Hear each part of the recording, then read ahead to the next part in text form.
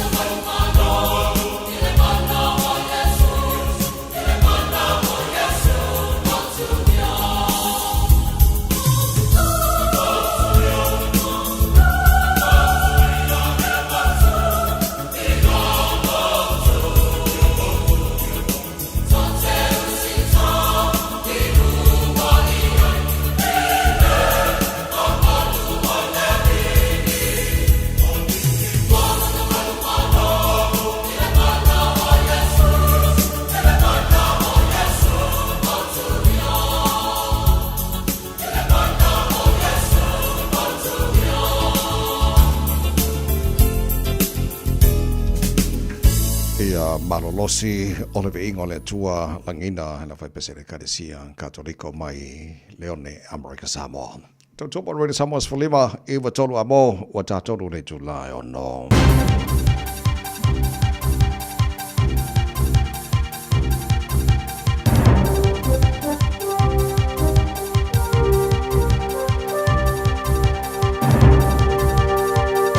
In this update, the Labour leader says he's not over-promising too early ahead of the 2026 election. Chris Hipkins made several commitments in his speech at the Labour Party conference yesterday, including the Dunedin Hospital build promised last year and ensuring new inter-islander ferries are rail-enabled. He says these commitments will remain regardless of decisions the coalition government makes in the meantime and assures they will be affordable. I'm absolutely confident we'll be able to put out a fiscal plan before the election, as we always do, that shows that all of the commitments that we are making we'll be able to pay for.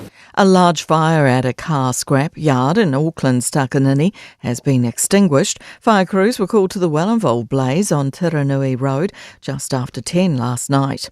Ministers, board chairs and public sector chief executives are appearing before MPs for the second ever Scrutiny Week at Parliament, starting today. A new concept, Scrutiny Week, opens Parliament's myriad of select committees to upper echelons of government to be interrogated by MPs. Political editor Jason Walls explains. Associate Minister of Health David Seymour will be appearing at the Health Select Committee at 2 p.m. to discuss Pharmac and to be quizzed on his plans for the drug buying agency. Public Service Minister Nicola Willis is fronting up to MPs on the Government and Administration Select Committee a few hours later, where job cuts will be a topic of contention. A mistakenly released report on Auckland's City Rail link reveals a lack of confidence in project forecasts. French construction executives are being flown into the country over fears of time and cost blowouts for New Zealand's biggest infrastructure project. A 7-page report says the body set up to run the project is expressing a lack of confidence in the main contractor's forecast. An investigation is underway into an engine issue that caused an Air New Zealand flight between Wellington and Sydney to divert to Auckland yesterday. Flight operations head Hugh Pearce says customers were rebooked on the next available service to Sydney. That's news. In sport, the Olympic champion Black Ferns Sevens have been pipped by Australia 28-24 in the final of the season-opening Dubai World Series event. The New Zealand men were knocked out by Spain in the semi-finals. Max Verstappen swiftly leapt out in front in the opening turns of Formula One's Qatar Grand Prix on Sky Sport. Lando Norris on the inside, and Lando Norris might escape out of turn one into the lead. Max Verstappen just holds on to that front place from Lando Norris from George Russell, who's lost 2 places. Verstappen, who was demoted to second on the grid in a post-qualifying penalty, leads a quarter of the way through the race with Lando Norris second. First half defence is an area of concern for the Breakers, falling 2 consecutive Australian NBL basketball defeats after a 123-112 loss to Perth. That's sport. I'm Jodie Gill. 24 hours a day, 7 days a week. Radio Samoa streaming live on www.radiosamoa.co.nz. Ua mawhai ona awina atu le pōkala me ale mālua le tai au ona o le langolango malosi ale e Veni Carruthers Limited i le shop B5 i lona tuatusi Numeratasi John Coulter Drive, Auckland Airport, Mangele. Bobo le tai on whātalo whamwhawhiloa i le sofa manabalo lo tātori whaola i suke riso o le ua mai le ola ua moilo tau se fuamana mātu mahalosi le nei fo I tai au fau. Ia, tātu panapatia ma tātu awirivi inga o le tātu atua le langi a wā lona lava lofa ia o maua i le nei aso le aso fau o le aso whaia le atua tātu o oli ma tātu fia iai.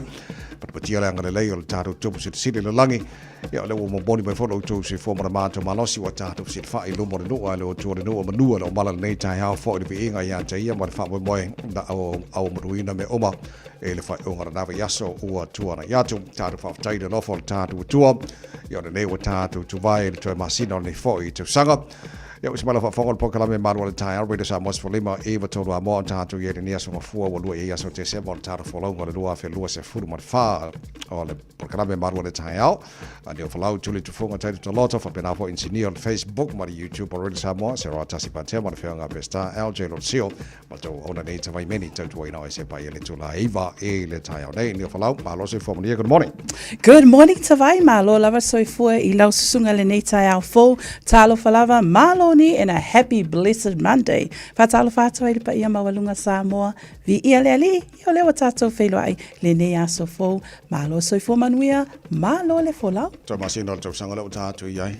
Ioe, vi ia le ali, i wa tātou tu aumatu vai mai, i le lona lua nei o aso. Nā mai le weekend.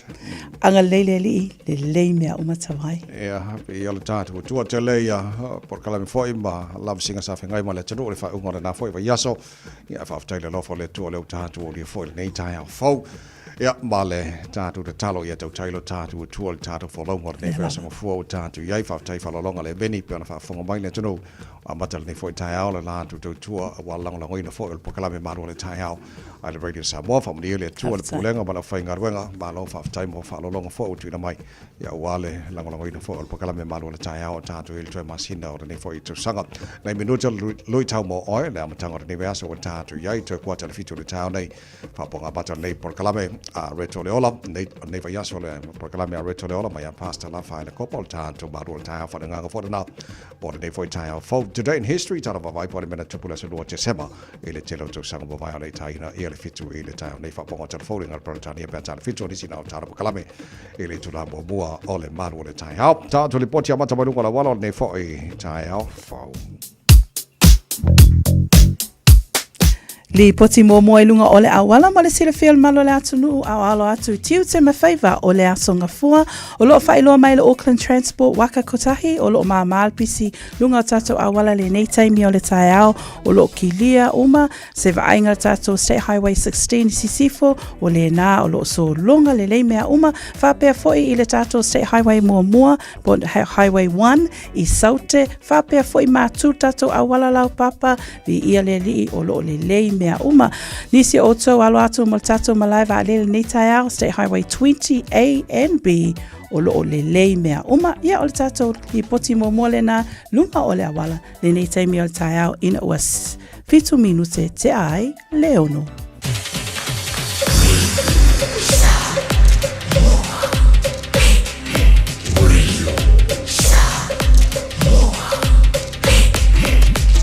Tasi limoi votu.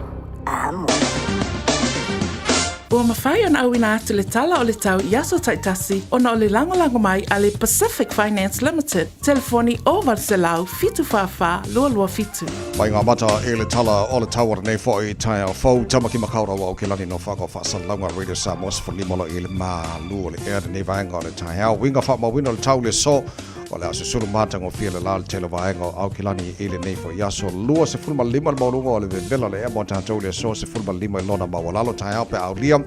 Tusa le tau le so matai au le aso suru mātanga o fia le la whapena fōi o na o atu le vela lua se fulima o winga le vela o le so o le whapena fōi tai au. Vaenga i on tuatu langi le leile so lulu ma so pena langi le leile a stofi ma la sporele ma la stonai ma la safori ma neva yaso e le ngata ma fanfana le ea o langi le leifo le tau mo tātou ai ma ia mo ia te sema o ia kasal melango te sema matai le tau ma fanfana i season in New Zealand ma ia la so ma ia le lei o le vaenga matala talo le tau nei tai au au na to whalolonga le tau company lea. So se tasi e whaisana nongan tupe le Pacific Finance Limited mai le aso lusfuli ma November se ia uria le aso se fuluiva o te sema e anga wa uma i le se i e jono manu malo ai i le luse lau lima sfultala pepa me alofa. Whaia le se i le aso fuluiva o te sema i le mantou la lai Evandale mai wha ilo atu le ua manu malo i le Radio Samoa. Walau loa le Pacific Finance Limited i le ovalu se lau fitu whawha lua fitu mo nisi whaamtalanga. Evo tele tulai ono ole lui tau mo oi.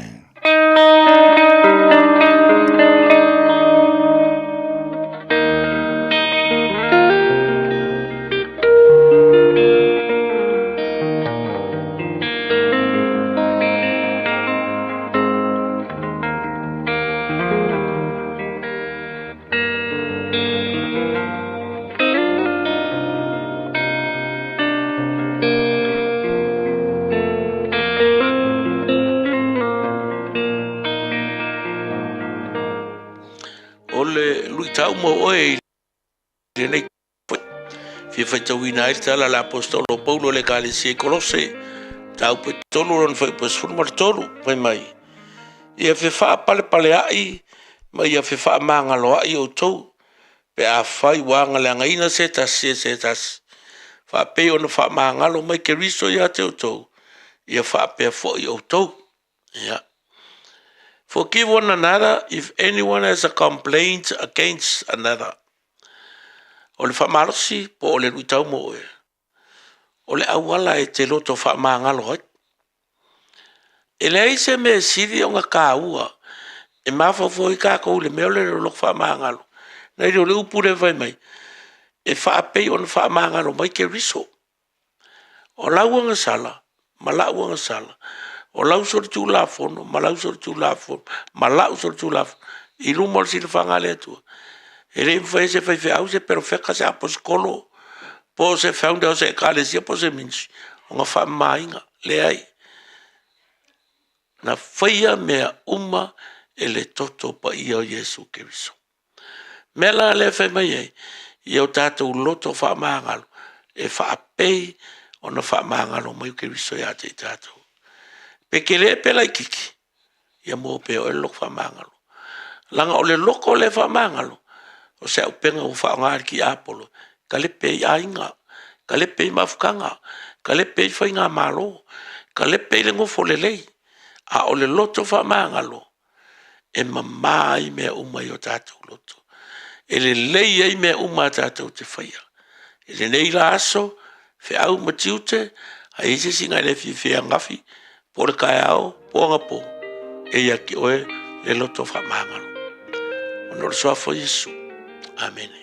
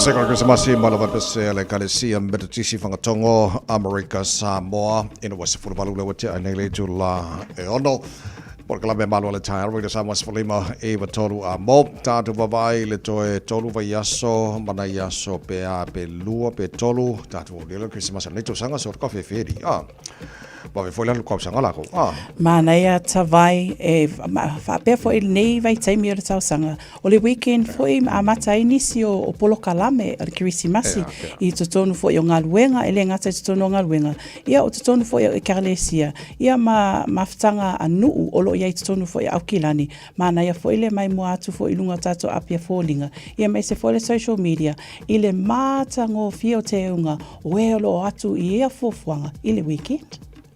Ja, ole tulanga na male tatu wanga tu mole Christmas ni foi tu sanga lo fole tu tail for longa mo na ia solo de toy ia ma ia fa penana look forward o tatu si tatu patia ia ma fa manatu mana lota fa tai ia le soi for mai le Pepe Christmas ko kele la ku le tel tonu ia le na vaenga ia wa ke la foi fisiri for mai esa o ia la so so limo te semana soi for mai tatu fa ola pe lu fu lima pe le lu fu lima pa wa mo pa patia fa ola fa no mai ia pe o ngai kero ko sanga vai ole ala va vai o tangata lai o le luas fulu lima o le mea lofa lai ai ai au tatou uma lava e mana tu ai lo tatou li whaala. Whatalo whai paangal tara pukalame ua whelo e mailunga al Facebook mari YouTube o le Samoa le ngata New Zealand nea so se tawhara nei ke lope maala o whawtaili whantasmal nei tai au. Tatou iai le toi masino le tau sanga o swinga fo le tau o le a iai whaisi pe o na watu le talo le tau nei tai au.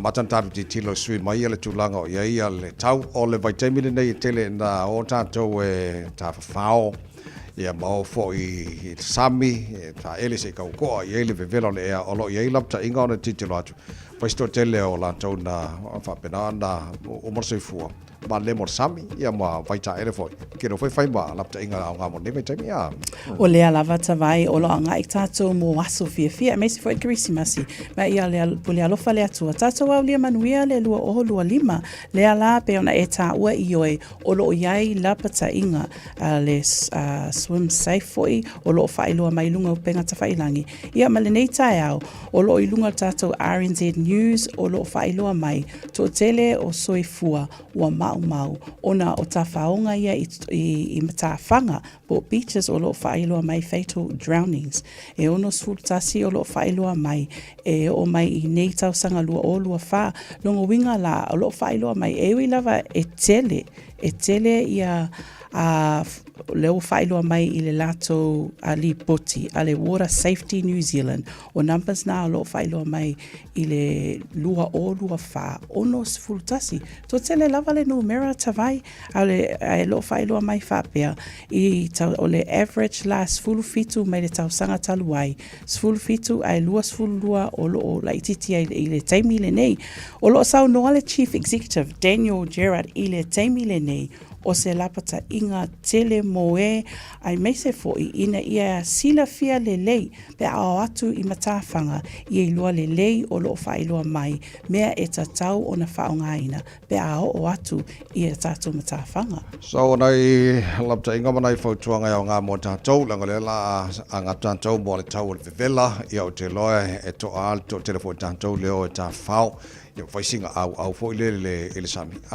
ai ole mele le tele na paunu vaenga ia matua nei lapta inga o tuina mai ia ro to tele la to fano so fu lunga sami ona ole tulanga ole male le mo ia mai fa le ia se o fa ole manai ia mas foi tanto o fa ngota tulanga o mai ia fa bat fa fo tuanga tara pakala nei foi tai fo tanto ile am tanga dance fo male nei ba se fo tanto ia male ma sino fo ka ko sabadi talo anga le talo le tau lo ia nei lapta inga va so nei la foi na o ia le vevelo le el tele ni vaenga o New Zealand ile over to 12 degrees Celsius te lo tau le ve ni vaenga o kilani le so ia mani fo ia vaenga o New Zealand pe ona mai le avai tapa o le alava tavai o lo whailo mai ele au va ai tau le vai aso le nei a me se foi amata le nei tai au te taritonu nei tai au I oe e vevela au lo whailoa mai o le a ova atu I le tolu se fulu degrees e a mata la nei e o ai meise la o lo whailoa mai o le aso lua aso lulu e o lava le aso tofi o ina lava o le a sila ai le malo le atunu o le a ova i le tolu se fulu o a lunga atu i le degrees au le a o ai o nuu ia tutua o ia lo whailua mai teimi nei tawai whapea Hawke's Bay, Canterbury, Marlborough, even o atu i la lo i Otago o le a langona ina le vevela, le maualunga le vevela, o le a taunu iai. Ia, o lo whailoa ele lei, o lo whailoa mai le awa ai tau teimi le nei, o na o le fuafuanga mō te sema, o le teimi a lea, o le sama, e o atu ai a Januari, Februari o atu i mati. A le teimi nei lapita inga, manatua foi i le whaonga ina o tātou kulimi ia, e o atu ai whale o loa e mawhai ona whaatau mai, manatua o lo iai o lo tūsia. Le maa losi, ona o le la e pui pui ai soifua o le toʻatele le malo le atunu o le situ foʻi e whaamanatu tātou polokalame ina ia iai lau whangu vai tau mawha le vai tāua i le taimi vevela lea. O isi vaenga lo o meila mai tau ona afia le vevela le ea iei Waikato, Auckland Region and Northland o nisi nā vaenga la whai ona afia o maltulanga. Vela sol te mōmole la wawa ia tu le talo le tau. O tātou o kilani losu lima. So le masina fōne nei o le alo i e fōi le summer season i tona New Zealand. Te sema Januari, Februari o masina i o te lole a fōi e whaamsengaina. Ia mo le tau mawhanwhana New Zealand. Lau a makala te sema. Mga i o le mawhanwhanga so le Mana ia. O le situ ta vai i le tūlea o le vevela e la ta ele malo le atunu o taimia e to tele malo le atunu mo barbecues taimia e tafua le afi ina ia mataala ma ia whaunga tatau ona le taimi lea e a fia foi i le la pe a whai o lo whataunu ina i e tu whamanatu ele malo tatu atunu. Losu li malo tele tula he ono pokalame malo le taia o nato whalalonga le Beni Samoa Ula Crew. Salafai au le lei au whawafa whianga le tai au. Good morning. Lumata ngō whia nā wā i le la. Le asulu ia nei au lau whanua. Le moana ila i le masina. O mata ango be dina tauta. Pe lanu wa i pe o susana. Pe o se ia e ta oto o watu maunga. Fire tele tonu yo winga mana suma tama futa o tele pelo ya te ole lava su e yo tua o ila umasima o to motino u bisia o ya ole ma we papa sa tau if my le yo lo mutulea la fa yo lo mutele lava le ba le lo fo ile ya e ma fo ile fuli malesea if my le yo lo mutulea se la fa yo lo mutele lava le ba le lo fo ile ya e ma fo ile fuli malesea hey hey hey hey se la fa ye aurele hey hey hey hey o anga I fanu malau anga nu o tu mau be fava mau e malu lava ono Yesu fa mole fai ma vai su le ai si tasi folinga mata e pele lava o lo fatu fai uangalo ya o ile alo fa male lo tu mawala lo sau ila o sau fa ima io au ta fa se fai le alo fi amatai o le nu fa longo le se fai mai o se u if my le alo mutulea la fa yo lo mutele lava le ba le alo fo ile ya le ma fo ile fuli malesea if my le alo mutulea la fa yo lo mutele lava le ba le alo fo ile ya le ma fo ile fuli malesea hey hey hey hey se la fa ye aurele hey hey hey hey oh se ngofo mai I lalo malola mai le kipi ai au ke ka alo o ka meki o mo kele mena ku muli fa alo ma lo mo lalo ai afai e sasi winga la ka ko fai ku fafu ai mai o pule o uma vai ko fia I le fu e ma ko o la mai ko si ai nga mo mai fongo o malu mo pa ia e fa me melo ai le loko ka ko pala me fa so sa ku la fai fai mer ko o nga fui fa sale le anga la ko pule nga wa nga e mo tule sale aula fai ko pule malai ku fa le nga fulu ma fa fonga nga I fo mo fa mai tule sa fo finga o lo malai e si mi e fa le lo ku vai singango le ku malo e tule a sa o lo malai fongo o maki ai ku au pa solo mai le ku sale nga o le kala mala mai ku vai ka si fa le ko le malai le kamau a seka palau di sifu ma palau le fa le fa e tule palauli I lo malai fongo I vai lo a se u a ko kingo le kama ma au le lei sala fa ye o nga mo pa I o le kala le lei me mi kai le loko fai ma sei wa sa fa la le lei le mo fai ma fai la sala fa ye au le lei Never mind le lei o lo mo tu le la fa yo lo mo te le la le ba le lo fo I le le ma fo I le fuli ma le sea Never mind le lei o lo mo tu le la fa yo lo mo te le la le ba le lo fo I le le ma fo I le fuli ma le sea Hey hey hey hey Se la fa ye au le lei Hey hey hey hey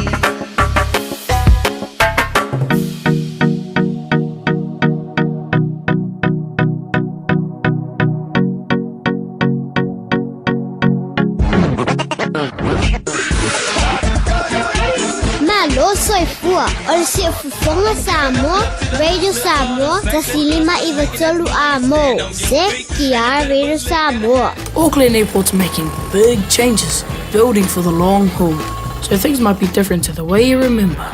If you're heading to the airport, plan ahead and allow extra time. Find out more at lookingbeyond.co.nz.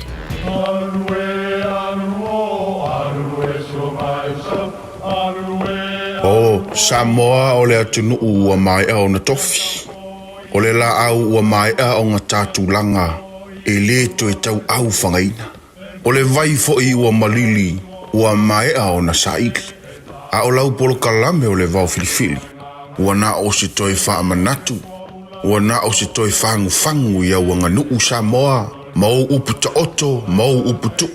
E ala lea e ala ngā upu ma muanga ngana ma le vau ngana. A wane I emisia le tātou polo kalame.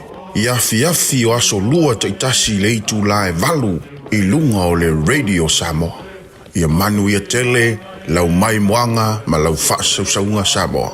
Whai mea alofa I a inga mawo I Samoa, e ala I whaatawina o se hotel ta alofa voucher. E mawhai o na whaongaina mo aso ta ua whailongaina. E pei o aso whanau, whaipoiponga, pe whai malolonga mo ta whawhawai whaiungo vai aso. Whaatau e oi New Zealand nei, a e piki e lau a inga I Samoa. Tanga I ane I le pacific40.com/hotel. Ma whaatau nei loa. Pe vala au I le o lua tasi, o valu tolu tolu, lua lua lua tolu. O lua tasi, o valu tolu tolu, lua lua lua tolu. So lua se fulu malaiva, hambino jalo jara tale o le tu lai. Fitu le whafonga po kalame malo le tai aro, Radio Samoa Sfalima, Eva tolu a mola matanga neiva yaso, male lona lua nei o aso, o le tue masina, o le tara folong, o le lua fe lua se fulu ma le fa, ma lor folong mo ria le atano, ia vi lava le lofo le tua, i lava na fi boi fo i le folonga inisio, a inga o le tatu tunu, nei tu sanga, ia whaftai le tua lo mantia pelo se fuo, ma mata wola, fa wau taro folonga, fa tau mawa, fa unga le lua fe lusu mat fasa, ka fe feda lo kau sangari.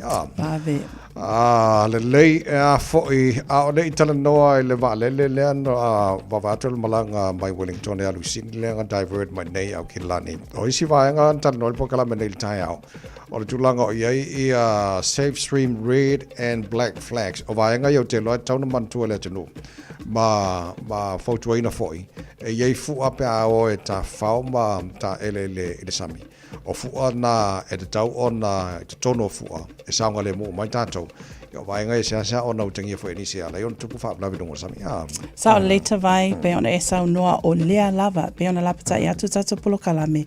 Ia utangia le lei, tu la fono pe a whai o loo e iai I le matawhanga. Ona o loo whailoa maita vai, e nisi o tato matawhanga. Ua whailoa mai lunga o le Safe Swim.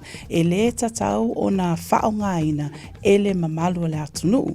O loo I lunga le lisi I lunga le tato safeswim.org.nz. NZ I lunga le upenga tawhailangi le nā e mawhai ona sila uma. O le taimi le nei o loo whailoa mai e tolu sfulu wha ma tāwhanga. But 34 Auckland beaches have the red and black o loo iai I taimi nei a iai e ova lua sfulu lima ma tāwhanga o whailoa mai e le mawhai ona whaonga ina ona o iai se wha le tonu. Ia o iai nisi o beaches le whailoa mai taimi tawai o loo iai tātou I tū mātū lea.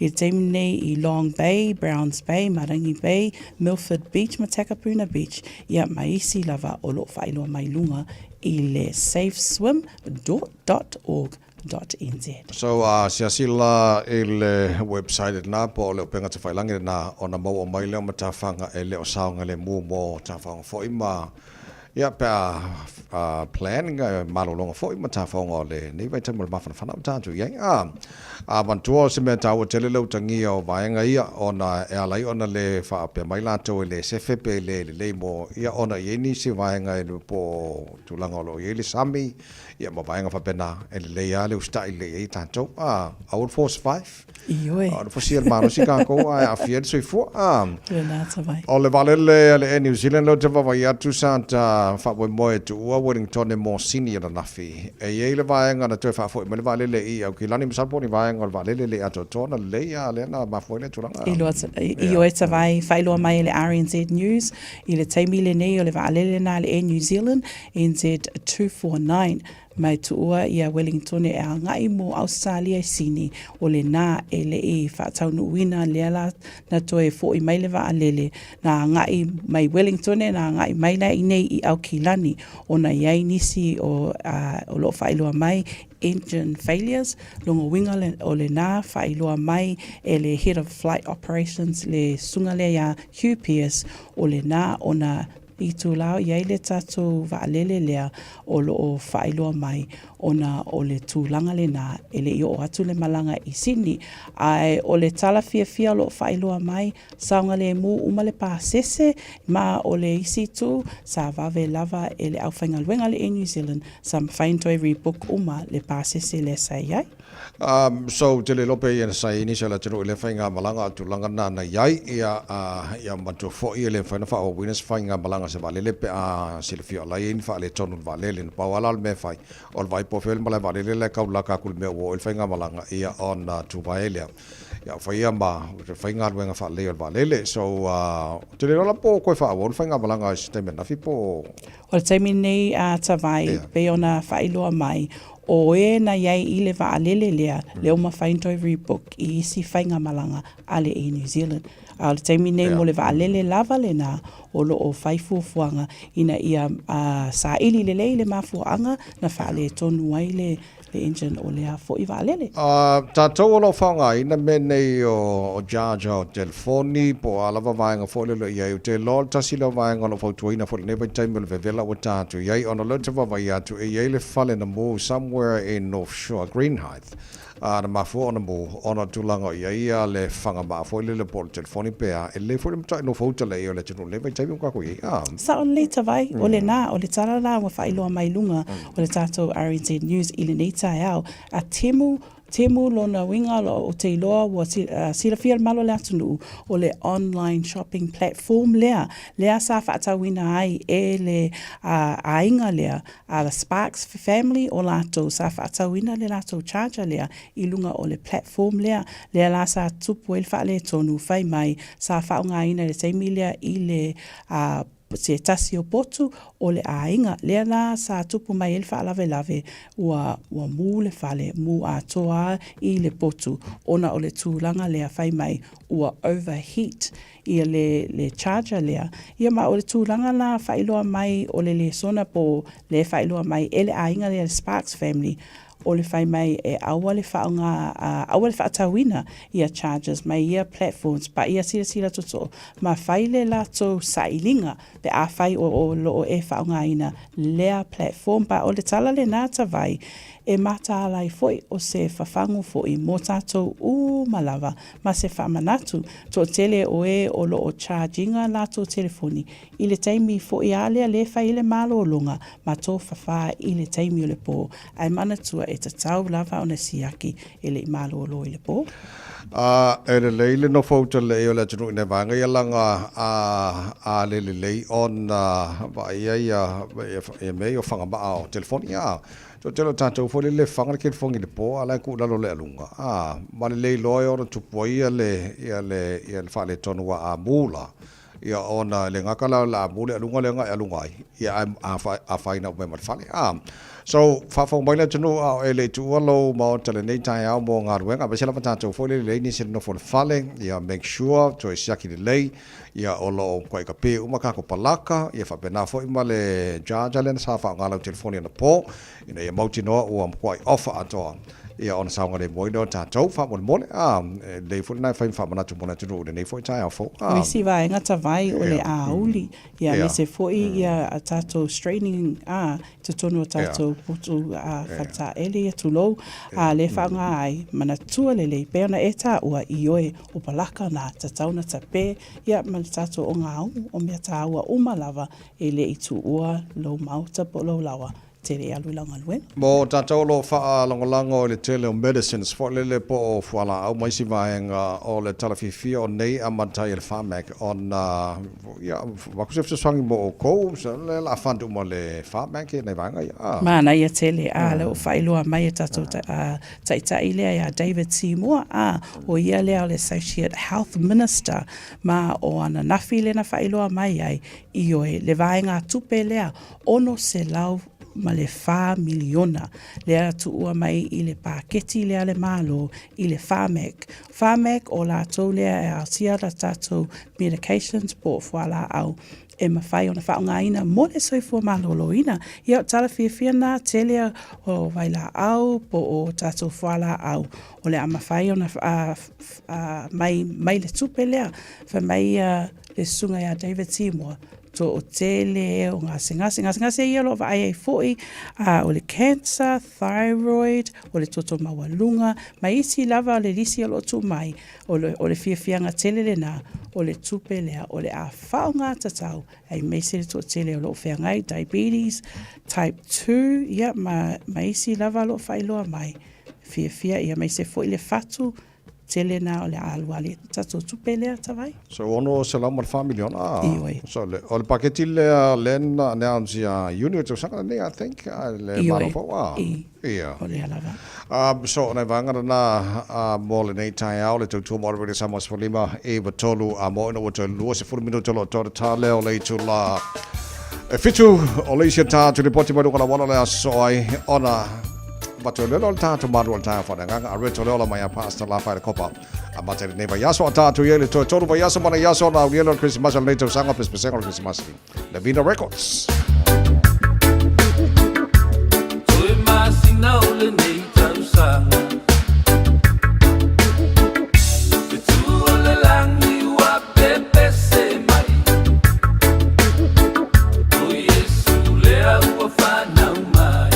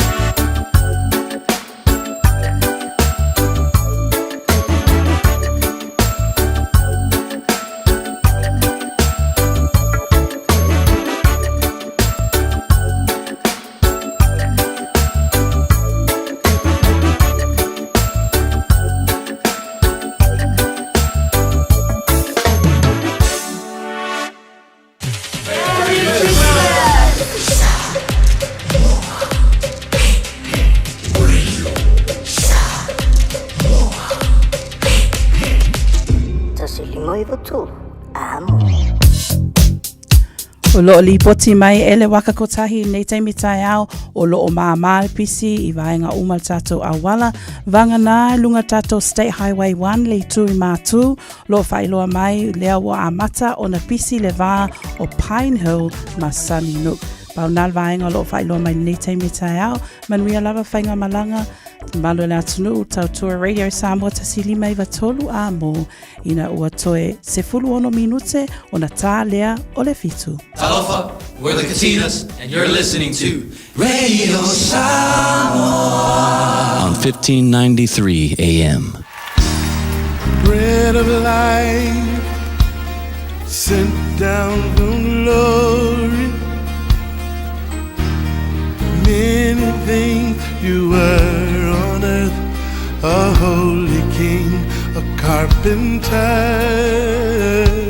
but you are the living word. Say it now. Come on.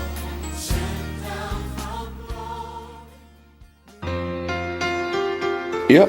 Patalo fatu ate o sa mo le fo yaso le so fa maulunga lava mal sisi dese o lo tatu ali o Yesu Keriso ma lo lava so fu manuia ia po fe foi me e fa fonga mai el nepol kalame po lunga lo tavale ia po lo ofisa ia po e te wanga ia tu foi ngaruenga ia anga le tu foi le tu ia te o ema fa malo si foi ia te o le yaso o le pol kalame o le areto le ola Lo mo me le luka sulfitu fa I pas fulma lima. Au le tasio I latou wana I loa ua fa malo loina ia. Ona toi fo I mai lea o ia ua fa fitai mai a te ia. O le loto fa fitai.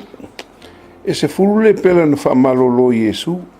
To atasi na toi fo I ma le loto fa fitai. A to aiva ele ai. Whaalongo le tali e Yesu, a o I whera to o iwa. Nā le tangata ese le o sau e vivi I le atua. Ele ita I Yesu pe vā I le whangatia ona o le leai o se loto whawhetai o tangata.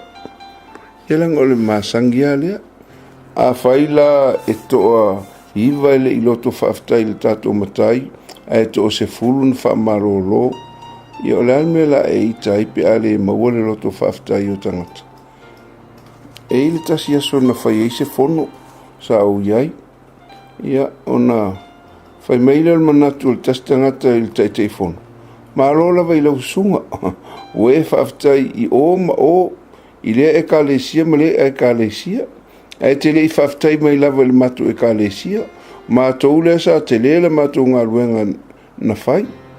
Ia o nā taimi, ua ese alo ta manatu, ua ta lei loa po le atonu le winga o le neitu ai ngā mea, ona pe ua ita le tangata lea, ina ua le manatua le taitei fono, se whawhetai I a te ilatou, whamailo na manatu, ua e whawhetai I ngā luenga o ma o, ai ngalo sau whawhetai I la matou e ka le sia, ia a whai o Yesu le tupu, Aina le tasi le whawhetai na maua mai le se fulu.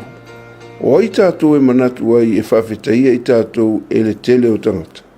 E sili o na whaia tātou ngā ruenga e vi I a ile atua, ma au au nā atua I tangata. E au le whaia tātou ngā ruenga. Inga ia mau ai se tātou tanga whawhetai se te le lava. Ia wa aia pele lofa tū no ke riso I a te oe, Tu sa pele a mana ia tangata tātou ngā rue ngā lofa. Tu sa pele I se tasi e whawhetai atu I a te oe. Ono sa I pēa, mā lofa pēa, ma wawa ele tātou matai. Ia pēte te talo fo Yesu. Mātou te mana nao, whaia Yesu mana oe, e a mana ia I mātou e tangata. I mea mātou te whaia. E whesosoa ni mai ia I mātou.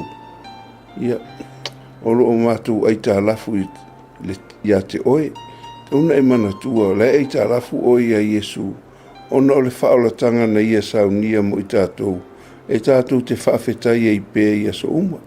A o a tātou ngā luenga le lei e whai, e ngalo I tangata, langa o le winga le o le larolangi, e whainga tātelo na loto whawhetai, ia se furung whamaro lo Yesu, e iwa le ai. e to tasi na maua loto whaftai. Whai whai wa e tinga ina. Whai whai wa e mawhatia i a ngā ruenga lelei e whai i le atua ma whai matangata. A reise loto whaftai. Aua te whawai vai ai. Tu mau pēa oe mai on sai pēa mai wawai leli. Ia o le atua na te tau i a te oe. Ai a whai e te vai atu lo o reise loto whaftai o tangata e whai me ita loa. E lise linga ngā la kulunga freeway. Ngā lulunga le awala whai la oso tonu le awala. Tangolo lisi tamana tu umeile avanoa. Ma ngai es ka vale ku umeile avanoa oso ko le li ton. Nga oso ko ka vale li kong. E kilo malka ka le won ku umeile avanoa. Ele lu kulunga lima pe fa e kulunga po fesen fa fkai. Se wo ke yes kamala le. Le li la le ami le le ku le avanoa. Yo makua yalu la ko a so ka vale nga fa e pu usa o le ikale wo ye. Waika le a mai es whaafkai i langa whaaloalo le nga whaiaku. Ka ku i el whaaloalo e sawur ka vale al kongula wala ku le vango. E sawur ka vale alu e leise wha e kulpupe karo ki. Se vale al koe o songa koe ki ape la koe so al ka vale skamere walu la koe waku la wha e el pu ka vale awa ku iei. Pura menga ni whaafkai me iei. Ia le winga ngā leo langa ngi. A le maua se loko whaafkai mea ki ngai. Ia ua sorolik au Yesu mai askara Yesu e ko aiva e leo mai askasi singi kanga ese ai le iti ngā ai pe whaamuta ila na ngāluenga lei langa mena le ono sai pe a le whawhetaia o e tangata whamanuia le atua ia te ole nei aso le suafo Yesu. Amen.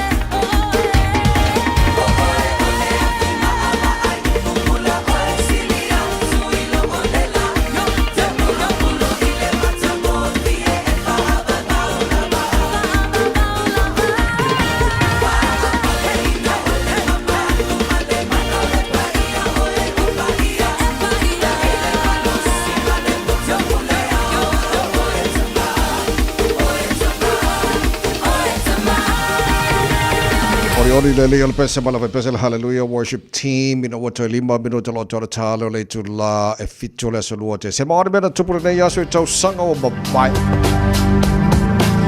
I le tausanga tasiva fitu tasi le aso le nei aso luo te sema na whaavaina ai le company va a lele o le United Arab Emirates. Taritonu o malanga ai le toa telo le malo le atunuu i le maanaia foi o le au-aunanga o lea foi company va a lele o le Emirates sa amata i le tausanga tasiva fitu lua. I le tausanga tasiva valu tasi na whana wai pena soifua mai ai le tamaita i lea ua lau i loa matau-taua i le tāleni bese ma ia fo i tusia pese ma ua silasila fo i to tele o le malo le atunu i ata tifanga o le susunga lea ia Britney Spears. Tausanga tasiva valu tolu i le aso le nei, aso lua te sema, ia o le tausanga lea o le ulua i aso fo i. Na whailoa atu wai i le mamalo le atunu le pese lea lea lii o Michael Jackson ua whaingoa ina o le Thriller, ma na numera tasi ai le pese lea Thriller i le tele o tausanga. Ia, se vainga le nā i mea na tutupu i tausanga ua mawai, tautoa Radio Samoa tasilima iwa tolu amo, ina ua toe 5 minute o na tālea o le fitu.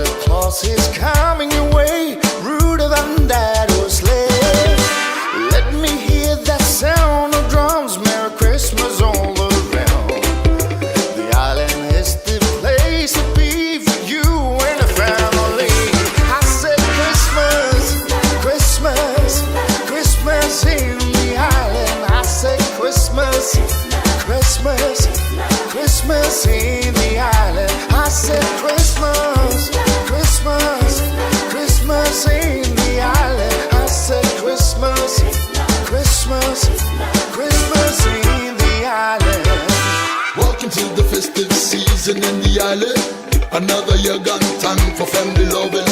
Let's get together, grab yourself some liquor, and let's party till the morning come. Party people over here, my party people over there. They wanna see you put them digits in the air. My party people, let's get together and celebrate another Christmas cheer. I said Christmas, Christmas, Christmas in the island. I said Christmas, Christmas, Christmas in the island. I said Christmas, Christmas, Christmas in the island. I said Christmas, Christmas, Christmas in the island. I said Christmas, Christmas, Christmas in the island. I said Christmas, Christmas, Christmas in the island. I said Talo fa Samoa. Wa ule ne yo kasu tialu. Awal suia ngila wa le kio.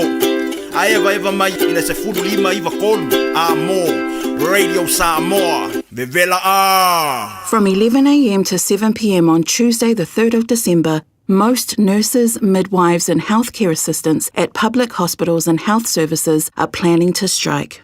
Hospitals and emergency departments will remain open and everyone will receive safe care. Visiting hours will stay the same. Patients should come to appointments on the day of the strike unless we have contacted you to reschedule. Do not delay seeking help if you or someone else needs emergency care.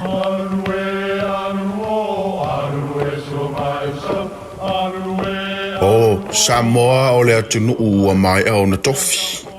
O le la au ua mai au ngā tātulanga e le to e tau au whangaina. O le vai fo i ua malili ua mai au na saiki. A o lau polo kalame o le vau filifili. Ua na o se toi wha manatu. Ua na o se toi whangu i au anga nuu Samoa. Mau upu ta oto, mau upu tu. E ala lea i ala ngā upu ma muanga ngana ma le vau ngana. A wane i emisia le tātou polo kalame. I afi o aso lua ta itasi le itu la e valu i lunga o le Radio Samoa. Ia manu ia tele, lau mai moanga, ma lau whaasaunga Samoa. Jalo whanawha tia roa, ua te talaina nei le ua unanga e veni, mo whaataunga i au ki lani ni sila. Numero tasi John Coulter Drive, i le Auckland Airport Shopping Centre. Tau whatapatonu lava le warehouse ma le countdown. Lau whale ufu lau iloa le e veni, Auckland Airport Shopping Centre. Baby, lomaki! Hey, hey!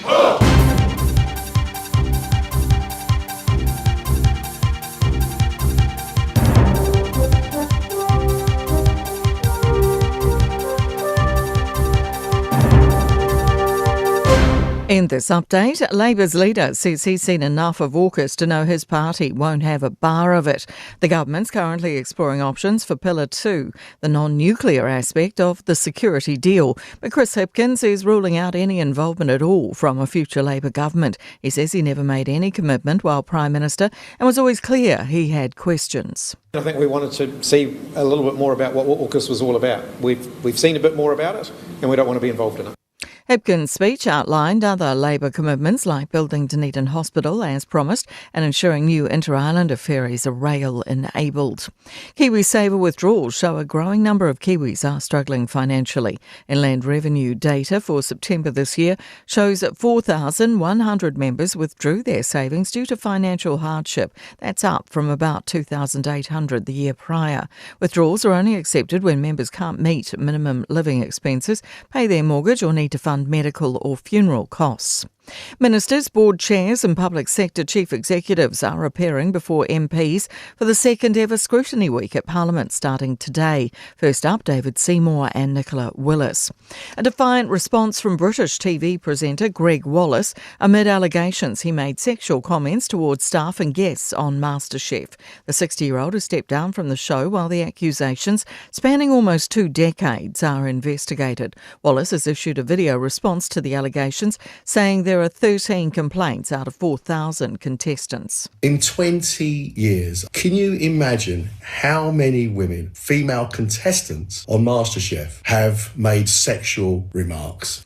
An Australian driver has had the fright of her life, finding a deadly tiger snake slithering up her leg as she was driving down a motorway at 80 kilometres per hour. Police say she managed to fend the snake off her, weave through traffic, pull over and leap out of her car to safety. That's news. In sport, Max Verstappen has won Formula One's penultimate race of the season in Qatar. Starting second, the champion-elect took the lead off the line and held to finish ahead of Charles Leclerc and Oscar Piastri. McLaren's lead in the Constructors' Championship is not enough to secure the title, with one race remaining in Abu Dhabi. The Breakers have been unable to nullify a rampant Bryce Cotton, who sunk 59 points in Perth's 123-112 victory over New Zealand in the Australian Basketball League. Cotton's efforts are a league record in the modern era. Breakers coach Petri Koponen says things improved for his side after conceding 69 points in the first half. We showed character and I'm kind of proud of the guys how we responded. First half we were really, really bad. Then Taco got injured, they were out from the rotation, so we kind of have to improvise during the game. That's sport. I'm Jody Gill. 24 hours a day, 7 days a week. Radio Samoa streaming live on www.radiosamoa.co.nz. Whaelo mai ele waka kotahi nei te mea tai au wa whio lolo pisi lunga vaenga o malawa so se tua tato State Highway me le sfulu ono whapea fo ile tasi nei saute ma mātu ia whapea fo i vaenga le State Highway 20 le hanga i lea mo tato malai wa lele o loo whaelua mai nisi o vaenga lewa o amata ona ma mawhale pisi State Highway 1 i le tu le mātu le mea lo i tato malai wa lele i le Vanga Rosedale Road ma Constellation Drive a whai o lo e malanga mai le nā vaenga le nā ua amata o na mawhale pisi. Whapea fo i le State Highway 16 i le vale au Point Chevalier ma Newton Road ia le nā fo i ua amata o na mawhale pisi nā vaenga. Ia o li poti lata mai le nā ilunga o le awala le nei taimi o le tai au. Tautua Radio Samoa tasi 5 iwa tolu a mo ina ua 5 minute te ai le fitu. Radio Samoa, tasilima iwa tonu amo. Ua mawhai ona au ina atu le tala o le tau Iaso Taitasi ona o le lango mai a le Pacific Finance Limited. Telefoni o Valselau fitu whawha lua fitu. Malo se whamari le tunu le nei fwoi vaenga o le tai au, tātu amata mai Samoa le vaenga la tamaile nei i le tala o le tau lua se fulma tolo le i le vevela le Samoa i le nei vaenga o le tai au ino watea le fitu i Samoa. Winga whamawina le tau le soro i le tunu o le amatere na awa o le tau. I le wawa yatu i le taimi e pa ue timu ni so vaenga o Samoa le so tolu se fulu degrees Celsius. Morunga le vevela le Samoa le so losu whaelo na mawalalo. Na minute la tatu tala nofo i le whionga kan varmana tumarawao tunga vaya tipi o tunga vaya i Samoa. Na mai leo le atuhanga o le tau i Samoa. I le nei fo i tai au fau. I le tele vaenga o New Zealand. I le nei fo i vaenga o le tai au. Tātu o mata mai le motu i saute. Whasoro na awa o le tau tele vaenga o Alexandra. Vevela le ea lusu lima lona maua luas fulona maunga le vevela le e Blenheim, o la ma telefoina awa o le tau i le so. I le papa atu telo vaenga o Invercargill, la ma telefoina awa o e pa utimu le awa ulis fulu iwan maunga le maru o le ea, awa o le tau i Kaikoura, luas fulu maunga le mawhana whana, Nelson, luas fulu maunga le mawhana whana ma utou, la ma telefoina awa o le tau. I le nefo yaso Queenstown, whasona na awa o le tau. Pa utimu ni so temi la fiafia na nei luas fulu maunga o le mawhana whana le ea mo tau Dunedin. Ma tere na awa olang le nei nisio teimis fulu maru marunga le maru o le ea ma le aio fungana au le aio Carissa Karestete. Good morning. Ma lo se fu manuia lang le nei tau mo tau e awa oa nisio teimi. Se fulu ma le iwan marunga le maru o le ea whamawina mo Karestete i le nei fu yaso se mai le talo le tau le motu matu pi tola marunga le motu matu i Kaitaia. Losu whan marunga le vevela le so le whasolo i na susuru matang o file la i le Labua Wellingtone. Ma lo se fu manuia pa anga le maru o le tai au. So se vaenga o le Labua Wellingtone. Asono na awa o le tau mo o tau le so. Luas fulu morunga le mawhana whana whamawina. Mo le nei fo yaso nga fua. Luas fu tolu morunga le bevela le ea i tauranga le awa o le tau le nei yaso. Luas fu whana morunga le bevela le ea i tau pau. Le ma telefoina awa o e pa unai wanga le awa uli ma le fiafia na nei. Roto rua ma loso i fo manuia whasono na awa o e pa unai wanga le awa uli mo o tau luas fu whana morunga le bevela. Tēnā vaenga o Palmerston North, losu tolu morunga le vevela, e awa o fo le tau e pa utimu le fiafia na nei. Pasoro na awa o fo e pa utimu le fiafia na nei ni Plymouth. Nei pia, lang le lei tau mo o tau ni yaso losu fu lima morunga le vevela. Masterton, lang le lei fo le tau awa o ni so teimi. Vevela i le ea losu fu lono i lona morunga i le nei fo yaso. Hastings, lang le lei tau oka se vevela. Losu fiku lona morunga. Gisborne, losu fu lono morunga le vevela, lang le lei fo le tau kirikiri no. Ma losu fo manuia le nei tai au fau. Pasoro na awa o le tau e pa utimu ni so teimi la awa uli. Losu malima o le morunga na le vevela mo o tau i le nei aso fua. Tama ki makaura o kilani no whaka whasalonga Radio Samoa se furu ono le wa i le malu o le ere nei vaenga o le tai au. O le whasalo se sun matang o fila lal tena vaenga au kilani i le so. Pai fo si vevela le emo tatou le so luas fu lima i lona maulunga se fu lima i lona maulalo tai au pe au lia. O le alangi le lei fo le tau tutusa leo le vevela nei ma tai au luas fu lima i lona maulunga. Whasalo langi le lei fo i le aso lulu. Langi le lei le stofi as foro i le asto nai aso sa. Sau a te sema mai kauri lei so le mo ka kouori a. wa yo de ofo ai whainga te se manang sa mai ani ala bainga la tamani na talo tau ile de foi taimi ole tai So se tasi faisana nongan tupe le Pacific Finance Limited mai le aso lusful 5 November se ia ulia le aso se fuluiva te sema e anga va uma ile se e jono manu ai ile luse lau 5 sfurtala pepa me alofa fa ile se ile aso fuluiva te sema ile manto la lai Evandale mai fa ilo atu le ua manu ile Radio Samoa vala ulo le Pacific Finance Limited ile ovalu se lau fitu fafa lua fitu monisi fam talanga se furu lau tele tola fitu le totomo Radio Samoa sfali mai batona mo mat pokalame malo le tai au wala tu ate oia mata tu le tai au fo fa longa le eveni masola e mata mo fia mo ni vai tamela ma fa wa tatu yai le le vai start wi piti mana ia makana so ngafua fa mo mole so later vai ya so ngafua tai au ya so ngafua mana ia fail polisi mantua foi le weekend na ini si fo nga o party Christmas fa pe foi anafi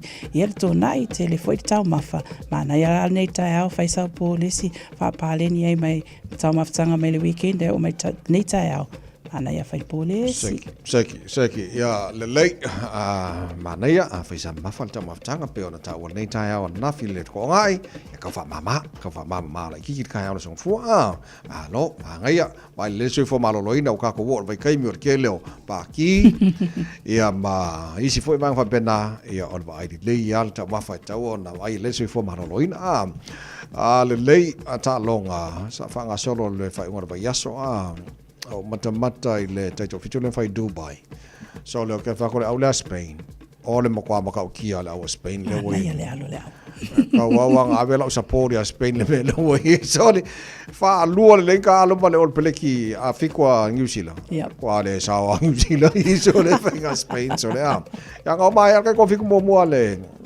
ne foi dia season wa ya o le la mata mai mana ia fa tau nui o le matanga le foi le na o tato sevens fa tau nui na a matanga le langi a mai se foi le fa nga solo ia ni se va inga ia tavai o le nei tai au mai ta longa mai le weekend o te tal tonu na silsila to tele malo le atunu le ta alo tato au mai se tato au le New Zealand o le o mai nei tai au o mana ia se tala fia o lo sauni le au ta mai tai mo tato finals wa le nga o maka finals a new fala fa inga ia skadia ka ko au ka ka sa o le tai o ia o le kiliki i le tu le la failo mai ioe sa o lelei o Australia lea e man malo ia so atu matato au ma tu au ia tamaitai ia male au lea Farani Great Britain fa solo atu alana fa pena o fai unga na o ta longa au ia tamaitai a se vainga la au ta ali lea fia whailoa ia se tasi fo i o au a tātou ale Pasifika leo man malo mai le taito fitu a au le sawhai i Dubai man matula i mai tātou au lea o fiti mana ia mamatanga o fia so atu ai ma tātou au lena i tāu mai ni tai au o Spain pēr na tāua mana ia tā alo au ia matutolu wai i Argentina au tātou la New Zealand leva ai atu tātou teibu i le whainga o ai le ailo na wha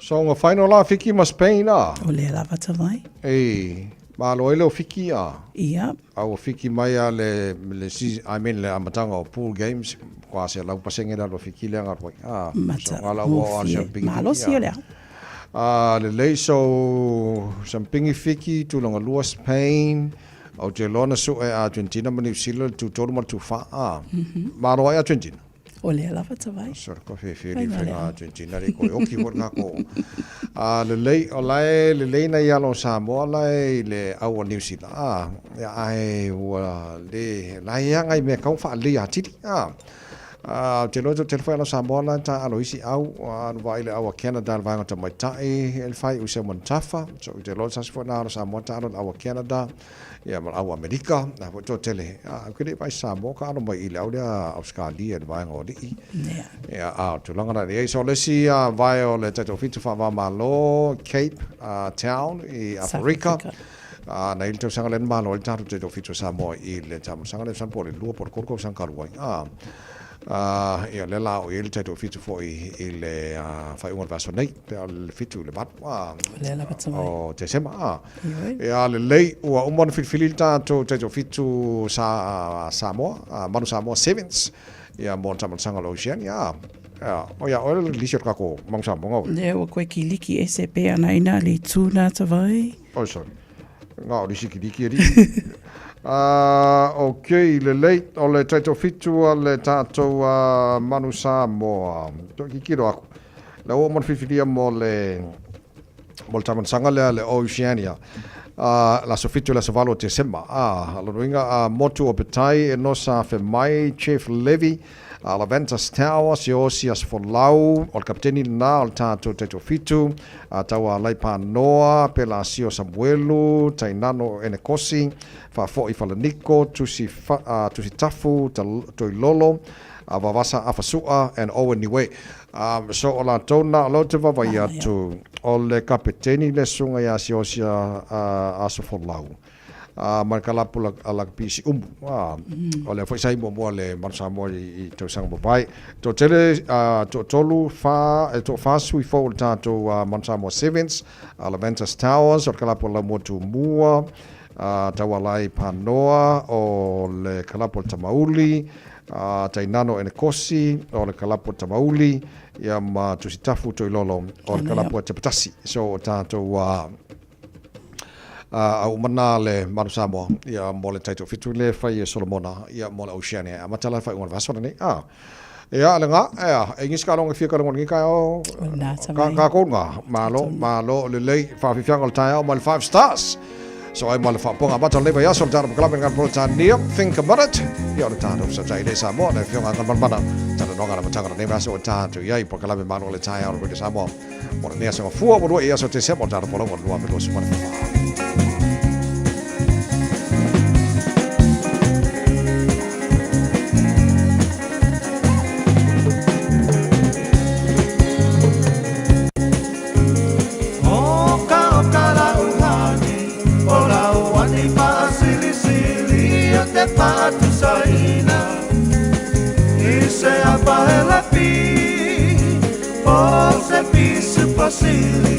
Pose masi que mai piti pasi na sapasui Onita mato balipi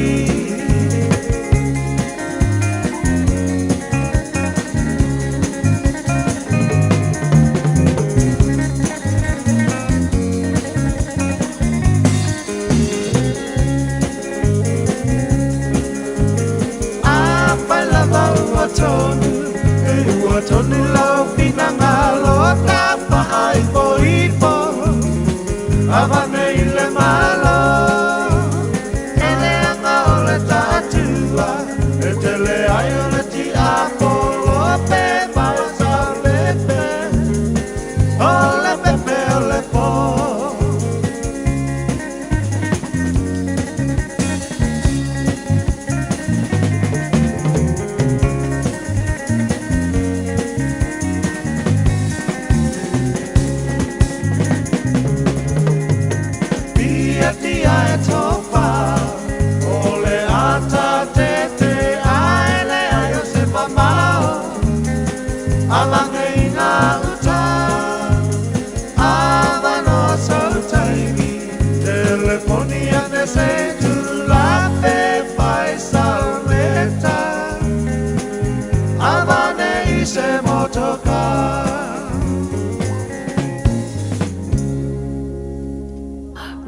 Radio Samoa. Taslima Ivatolu Amo. Just think a minute. It could change everything.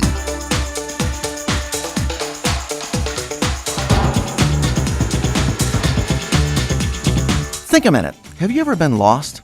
If you travel to another country for the first time, getting lost can be very frustrating and discouraging. Imagine you've just come to London, England, and you want to go to a certain place in that city. A map of London would show you how to get there. But what if you had the wrong map? What if your map said London, but it was actually a map of Tokyo, Japan? Can you imagine your frustration in trying to get where you want to go in London when all the time you're following the map of Tokyo? You could work on your driving skills and concentration, try harder, drive faster, but that would only get you to the wrong place faster. You might even change your attitude and think more positively, but you'd still be lost.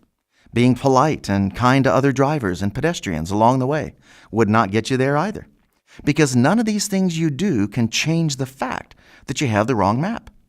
But that's the frustrating situation we often face in life. We keep looking for success, satisfaction, and love in all the wrong places because we don't have the right map. We keep going down dead-end roads that lead us nowhere, and we waste much of our life getting lost and making painful mistakes that really cost us because we don't know how to get where we want to go. But the saddest thing of all is that the right map has been there all the time. We just didn't use it. In fact, the maker of the right map also came as our personal guide to show us what we're looking for. Jesus said, "I'm the way to true life. Follow me and I'll lead you where you need and want to go. I know this land and territory called life. And I also know how to keep you from going where you don't want to go. Just trust me. I guarantee that if you follow my way, you'll find the good life and security you've been looking for." So why not ask Jesus to start leading you today? Isn't it finally time to stop going down those dead-end roads and start following the right map of life?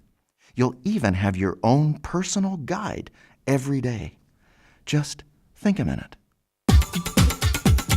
If you'd like a free CD of our top 40 programs, write to us on the internet at www.thinkaminute.com and catch us tomorrow at this same time when we stop and think a minute.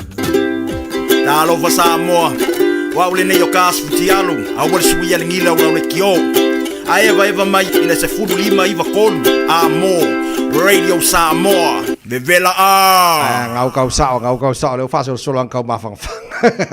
Sem los portasi o tele tula fe tuni o falau fata semai le fianga la le fianga ngal malan tu berbau tanga vai tipi tanga vai ya tar fa salong mai Samoa na tanga ne vaso tatu ye. Ile anga fa alo fa talo fa tuai I lawa fianga ngal mana vi ia le ali I le wa tatu fe lo ile matanga le ne vaso ma lo lava le soifua manuia. Ya, matalo fatu ya te ho te sala, ya pe mo su ya ka vai le so fua. Ba te ho le lo por tatu me te sirio meu tatu. Tau le ona mal malos. Lo fa tai mo le nei foi tai a fo fa fo mo le tino tatu so tai foi ya wa nei vai ngalo tupu Samoa lo te ma ya tu le lu fo mo le tino ka ko va ala pa se fo le va o polu mo se vo I di so ai. Se ma nga yo le va ari a. Ya, masalon tato fa no lo uma la va fam tala ina le minister ko so ngalo na tele ma va ale tu. Ia le fusanga le o to e tu na ia ide va ale to ino le catamaran. I pisi dia ho ie ia fusanga va ia. Te lo fu le sa lo mai minister o se tato fa nga ho le to ina va pe fa pe. Wow. Ele kako ia masani le feo ile peo le Samoa ia ma ana le Samoa Express foto Samoa ia wa na ku ile si ana to e nai o mai nai Malaysia ia to nga wa po ile na o si no fio falling o va ana ale va ala ne te pena mai le me Australia e se na va ana ia taxi ia tapena o foto le po I awala fo inga monta tu tau mai pe ia le nga tonu tu so fo pa le o fa un uni po you like ia taxi ia tatu ke lo fu la ko ke le ale tu le amala ngai va ne pe tau mai ia asa wa o te rana va pe fo la ko de ko inicie o va ho ri como que ni se ho de wa fo sa a ta una le fa ia minute wel va a pe ia mo kwa va via asa wa ko inga mai ole tau sang fo ngam man le fa pe tanu tu ma fo le ole no for minister ale o fa ungo you o fa ungo masino you lai le fo ko o mai va fo le right mana ia tele malo lava I lawa fionga o te taritonu ta ua fo i tātou nisi fo i o tātou polo kalame. Le lapita inga lea mole tale vivini i te tono New Zealand, me se fo i te tono o Samoa, ai wha mole lau wa fionga ngan mana, pe whaiona e wha lau te leina, o na lewa ia i tala wa wha maunia, lewa pipisi tale vivini i te tono Samoa. O le mata watu le whaalinga mai ele mtanga ruanga se kua maro i le wha asolen tēnei. O le wo pisi ale le wha mai le tale vini. A sa upa pēa wia. E pēna te lea i whanau. A lea i da e o ale o matua e vivingi e fo ila kukale i wha mai lea. A peila e fo ringa mai pēa o nai whanau iti e pito silio na whae tite na tā. I whamai nei, o le hoa mai lapta inga i tūlanga pule tauna, tā pena i ai puipuinga, ia mai, e oa i nunga me hui e, ai ai malau lau, tūlanga whapena e pipi i ei mo si amo le tale pini, e whai te tena tāna, whamai nei, e tāu si eia wa naku upi si nai New Zealand e whamai. E tāu si eia, ia aru, ia whai titia hui le whamai uo mai le teimel tōsang. Kamala mana na mauna malanga le te tai o tātou malo le whionga le tamata pandemia ia whia me Dr. Naomi Mta'afa foi le fontanga ma le President Neo Saina. O na te mata watu e telefisa swani a Saina foi le ai al ke la so swangi pe ave so swangi ai pe kongi le moa e ule afa. Ale fa mai le presidente o sanga o ke pone kwa le amangi mango fa pi ko i mako so swangi de vakwa o por sa o le pe. Ia, o li potina mai o le malanga le sa le tātou i le malanga mua tau o loa tātou palmia. Tanu tu le mai le tofi kua te ingo le tātou malo. Pena i le wala uria le tai kua malo saila. Le la, ia sa luanga i al presidente kua le malo le ni potia mai po ina e natu. Le la o mai sa o alfina ngaro presidente le o mako soani e watu. I le nganga o le lango atu i te umwhinga whuinga ati nā o te mau ai no tunu o le Pasifika. Ai le o pakua makua e mangi mango e uile le pingi. E pia kua i whapea e se mea ringa makua na matu whio soaswani. Ia tonu nā le ua manino lea wala pea i le whiringano o president. Pai tira whio hui te whai o tele i o tala e whaia. Anisi fo i le mafutanga nei anisi o maloma le tru le saina.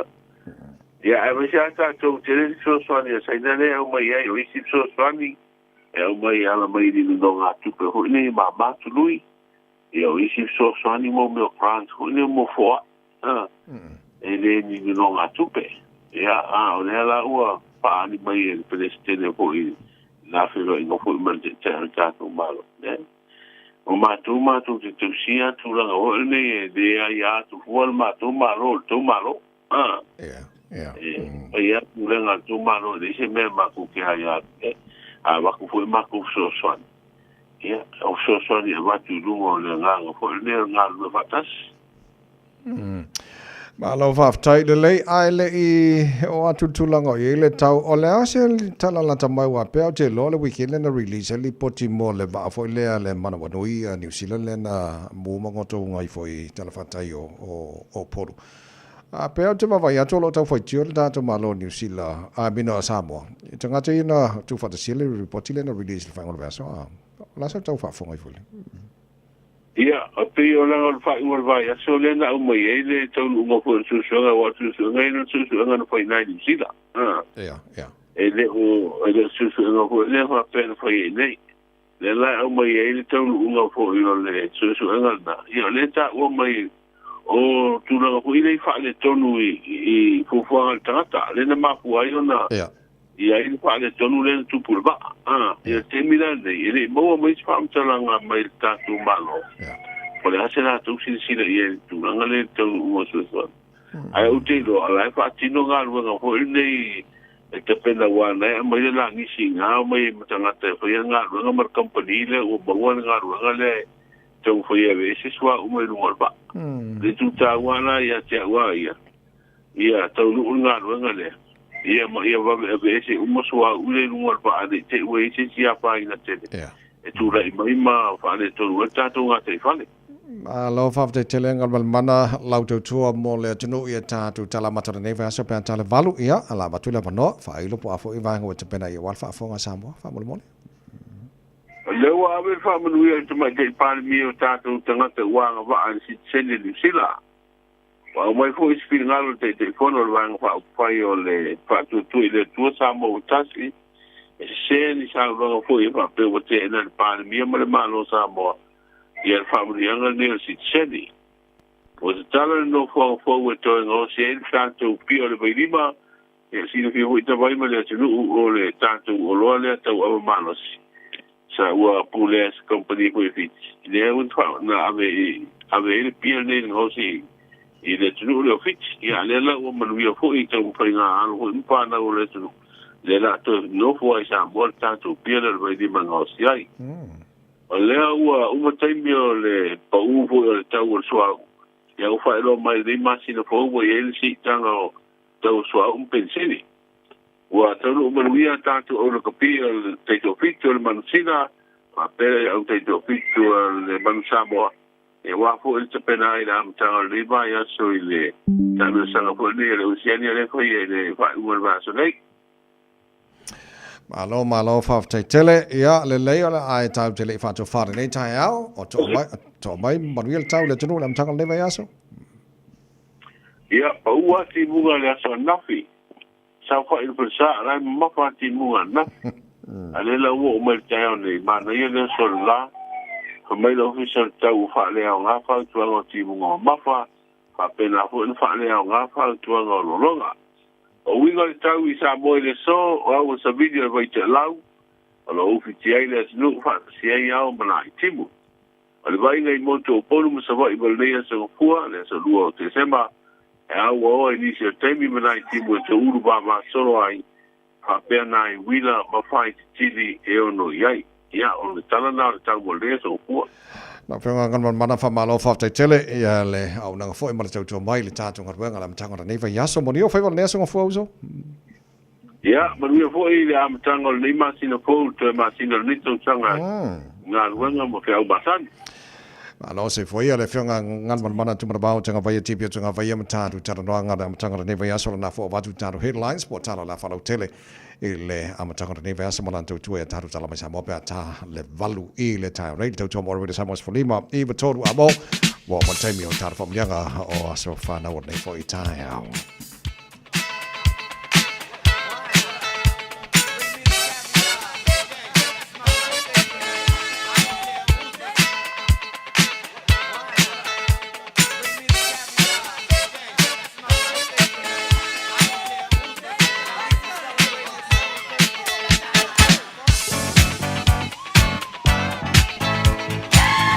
Nanga sfara wala song for reile so lo che semo matalo al telefoni pe a ma fai one fa ngai nel telefoni ma mole se fa mianga sfana se tasi fa natural na sfana we so tolu fitu tasi lima ba tolu o mo foi leva no al tanto email le on air at radiosamoa.co.nz e fai on fa ngalu al tanto Facebook ma YouTube or Samoa pe a fai on fa ngai na mo ne foi tai a fo le le a fa tali tanto telefoni ke po se fa mianga ngal picolo nga Tavai lo ai atu i tu lea e o tam fai mai pele malo le atinu o se ko ma ya ri kon fai mai da kon fai mai pa malo si fo we ki se va vai atu emaili le se emaili temi nei lungal ka ko Facebook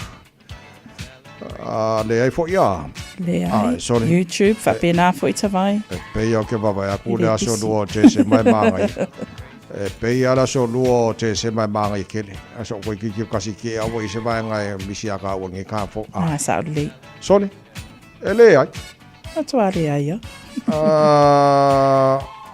kar fakar so ko ki do pe ya ele so okay o ele yo la so fa ngol ki si masiro ke va ko le comment mai ni so pa ngal tar po kala me ta ya o te aso lua o te sema de ta ele ai la o ka ko nga a woi ma ko le ko kim ko ma ka ki ar ka la so lua te sema so ko ma ya mo ya so le okay well in case ya wani shol tunu olo fam natula tuas fana wala fai on so tabal cha bokalam e manguyo ko was fa ngia so happy birthday to you all. Le mani foi fa ne ya so ne kola.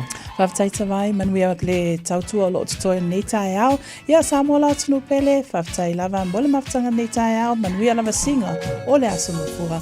Neta mi fero ai se aso numa alofa tele atu so fua ya mania. Pues pasar Christmas in maile eva. Ina mo to luas full malon minuto lo jora talo le chola valu. Malo se fa manuia.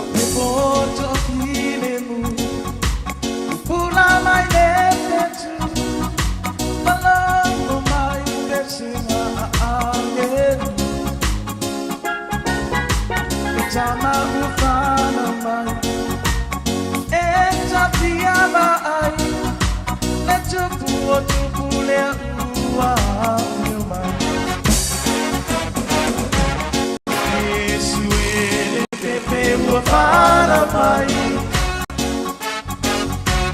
eu la chama lea wa mai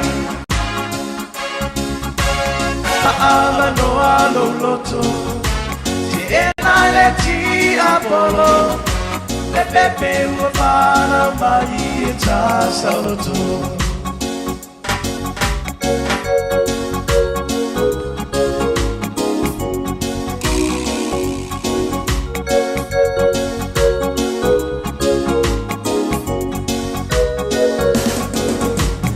Valo anga apero feta ya Maria mai Josefa inazula imao iketele ema awa filifilia bana waile mesia letupu leta mana malonia Yesu ele pepe ua fana mai Meola tanga lea ua mai Paama no alo loto Si ena le ti apolo Le pepe ua fana mai E tasa loto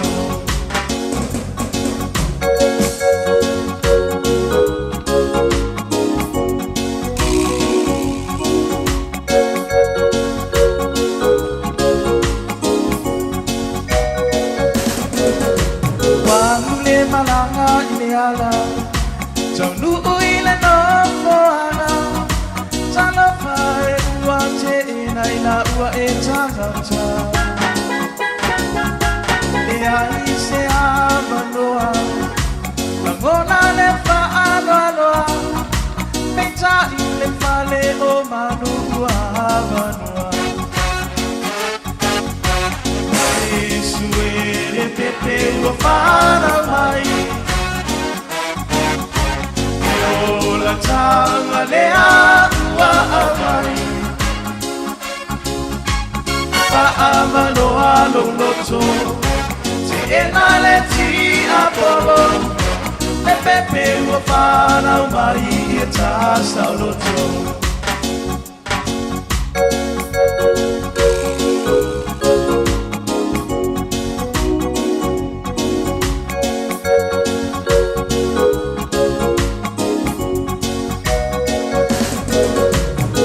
Seia malefia Osana ma aleluia Saunia saumea lofa e ave moia Lola na tetalia Ya ofa matu moia Vai samoa e safoia le abanuia Yesu ele pepe ua fana mai Eola tanga lea ua mai Paama no alo loto Si ena le ti apolo E pepe ua fana mai E tasa loto Yesu ele pepe ua fana mai Eola tanga lea ua awai Manoa lo loto Ti ena le ti apolo Le pepe ua whana mai I tasa o loto Le pepe ua whana mai I tasa o loto Le pepe ua whana mai I tasa o loto Le pepe ua whana mai I tasa o loto Le pepe ua whana mai I tasa o loto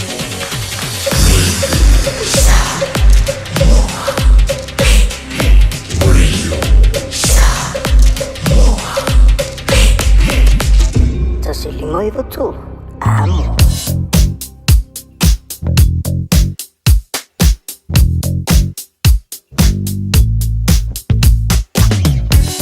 Waingala tabaino ngala wala nei taimi ala tai hao ina wato e lua se furu mara tasi minuta lo tala tala o leitu la e valu e iei vaenga lo faisi pisi nei vaenga la tai hao tātolo lunga State Highway 1 city bound nei taimi ala tai hao lai flow le maile vaan Drury o Papakura poloka lai titi pasi mai Papakura ngai takanini koe poloka foi pasi mai takanini anga ngai Manurewa flow le lei ka koe kau pisi in the State Highway 1 city bound anga ia tu o tip top corner flow le atu Mount Wellington on ramp pasi atu Leslie Penrose ia on manga ia le flow le traffic se ia pa ia tai le taulanga ia kilani mo tātolo lunga city bound on the State Highway 1 Facebook kala titi malanga mai North Shore Northern Motorway city bound nei time but tai au pasi mai Albany Rosedale Wairau Valley Takapuna o vaenga pisina nei time but tai au pasi mai Esmond Road pasoro lunga la wala papa flow le lei se ia pa ia taulanga ia kilani around Coolmel is Seaform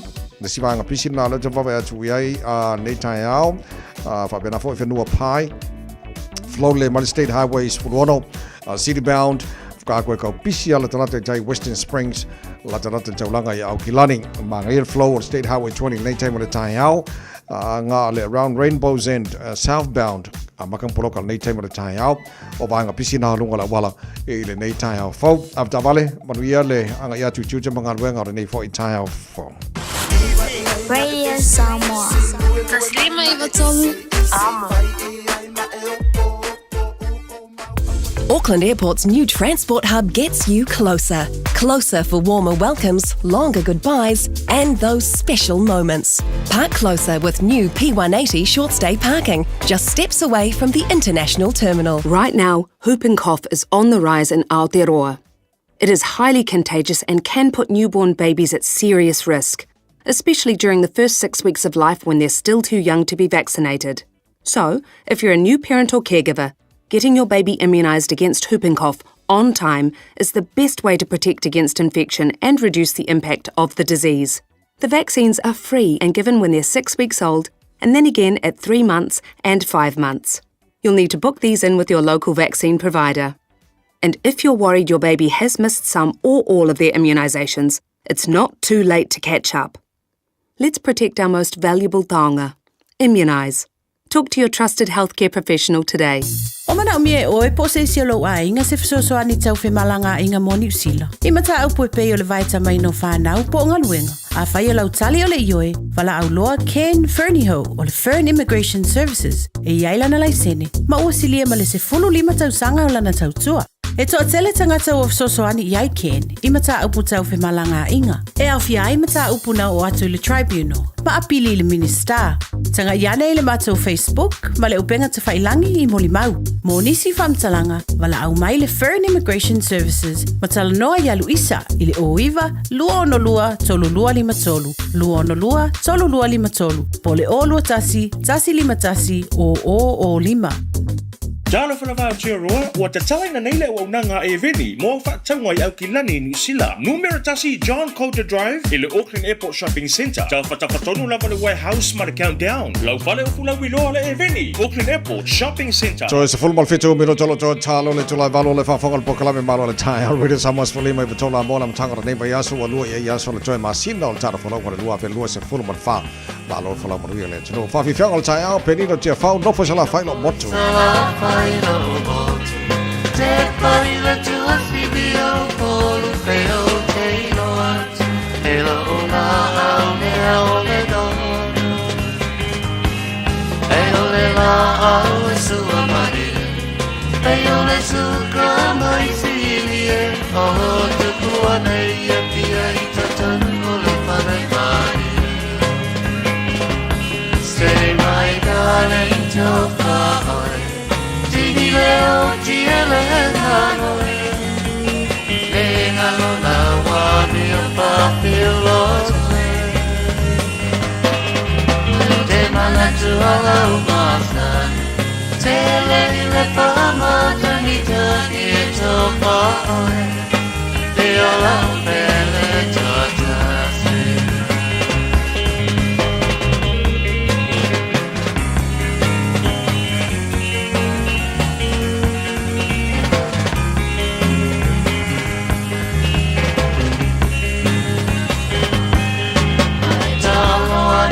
Security, Leo se moa fiti, se o bolo moe ma se o fate atabe.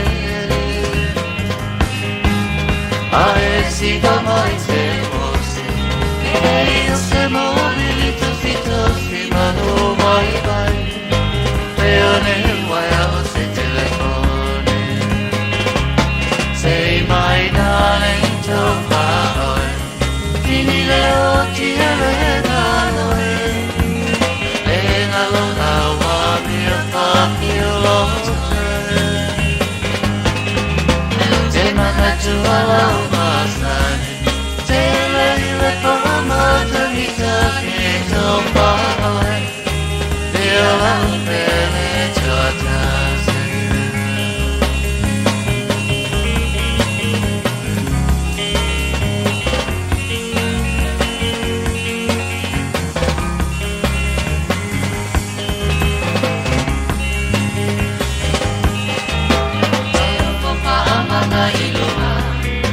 Ilo au vai mama Tela hei ai se whea Se au nei pahana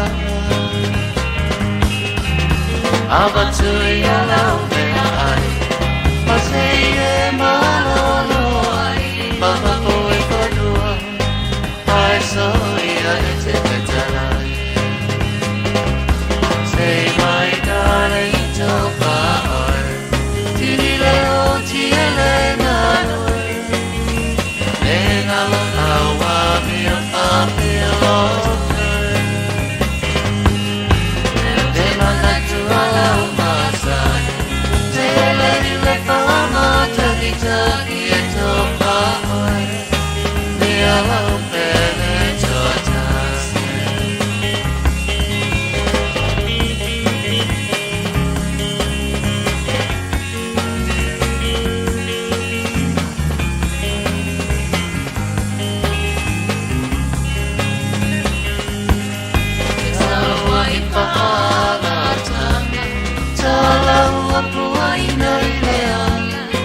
Vai vai solo vuoi le teine le mano e tana Ai ui le au te le kia Maula te peko a mate le sia ki sa pala pena beni mana Say my darling topa oi Tini leo tiele nanoe Nena lo awa mi o papilo Te manatu ala umasani Te lehi le pamata hita e topa oi Mi ala upele totasi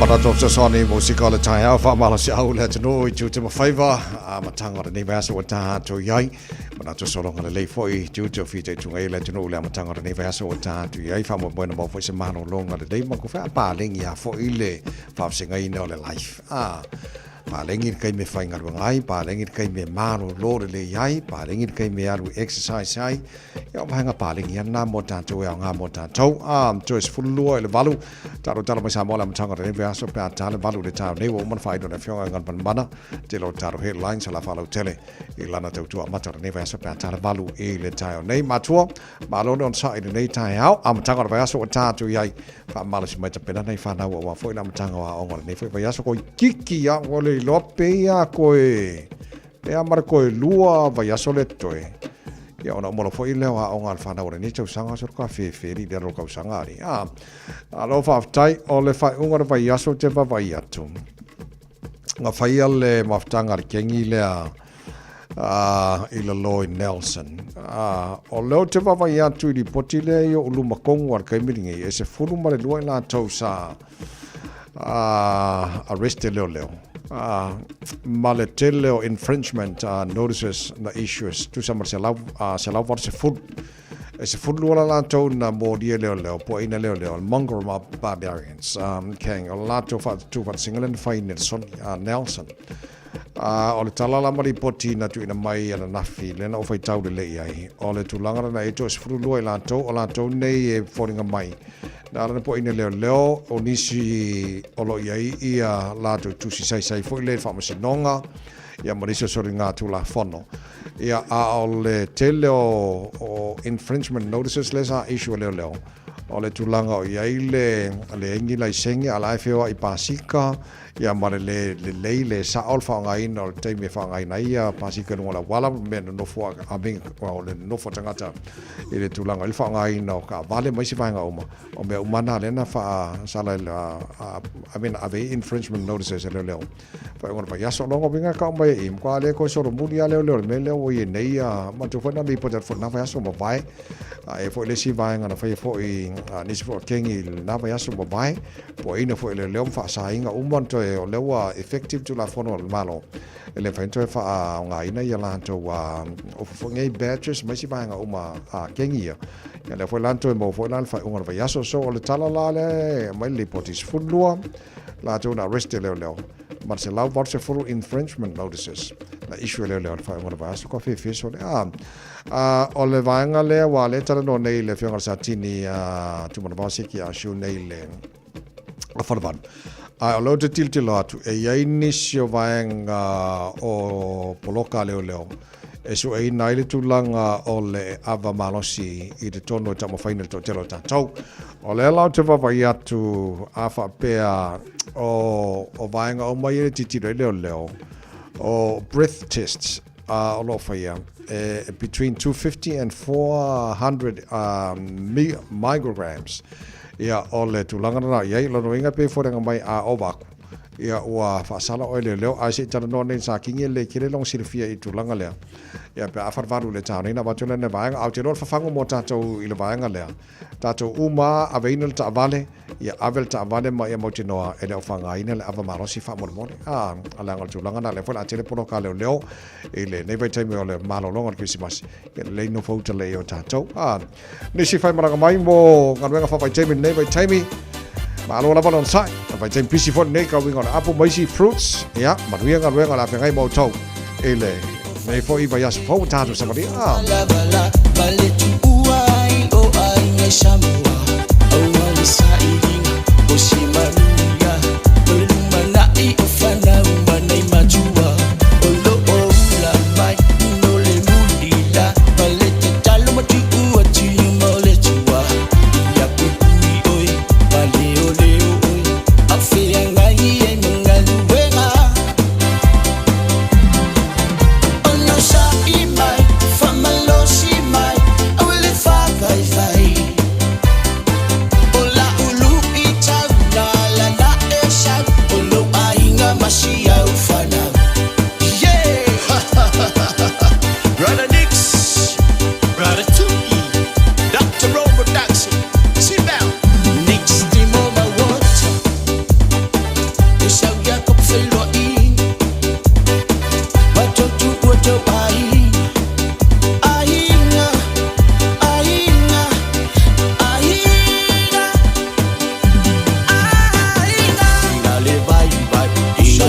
Bye.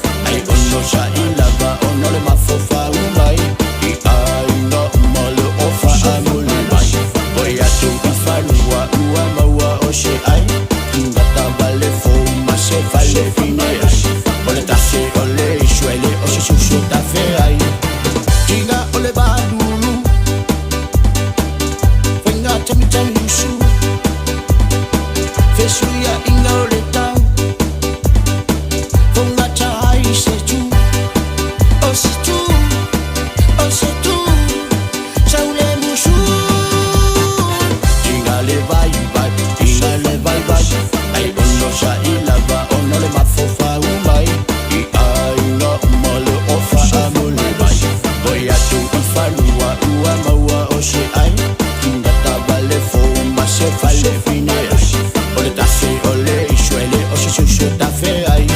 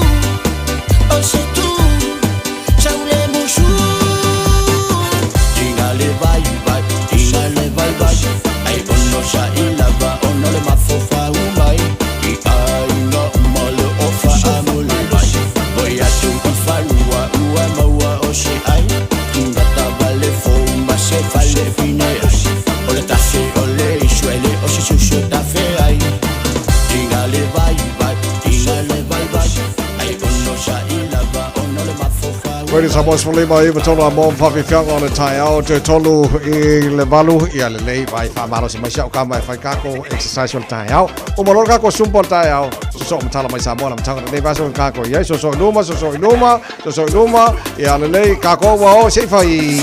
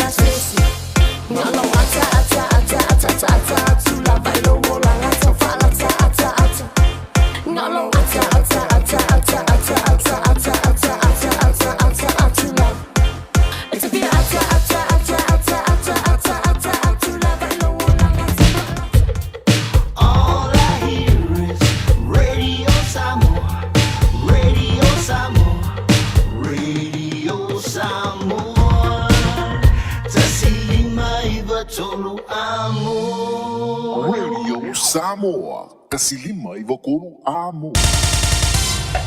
Usi mai alau whaafafonga. Telefon mai Samoa ya sa taitasi. Wa au mai amo oe ona o le langolango mai a le talofa voucher. Whatalo whero tātou utinu o tātou whero ai. I le nei vai o sa fau, i ama le nei masina fau o le tauarunga o ngā ruenga o le nei tau sanga. Usi mai alau whaafonga, tala tau longo mai lo tātou utinu. O le ua wha amu ia ma wha amanu ia le tamai te pāle mia o le tātou malo. I o tātou tangata nu uma uanga waa le tūlanga tangata nu po le Citizen New Zealand. E pe ona iai le tūla fono tau wha aufi o le Citizen Samoa. O le tau sanga awhiwa se lau walurua ua pasia. Ma vea ma tūla fono o le malo New Zealand.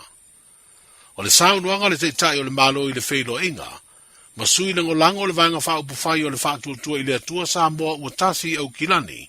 I le wha unga o le vai aso. E peona sa wha mana tuai ma le aso whanau o le pāti wha upufai. Na awhi ai le saunuanga le tamai te ipale mia lea ma tā upu mai a wha ilo ai. O se wha amanianga e le te tau. O na tali tuali maina i lātou umayanga vai ai. Peitai o le malo tuto tasi o Samoa. E le ai sana tala i ai. O na le ai ai na le isi malo. Whai unga whai a se isi malo e peo New Zealand. O le mata upu ne, o le mata upu ale malo New Zealand. Mai o loo whanga solo i le pale mene o New Zealand. E le alatu le malo tuto tasi o Samoa. E fi nau le mele. Ale a matou te loa o matou tangata Samoa. Pei foi la le tali na fai moa ia anai. E le tau mia e le malo Samoa le avanoa. Mo tangata Samoa. I le whanga solonga o le pidi lea. A le pidi o le pidi a New Zealand. Le ai se fe au. A le malo Samoa iai. Le alan mele o tupu. Le au toi foi i tua ia le mta upu. Le pesa tau moli atu esto ino anai. Ua na oe na soifua mai i tausanga ia. Ai ole anga waa foi ia e whanau mai ai. Ai tasi alwa inga al tatou malo. E le o se mata upulina. Ale malo tuto tasi. O Samoa. Mātou te malama le lei. O le tangata Samoa e anga waa i le whaamanuianga lea. Alo talo. A o se upu e tū mai se whainga malo tuto tasi. E whapea tu mātou te lango te lele me o le tangata anu o mātou tangata i sesi atunu. O te whaamalu atu. Le atunu pele. E le mwhai. Le mwhai. Mana tua mātua na fi nau mo le malo tuto tasi. E le anganga vale le malo i le awa noa ma whaamanuianga e maua e tangata Samoa. Ai o te whaamalulu atu. I o tau whinangalo māli. Le ai. E tū ale malo ni. I lona whaavae ua tuto tasi. O le nganga whaafitaia, e le mwhai o na whaititia. Oi a melea. Ai i tau alo lofo. I o tau i lofo i tau sire mamalu. O le malo le nei. Le malo tuto tasi o Samoa. Le tatou tofi. Ia, mai... Sa ele manatu, ngai fio mai afe mata. Ai sa awala mai ia afamasanga i le hai komisina ia le pala aulia. Ia ole ia batualo ia le tali ale usango mai ngiri ia pule ilu mai. Ia le lawa vakul kali. Ia to finngalo mali alo fail to samina. Tapua il malo Samoa. Le fionga il tamai te ipale mia, le fionga fia me Dr. Naomi Mataafa. O le tāno sanga ino le Citizen New Zealand o tangata anu o Samoa. I la tau na soifua mai le vā le aso se furutolu o me. O le tau sanga e awhiwa se laulu a whāma le aso mua mua Januari. O le tau sanga e awhiwa se lau whaiva. na amata wha solo lea solua na tenei, ina ua mai a sainia le Governor City o le malo New Zealand, le tū la fono tau wha aofi o le City Seni o tangata Samoa, na soi fua mai ia tau sanga. O iei le talitanunga ai titi mai, e tolu afe lima se lau tangata anu o Samoa yanga wa iai.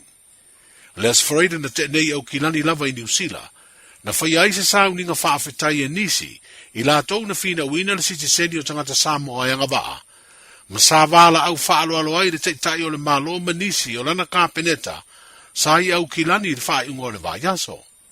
Peitai na whae doa i le teimi o le sauni ngā lotu whaafetai, e se sui o le ulangolango i le fina uina o le City Seni Samoa, i la tau na savalia le tamai te ipale mia, e leo talia le teitai o le malo Samoa le toe whaafoi, o le City Seni o tangata Samoa i la tau e ngawaa. Le aso whanau ma le pōsiva le vanga wha upufai o le whātuatua, i le atua Samoa ua tasi, i le aso tōna i le whae unga lava le vai aso na tenei. Na sauno ai ma le teitei whono le vanga wha upufai, ma ia whae loa i le sao lea whaalinga. O se vaenga le nei o ia sauno anga me le fionga whe pulea i semi, o se tasi o le mauna toe fina uina le City Seni, wha pele sunga la audi le uatea pola tei vau fosi smet, o le teitei whono lea o le vanga wha upufai, o le whātuatua i le atua Samoa ua tasi. Lera o sisi kako fua mauruma. Sisi kako fua. Ai wha moi moi ni ina i le fua. Wha fo ia i le fua me uma. Ronga lofa, ronga ngerei, le fua wha marofa kai. Fo ia prama me uma ia te oe. Rako kama Samoa. Se kai ki se asu. Leo au mai le malo Samoa. Moro usifia. Desa ma sabani ai per te como.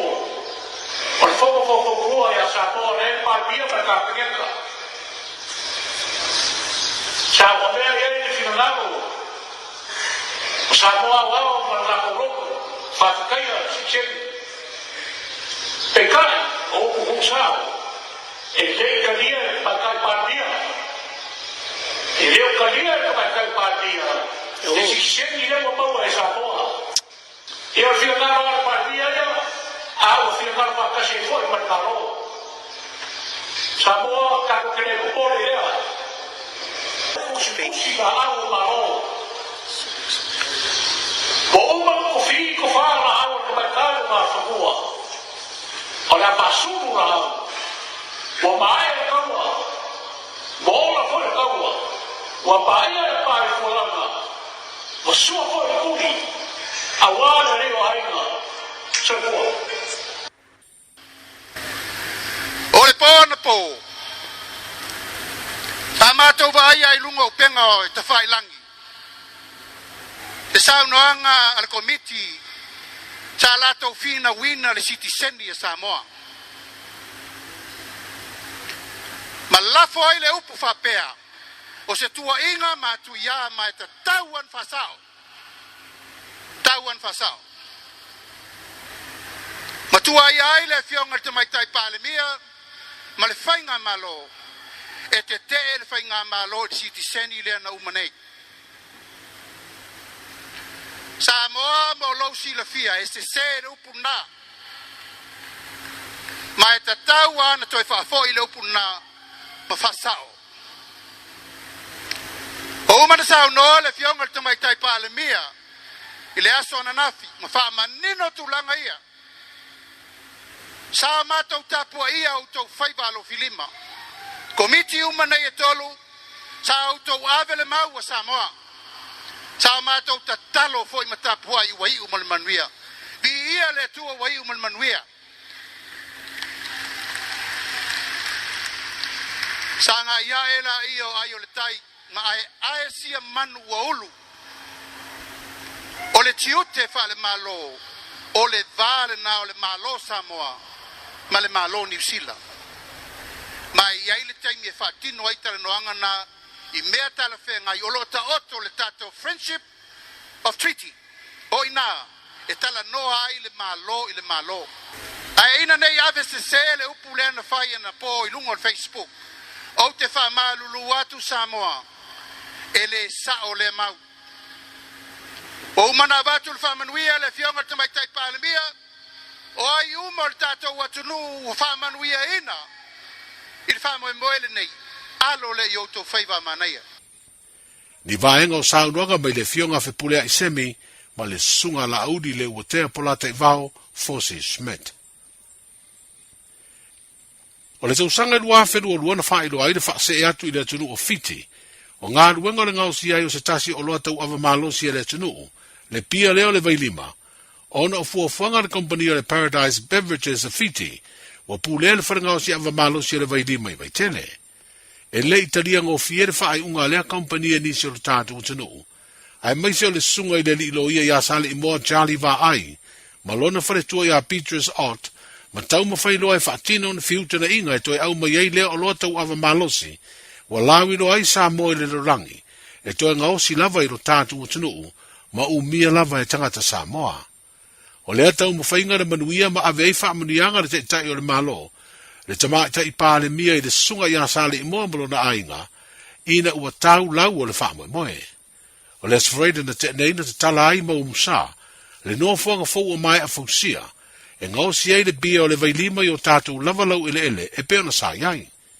O se noa fuanga ua mai a whaatotonga i masini wha ona ponei, mo le ngau si o le ava malosi, e peo na fua e te tau na maua i whane o loa ma pisi nisi, e whaatau waida nei o loa, a o le i o atu i a Sofia Fia o Kirisimasi, ma le tausanga fau. E se furu fitu miliona tāla le tau ato le tau mawhainga wa tino mai, a le sunga sale i moa jari va ai ma le wharetua i a Petrus Odd va ai, ai maise i lātou o lo whai sea, i le kompani ngau si ava malo si fau o le vailima. O le tasi leo o loa Samoa, na maua na pine auro i tau vanga whaavao malo i Europa i tau sanga o mawai. A o le teimi leo o lo pulea le malo le whale ngau si ava malo si vaitele, o se urua i pisi nisi tau ava malo si, na whaatuwine le tunu o le tau sanga e awhi se lau fitu walu. Ina ua whaipa anga i le malo Samoa ma se kompani tu maoti, e ngau sia le ava malo si tu tonu o le tunu o sia mani. O yeini suinga le tau o loa tau sua uma peni sini, mo le masina fai o le netu sanga e peo na sasa so o masina e lua, o ke topa ma novema, o pa u o latou tau.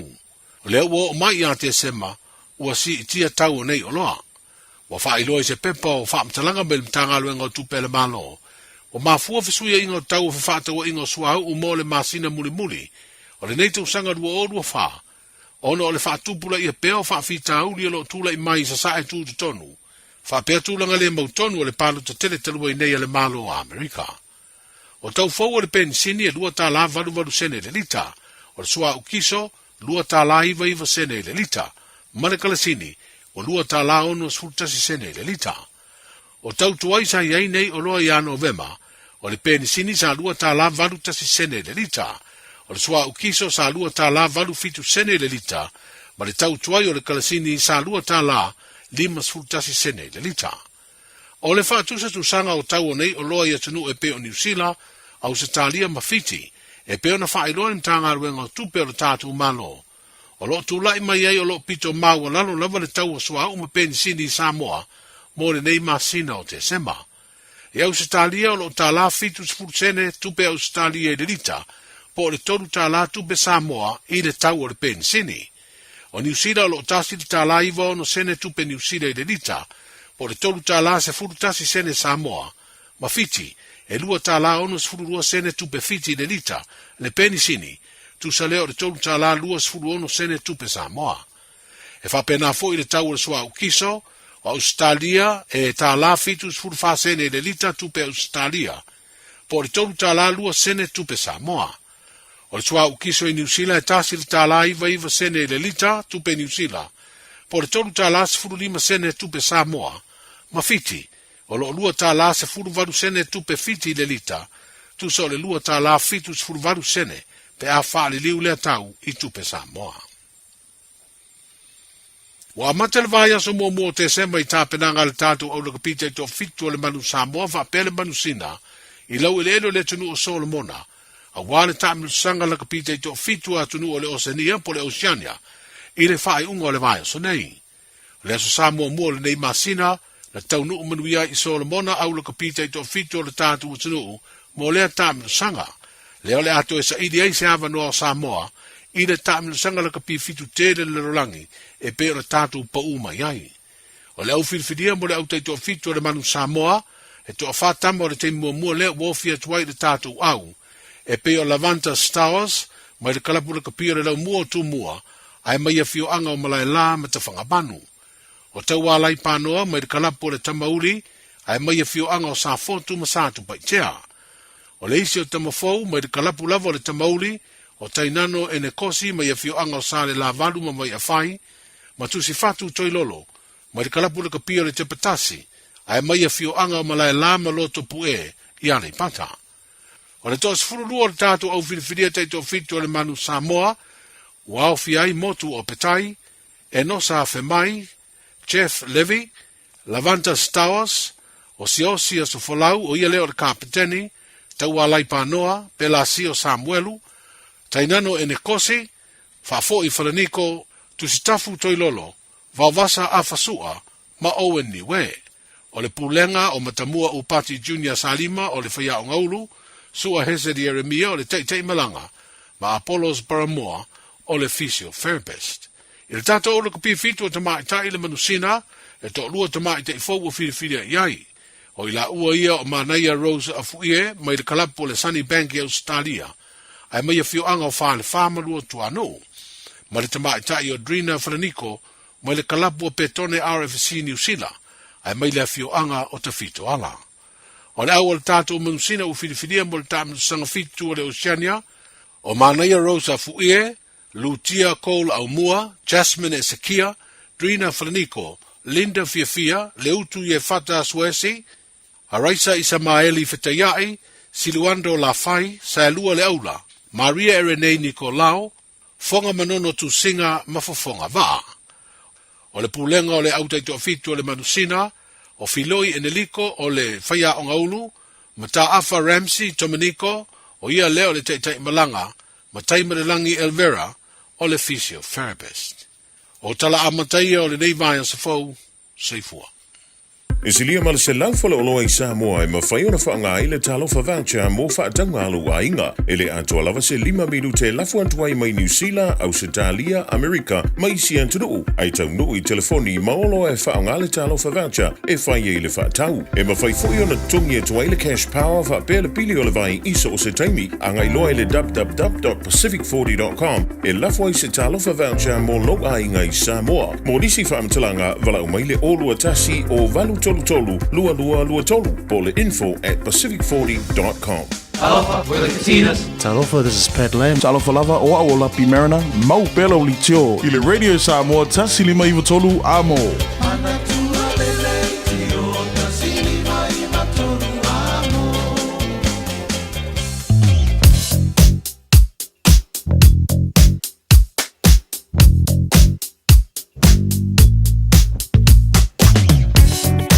Pai ngala tapaile nei I lunga o wala nei taimi o le tae ao whakasoki kilo aku.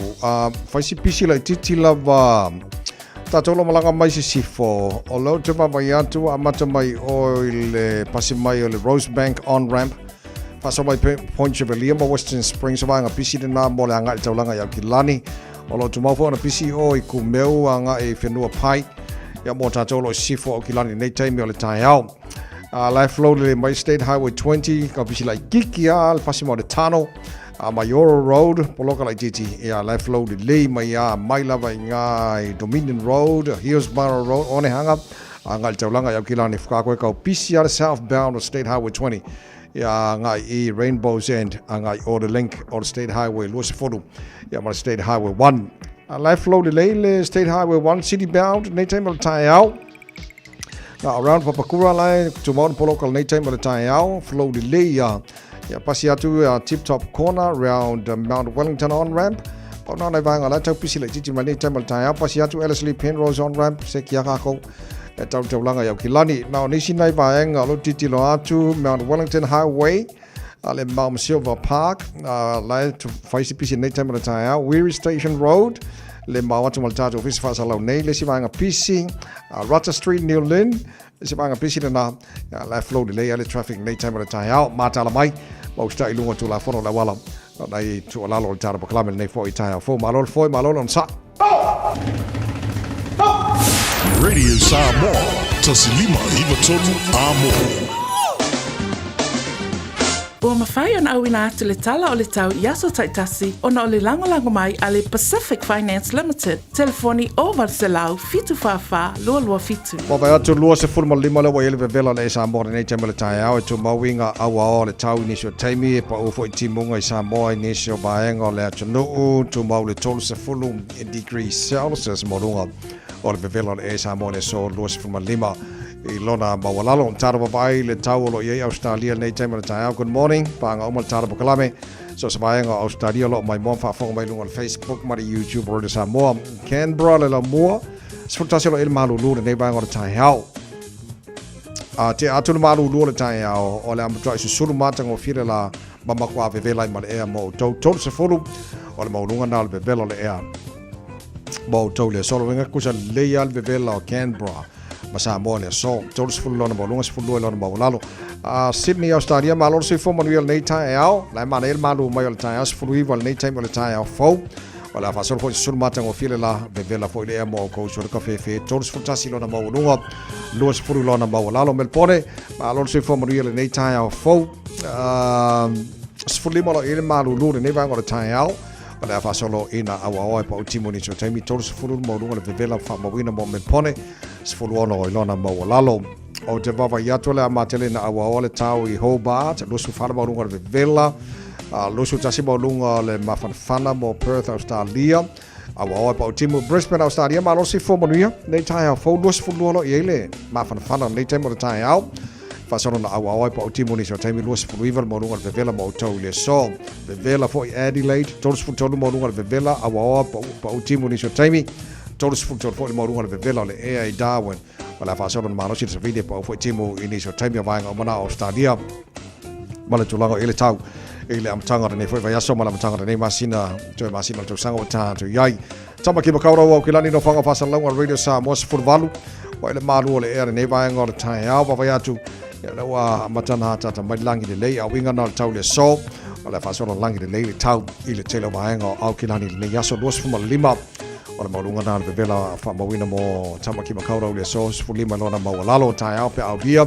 wala sul mata ngo fia fo le lan tele vaengo au kilani ma re fo sul mata ngo fia le lan so lulu pa son lang de le fo la stofi ma las fo raile asto nai male aso sa e o mai ate sema ya ma mai markau le me kau mafang fangai fo le mo tatou a kai manga ya te sema kasi dong mesao ia le na o le vainga na tamale na talo tau nei tamale tau atu ala papa au so se tafo nei kilope fa mo mo mo real tau mo tau ile nei aso fo wa tatou o dia talo tau radio Samoa na to fa longa tau company le so se tasi faisana nonga tupe le Pacific Finance Limited mai le aso lusful lima novema se ia ulia le aso se fulu iwa te sema e anga va uma ile se e jono manu ai ile luse lau lima sfultala pepa me alofa fa ile se ile aso fulu iwa te sema ile manto la lai Evandale mai fa ilo atu le ua manu ile radio Samoa vala ulo le Pacific Finance Limited ile ovalu lau fitu fafa lua fitu monisi fa talanga Loas futolo lo cha nei to la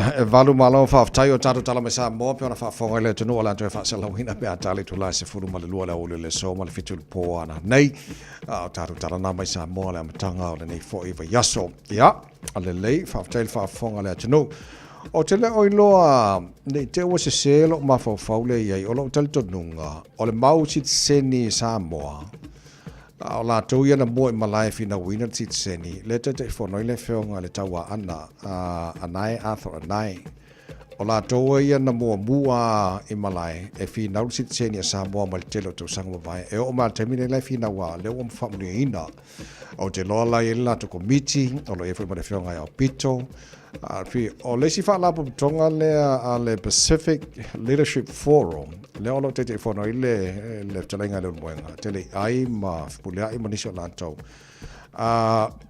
o la toia na fiso swani atili ma pia mai o le mawaya te sen mausit sen tasial mausit sen Samoa nga la toia le na fina wina mai ale amtanga le te fo no le feonga anai in nei te ua fenumia I solo ia wa kaungumi la kikisia ka ko amio ai ol mauti senia ia sa molo te tenunga le ai o le te fonele fionga ia anai la tau foi na le sa tau la mua al fina wina sitsen le ua taua la ua fa moi le ua manu ia ina yo tato matua sa se fu mal tasiva lu fa ngal tasiva fa iva mo se fila tino au te le lo la ua lot fa taile na fai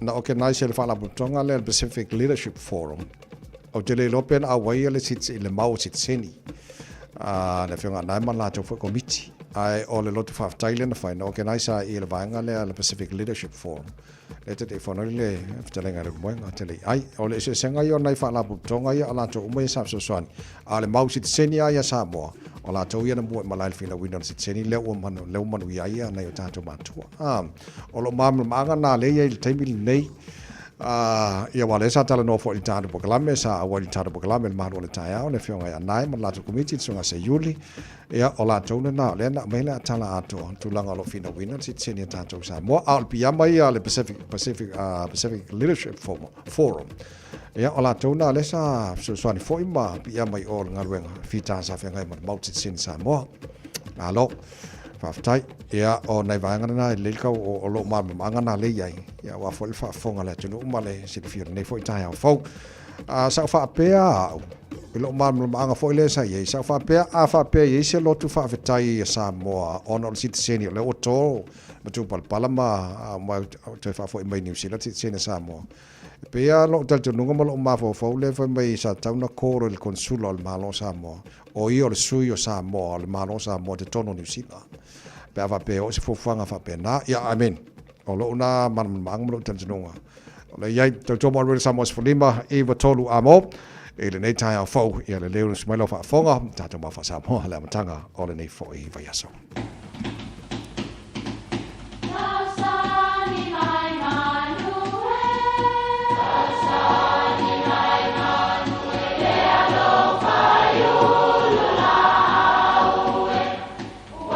E o whanga manu i ululu o la au, awa e whawhanga i funga o la au. A o le tangata, e whawhanga i upu matala. O le mawhi leo o alanga upu mamuanga ngana sa moa maona whaapongai, e a fua ilo na si o mianga. O lona lea sao i le whaatufunganga o le iloa whaale aso, mai le tautua se ia o ina pule. O alanga upu mamuanga ngana, ua lanto mamanuina le tō whamanino a Samoa, mana tua fo'i, e tāo fitau muli le atunu. Ua moea i tino wa atausili. E whapele tala, ina ua liu maunga le tama o vaia i le vai maunga. Na ma vai ane vaia i lana bele o apaula. E alu il whawhao sawali i whale alu po e longo i lona uso o wa atausili. Ina i e tau i le toto, olo na antali o tui savalalo i tangata fiti na lantou whasiotia. Nā lu a paula ma wheiloa i malitama o wātausili o whaila na tāngā pepe. Ma na waia e a paula ma whapea na upu i ante ia lava. Ta whewhepe whape whea ele neita mai titi pa umimiti o na whaia se taua. Ai matua au se lava. Na uma o na whaamatala e a paula mo onga ma mana onga o vaya i a wātausili. O na alu lea o le tama i tutonu o le ana e moe ai. A o moe wātausili na whaafusa ia o na waia e a paula. Ua tupu tele ma lau ma maso masoa le tino o le tama. Ma ua fōlinga umalawa e pei o le tino o lana mana mea o vaya. Ua moe i tino wātausili o le mea lea na tupu i le taimi lea. Ua moule au se, lea na waai ai a oala. Ai ua waai nei, o le sau ai le mea lea. Fai mai le tala o ina lava na toe ta ai falai wātausili i a paula le tolu olo na uso matua o vaea. O upu e whaato ato ai se le mautonu. O na o se wha moe ua le lava ni mea e whaatino ai. Ia pe whaamatala i fo i se taunu unga fia. O se mea na manunu ta ia o no ni masalu salonga pele lei pele anga. O te iloa le mafuanga o lo tau vevesi i le maliu lea. Awa o tantou o le paolo tu. Ai ua le tango lima le tantou a inga ona o le foi fatoa umatu le isi falavelave. Ai vai o tou, tantou wo e sa ili. O le mea maisia, tu fatasi.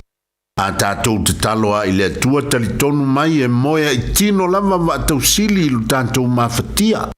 E maua lava mea e whaiai le whalavelave. Ia, po le isi foi la fonga e masani o na whaau ngae. E whailotu po e kalesia i alantou. A, su e ngā tupe e masani o na whapea. E tupu mea avea. O lona winga. O le foa i atu e toe whaateleina ai au mea e maua. E moe i tino au mea, pea e maua le nganga whaitaulanga.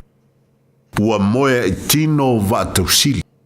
Ia manuia lau whasonga le nei aso Samoa. Tātou mawha Samoa la matangata nei aso o tātou iei. Tūtua mo le Radio Samoa Sfolima Eva Tolu a mo. Tai amanuia, Chris. Tai amanuia le rofo le tuala o wa me utu ni fitai o avi ia le rofo mlanga leo le tua ni fitai o matango fi. Tai le rofo le tua ni le fai mena ni maure mo tātou ni fitai o a fai man. O mea uma fo i te loto iai. Ia whaia e tangata ia te outou. Ia whaapea lava ona outou whaia. Ia te ilato. A wā o le tūla whono lea. Ma le au perfecta. Amen. Nere whemi le whamalo si prawa onga mo tātou te auni. Whamea o mea uma fo ito te loto iai. Ia whaia tangata ia te outou. Whamea ia whaapea lava. Ona outou whaia ia te ilato. Tātou different. Pāne te whimena ai whai me tangata le iau. Friend, ia taura ia te oi. Ona e whaia, ona e whaia mō moara i tangata la. A whatita inga la. A whapera te whimena oi a lofa meire tangata ia te oi. Tau whare te tātou walofu mō i tangata la. Na le whai mene mau. Whamea o mea nei te whimena oi e whai me tangata le iau. E te tau whare iau. Ona e whai mō moara le mea i tangata la. Ni friend. Tātou te auni. Tātou mauti noa. Tātou wore aso ni. Tātou mauti noa. Wa me te whimena e whai me tangata le ia te oi. Ia e whai mua ia re. Ia me tangata la. Pete alofa tu i tangata la. Ni friend. Friend ia tātou mauna mo tātou ni whutau. Whamania tere tore tu mautou. Bless mwa la friend menea so far.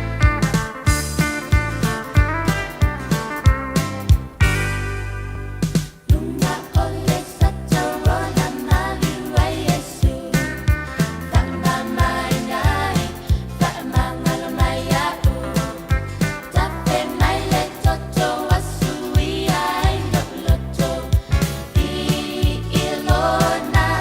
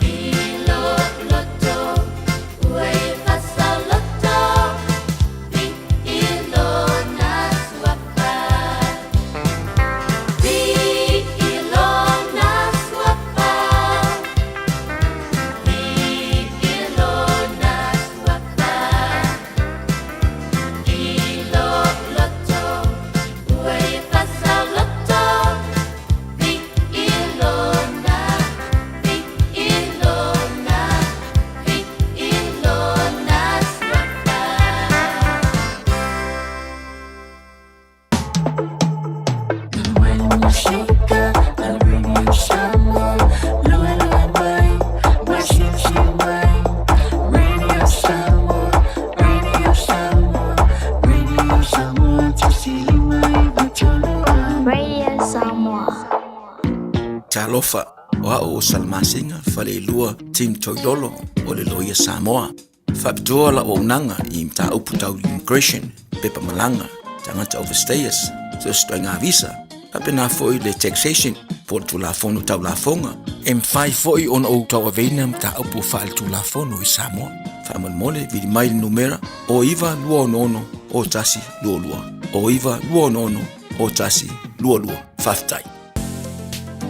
Masala ua e vaai I fale fo mai, po o taa vale ale fono ma e whape ane, ua nao au nanga tau soifua malolo ina ma nifo mātau te whaia.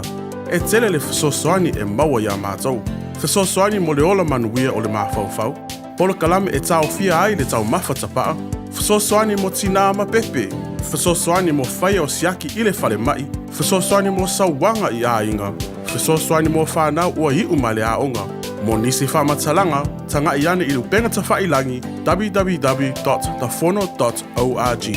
Pe vala au, le o valu selau, fono for you. O valu selau, tolu ono whavalu. Jana whanawha tia roa, ua te talaina neile o nanga e veni, mō whaatangwa I au ki lani New Zealand. Numero tasi John Coulter Drive, I le Auckland Airport Shopping Centre. Tau whatawhatonu lava le warehouse ma le countdown. Lau pale o fulau iloa le e veni, Auckland Airport Shopping Centre. Tala whalawa Samoa o whai nei o eni ma le tato whale tā wale lau iloa o le car for you. A whai lawa ta sa ili sa tā wale, le aise laisene pe maua le laisene a o e whaingaluenga tū mau, ma le leilo suafa. Whaingo fia lawa le ka for you na fisosoani mo oe, maua tato cashback pe a mana mia le fisosoani. Ta lofa lawa Samoa o a whaile nei o lofa, awa nei ngalo le tato Facebook page le ka for you, pe te su mai le mato atu si tolu se lao Craysel Frodman Rewa, pe fraso tai mai le mato telefoni, over te lau lolo fitu whaiva na walu pa Fasilimo and po alofa. So fase fua. Ta alofa Samoa. I mawhai na fisosoani atu Dr. Chen pe a whai te a fiele mai suka. Toto mawalunga le maua se whanau. Mai sela fatu ngao ti ngā le ua po tuli. Whaalusi le tino puta ka nesa ma le tino mangeso. Maua fo I le kulimi fulunifo mo nifo ti ngā. Ma toi whaafi lesi ai lau manawa.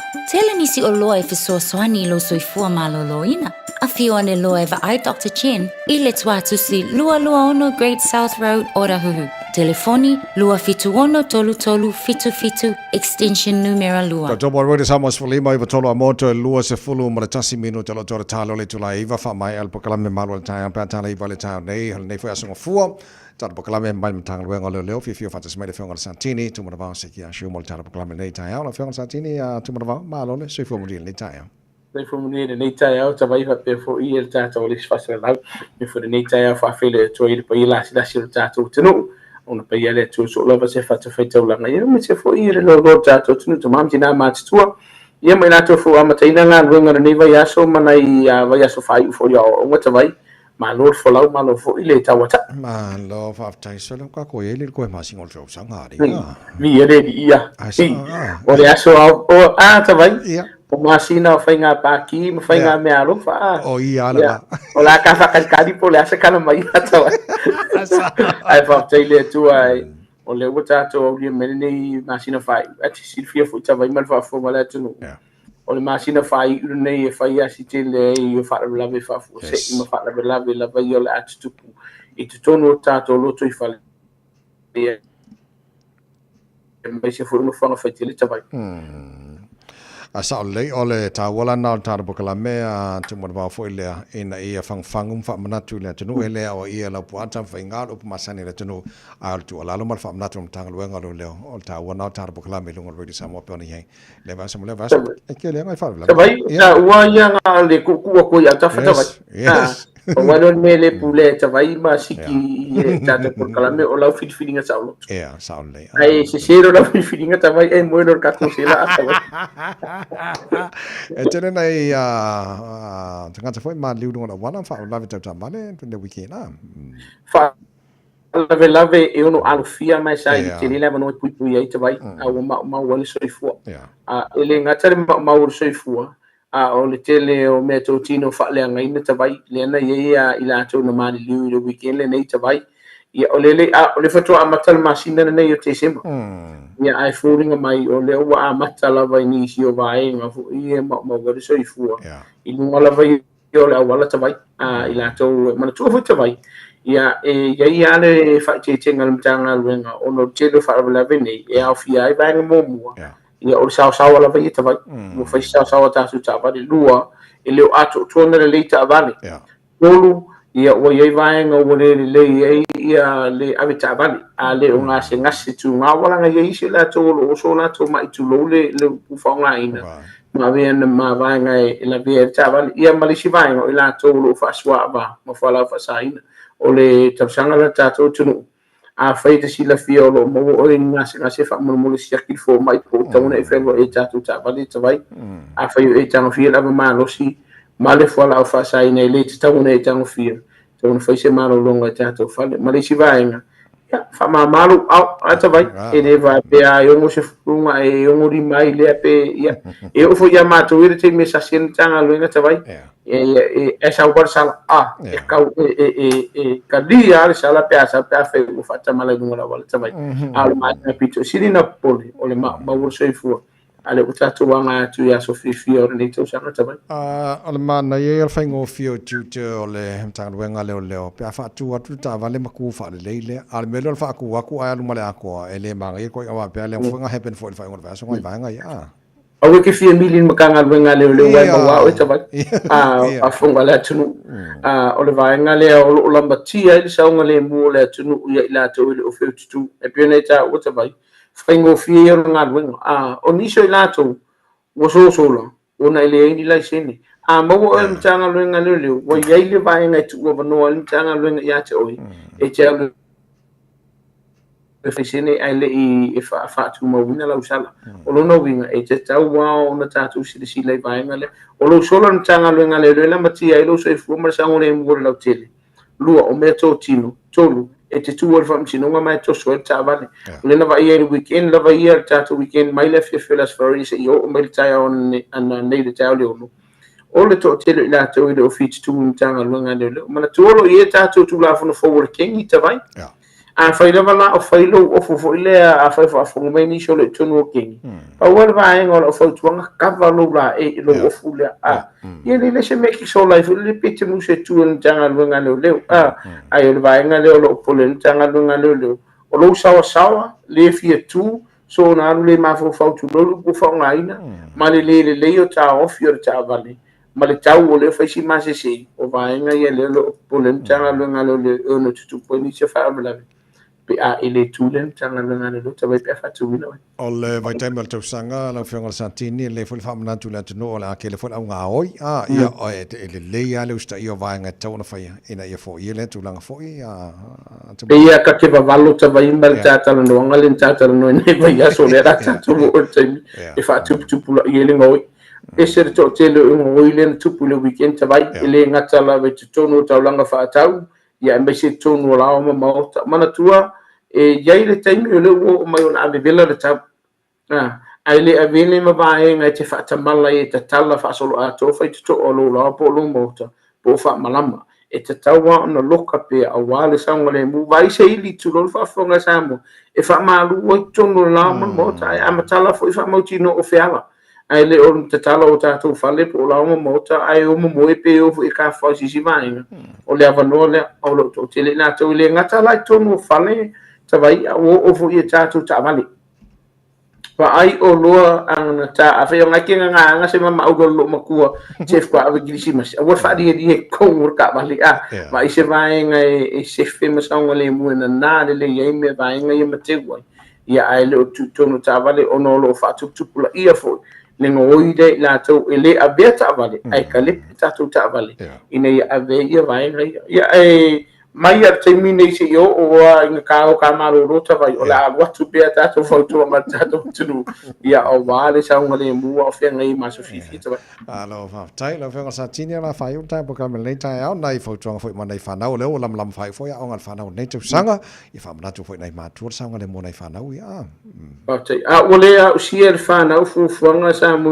mitinga sa ya o tu sanga nei ono ore lava fo lo la to malo si mal la to tau mo fai o sa Ono lo ai te mine o lo sa waina lo whanau te vai. E lai o aku kamikina o ngā takul i whaia o ngā malisi vainga. E wa ai e whaia o ngā o lo iei manu ai whanau. Whamona muli le taore tupule vainga. A whaio e sa uni e muli whanau betai aone nei whamona muli whamau tino o lo i o lato fuspau. E me se whaio no fua ta wale le whanau. Fast food kilometer sa o tatu ta wale pe a pasia tatu kolosi i luma wa o ngā whamona muli. Piki le whanau pe suru 5 minuta wa e o le whale a o ngai sa uni e pe tawali vali fu e whatali le whanau luma o le pafu le la lea onga. Moro la to sa ngole mu ia whawhia si whanau. Au ta iei vanga le tawai. O le aso tofi nei tawai mai i le tolu le afi le aforo tolu le afi se ia pa ia le ono po le fitu foi. O le a whai e le tātou free street barbecue i Mount Rushmore. Le tātou ongole le Wesley Primary School o le whamoe le atawai le sa mātou tū whātasi e lawa iana mtanga luenga le Royal Pacifica peitai o le ua ofa mai le malai ia po ale whale a onga nei Wesley Primary School mātou te whaonga ina e whai e le au nanga ia e le whapeong papakiu ki kele atawai whapeong i statement ia o lo mawar tātou sausage siso mo le whanau o lo i ta alonga ma activities mo le whanau. Ia manisi fo i o whailonga e te ono manu malo ata vai. Ia mo i lato lo ala lai manu asko ma Sandringham. Ia maua le avanoa. Ia titi fo di fo whanau e tafa whao ma fifi ai. Ia ma tato whela i ala unga au tū lava ta vai. O le whaso le ini vai ngā wale saunga le mua tato o tunu. A tato au mawai i nevai te mura tau sanga ta vai. No, ma lava taile tunu mana whafonga mai. So se mea lava tupu i lea taimi me lea taimi o i lava telefonia le leo whainai walau iai. Ia so swan me whalimtanga ruenga. A wala warsauga le mua tātou nevai tau tau sanga o ie. Nā teita vai mana tua o tasi o tātou numero le mua whalawala whafosei. Pe a whai uise vai ngā o lo tupu le taimi nei o la matia le soifua saunga le mua. Me se me to tino le tasi o lima te whatina ina fo le nunga o le telefoni ma le penga te whailangi pe a whai se vanga te whili potia. Ai le usfala fa se oro tasi o valu fa iva ele mo se me alo fortisi masita va ele mo se me alo o me alo facilia le va ko fotuara o vale le sa un le buorta to tru ai le mo ska ko pusa mo kisi masita va le taiao om no ia le tua i tawai ia fufanga ma la sa inga nei tamana nei vai aso om ni fa le tua tato tru so ni ati fufanga nei vai aso mana tua tawai o le saunga le mu o le vaenga pitu i siri leo na taua. Ia wha mangano le ona pa whai uise vaenga o le tatu porkalame o le tau tamari i lau sila ma lau whaafonga le nei tai au. Whamunuia le tua tatu tue wheloa i le vai asa fauta puleo le no nā lofa. So i fuama i mo vita vai. Te tele lau whenga santini tu maravao se ki a shio mali porkalame mori a fwoi whaiva matara nei fwoi vai aso. Porkalame mai tanga ruenga rau leo. Ti ma inga malapta inga fautuanga o ngā mo tātou. A mataile nei vai aso. Tau tual wena Samoa Sfulima vitola moto es futasi. In Iwa. Oh, down the Vaisingano, down the river flows, down the Vaisingano, oh, where my darling goes. Oh, down the Vaisingano, down the river flows, down the Vaisingano, oh, kiss but never tell. So we are oil pele, pe solo to famaoni, idei maolo taso o se io o ileoti. Ai fefe si o loto ni o mao oli oli, te iane wale taulau, fola vale falo oli. Oh, down the Vaisingano, down the river flows, down the Vaisingano, oh, where my darling goes. Oh, down the Vaisingano, down the river flows, down the Vaisingano, oh, kiss but never tell. E tinga lava, se ala naoa, o se lave mai, o se lotoa. Ai ua le mawhai, ele manuel sopa, e tau o so lava, ile mea pokisa. Oh, down the Vaisingano, down the river flows, down the Vaisingano, oh, where my darling goes. Oh, down the Vaisingano, down the river flows, down the Vaisingano, oh, kiss but never tell.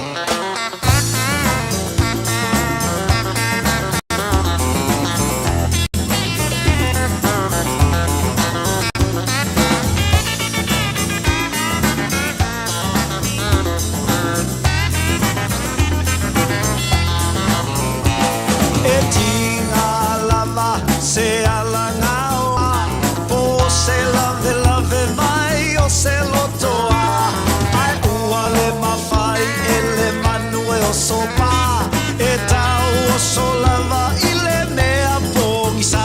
Oh, down the Vaisingano, down the river flows, down the Vaisingano, oh, where my darling goes. Oh, down the Vaisingano, down the river flows, down the Vaisingano, oh, kiss but never tell.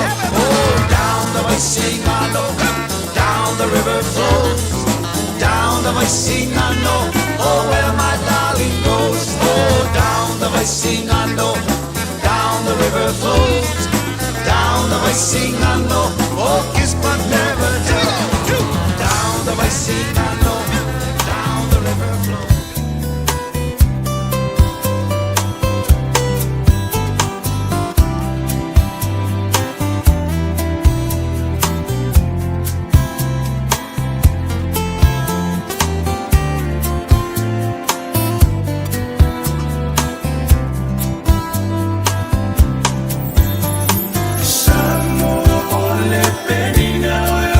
Pacifica,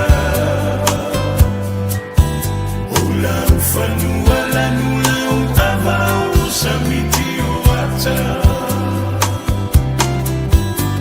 na yutangata mata ata la fofonga fia fia, maluta ulanga waileta la fata iopia.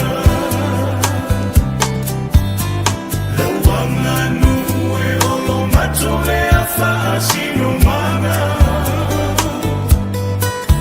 Aolitala lele ua avemata iala yutangata Emita mita ipea leangana moela usamoana Le fatuna toto ile ala moana so o atoa ile vasa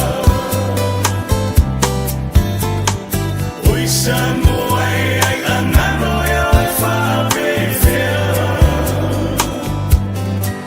na e a puti lota ola lava baile amatana no fo itainu ese aile ngano lava esa more pele awana e fai mai oa ulava ole tama ole ele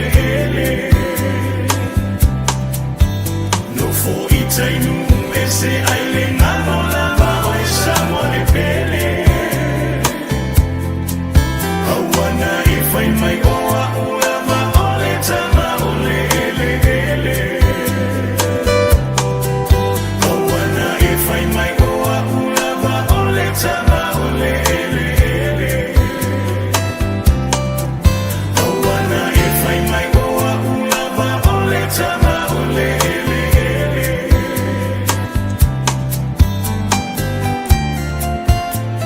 Whawhi whiangol tai au mai a poni Samoa o le penina lava oi.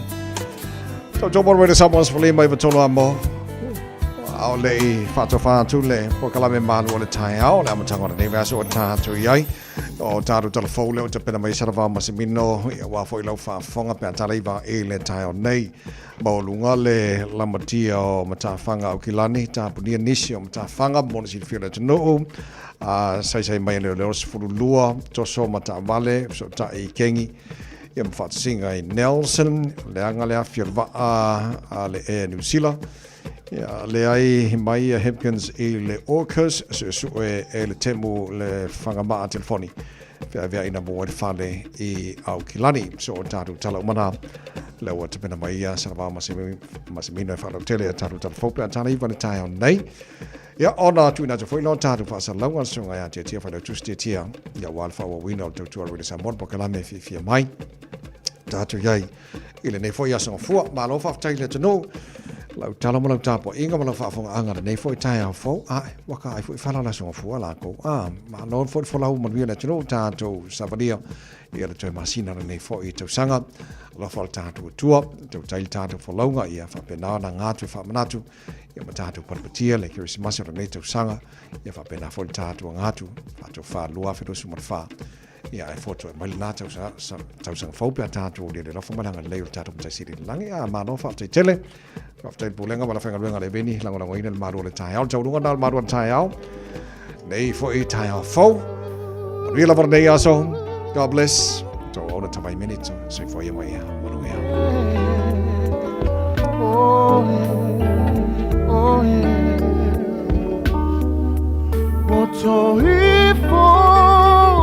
Olela alua ele pongisa follow ole masina vetuta si uava aia vai longa na ole paia me fano mai ole mesia laula me pa isso sulu ia fa alia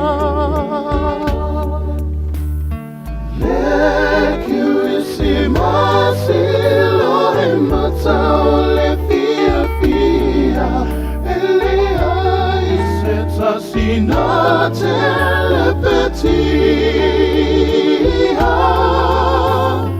Lecurisi masilo e matao le fia fia Lea lo lea tua lena tongia Angasana itaua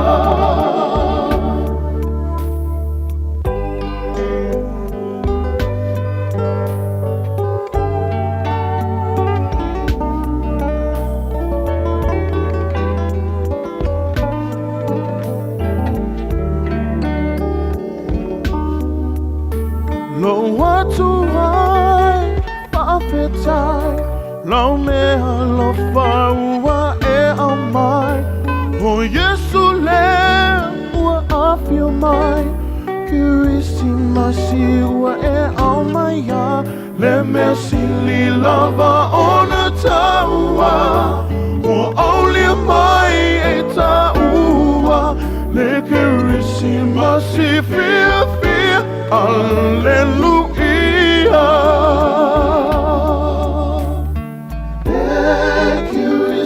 Masilo e matao le fia fia Elea i seta sina telepetia Lecurisi masilo e matao le fia fia Lea lo lea tua lena tongia Angasana itaua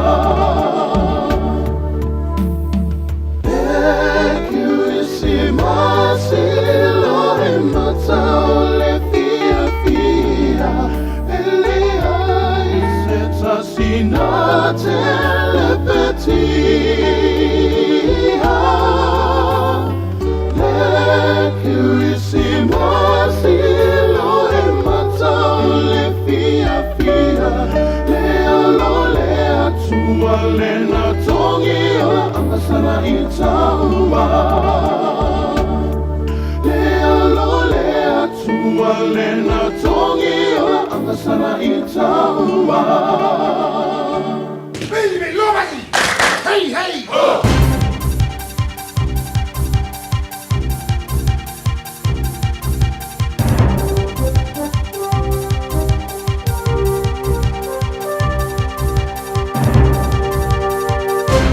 O te fia fia e whaafelo I atu I lau whaafonga angai le nei fo I tae au mā lo le fo lau. Alo mai o Talala Radio Samoa. Tō mua atu I talo tae au. Ma walunga le lamatia o le tele o matawhanga au kilani o na ua filongia I o taota. Ma o le ua o I lava I na tāpunia nisi. E tu sa male 2.5 matawhanga au kilani e tu ufa atasia talo tae au le ufa ailonga. Wa ma walunga le lamatia ma ilunga le upenga tawha ilangi le safe swim e ma fua lea I le tele o le o taota walu iai. O le telo matawhanga nei o lo o si o ai North Shore ma o matawhanga Takapuna, Milford, Browns Bay, Malong Bay, le ua whaailonga ina wa le saunga le mui sa tā ele. Ai I matawhanga o le ua tāpunia mafua I o taota mai whale le tā ua. E Alfie Hearn Bay, Chargers Bay, Home Bay ma Tetinana le ua tāpunia. Wa fautu ai nai ma tangata o lo whaasauni e anga i ma tāwhanga e siaki mua le upenga ta wha ilangi le safe swim ai e le io mo le no fosila fia ai mai se o le mauti noa o le saunga le mu. Wa whaasolo neisu esu enga i tutonu lava i o le timu whaasanga i le whanga maa telefoni tau ngō fie le ana mafua iona mu le whale i North Shore au Kilani. O le whanga maa le nei e whaapea na mu ona o le mea na tuu ai ma o le ana ova le vevela ma mafua i loa na mu. O le pō lasa ona i le so luas fuma le tolo Novema. Le e whaapea na mu ai ma ua whaali ai le so upo le timu le popole tele ona o le mea o tupu. Ai mai le ofisa o le tine mu. Fautuaina tangata e whawhanga telefoni i lunga o se mea le whaatitele i nai le vevela. Ma toe o atua i se tūlanga i ono tūla i mai eise i si mu. O loo matua i mausa li le whaai unga le taita e le Labour, Chris Hipkins, la tau te le langolangoina le Aucas pe a whai ai tū mai. O saunoanga nei a Hipkins ana nafia o saunoai le Koniferenisi wha le tausanga le pātia le Labour. Ma ele ngata i lai le lefi o fiatu le Aucas a o le whale mai i Dunedin, ma isi whaai unga i toe whaatula i mai eile atunu. Ta wai fo i Hipkins lona loto tele. O le a ia ta ia le pāti i se whaingo le a ia mo motu wai le na o le tasi le pāia inga le National. Ma a whaia e tupu i le pāloto o le lua whelua ono o lona winga. Wa tu sia i tala whaasoro pito. Wa manino mai ei fo i saunoanga Hipkins e le to e ngā lulue ma le New Zealand First Winston Peters. To e fo i mai ei le Aucas le alava e le o langolangoina le Labour o se tasi le neo whainga whaapaanga o lo uwhinau mai ei le to o tele ia wha o ngā le pela lona lua. Po o le pela le nei e whaasoa i aita kono losi le vawa New Zealand ma atu nua i ei Ausitalia, Peritania ma Amerika. Sai mai e leo le to asfulma le lua ma toso whaamalosi mai ta avale e tolu fe so o ta i ma whaatasinga Kengi Nelson. Whaatasinga lava fo i le nei ana nafi na tu atu wai ma pepo whaasalanga i selia ma le se lau valu se fulu. Ma o le whaia lava o tō ni ngā Kengi no fuanga whaitele le ua whaasa le mafuanga. O nisi na toe maa wai o le ua solia i a inga o lo tatala i tua. A o isi, o le tāngo fia o fuala au whaasa ina ma le avata avale soli tū la fono. Whaatasinga le nei a Kengi na whaato a wha umana nafi ma o le ana whai mai iei ma le ofisa leo. O le a iei pia i lea no fuanga se io o mai le so ina ia mauti noa le saunga le mu o tangata. Ai mai tangata Nelson o se fianga le iei o leo i lea wha moe mo le mauti noa o lo lātou saunga le mu. Matala wha aiu, tasi lei tū la talo na lele i lunga le ele wa alele le e New Zealand toe tū lau ele ona o le wha le tono le afi. O le whai ngā malanga le nei sa mai Wellington e wha moe mo sini au se tālia peitai na toe tū lau ele muli ane au Kilani.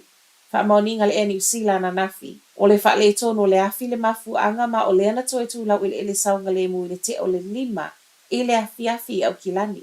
Wa wha solo su e suenga ma o le afo ina toe wha tūlanga isi whai ngā malanga e wha awa ua tuai au se tālia pāsese a afia. Wa wha awhetai ai fo i le kamupani wa lele pāsese i le lava o le ono sai. Pai ua toi tala la Radio Samoa, manu ia tele le amatanga o le nei vangasi. Ua mawhai ana au ina atu le tala o le tau i aso taitasi ona o le langolango mai a le Pacific Finance Limited. Telefoni o Valselau fitu whawha lua fitu. So se tasi e whaisana nongan tupe le Pacific Finance Limited mai lea so lusful 5 November se ia ulia lea so se fulu iwa o teisema e anga wa uma i le se e jono manu ai i le lose lau 5 sfultala pepa me alofa. Whaia le se i lea so fulu iwa o teisema i le mantou la lai Evandale mai wha ilo atu le ua manu i le Radio Samoa. Walau loa le Pacific Finance Limited i le ovalu se lau fitu whawha lua fitu mo nisi whaamtalanga. Hey, hey! Oh!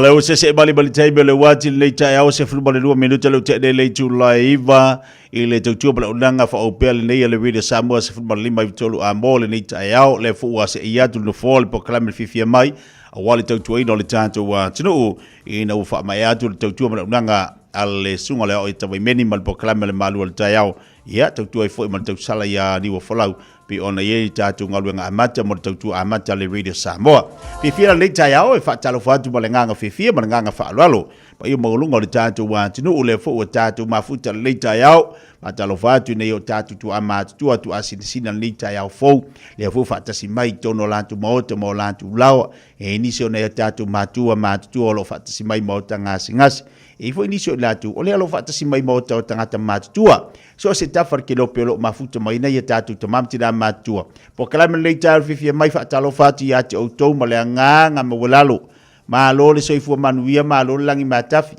tan tono le ta ya fo ya olo fa penau na manuia auto le lo fa malanga le le tatu matai si langi ave le mo me vi inga le tatu tua wa o ia sa ia tausi fa pele ya te auto malo to se fu ma so ne yola vai le tatu fi le ta ya fa ta fa tai tai mo tapo inga tamam tina fa tali no talo fa tali an pongi ya mal talo yo tatu tangata mo tatu ainga le o tatu manui ai ma tatu to mo li fi ngi ta ya ya le ngata fo ile fa felo ya tu ile au finga luenga le tu ai sunga fa fa ngai ngapo au sale vi o ila tu o lo fa pena fo ona tu i mtangiolo i tono ngaluenga le tu o ila tu o fa maso upo tatu ma tatu matai si lang ia awala tatu ia ile nei la langi le tu mau fa tai tele lava yo to tiute mo to fai vala finga luenga le tua ia fa talo fatu ia to le leita ia fo malo se fo manuia malo fo langi matafi lo tatu watu le leita ia wo ma pa anga umala fifia mai lo fa tasi mai lunga tatu po kalame fia leita ia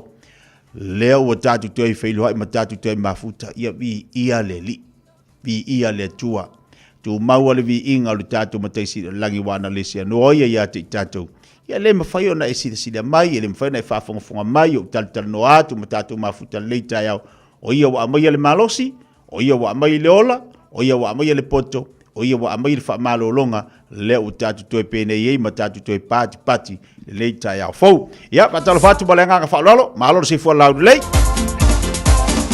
o le pokalame le fifia mai le leita e au whanga solo fo i tatu pokalame masani pe ona masani e tantou. Io e o le aso kafua i o le aso amata wawa i atu winga o le tau mānei o le oso mai o le la le neita e au fau whanga e tia o tatu tangata le mānei o le sau o le la. O winga le lei o le tau o lo moli mai ai le atua alofa ma le atua wha maoni. Ia ua moli mai ai lo to iso fua maso mātou wola. Na yo le tau le neita e au. Ia tantonu fo i nasa e ufale atu le falo le li i le aso nafi. E whalongolongo le upo le tua sa e pesi sa e whalongolongo le se upo whala i au mo oe o tō matawa i leu sa walinga le matanga le masina oka se mana ia whailea mo tātou whailea mo tātou e whai ma whaamaru au le tātou fō launga le matanga le wa yaso ia malor se fua manuia malor se fua lau lei bo kalamele fifia mai leo tātou mafu tātou le leita e au ai me fifia leo tātou fa pe wa ala malita e fa tu ngatale a tolo malosi na lo fa fitai ile tu lola mai fa fitai ile tu malosi ya fa pe wa lu fa ingole va yaso e PCE PCO PCangi o la pico le isa malo longa a fa pe wa ila ngona le vai fa sina taimi se masin sina taimi le lei e te nofo ai ma fai sau malo longa le lei ia ma e mafuta ai o ia ilu alunga malo ia afu ia pa pe walu le vai aso e pisi solo le lei pe ase pisi le lei i o ma fo ia e pisi aki o ma o o le mea kaua o le soifua lau le lei ma le soifua manguia le lei whaka solo liso tatu pokalame lei vaanga le tael mafutuma le tatu watunu le la tatu se atu no porpoto ama taifole nei taiao le mafutuma le tatu watunu mai alo porpoto mo tatu le nei taiao ia ona tatu tatano fo le tatu fa so inisio tatu pokalame whanga solo nei taiao fo mafutuma le tatu watunu fatalo fatu inisio wabanga umala vanunga tatu Facebook nei taiao malo se fo manuia malo se fo malo fo le mafutuma i lungo le tatu tautua Talofa, we're the Katinas, and you're listening to Radio Samoa. On 1593 AM. Faitauina le upo le poto no le tautua matavela linga Fusi and Sons Funeral Services I Mangele ma Samoa. I taimi o mawhatianga ma whaanoanoanga ona o le maliu. Mana tualinga Fusi and Sons malana au nanga o le a whaamama avenga atu mo oe ma le ainga. Wala au I le telefoni lua fitu lima tolu o fitu.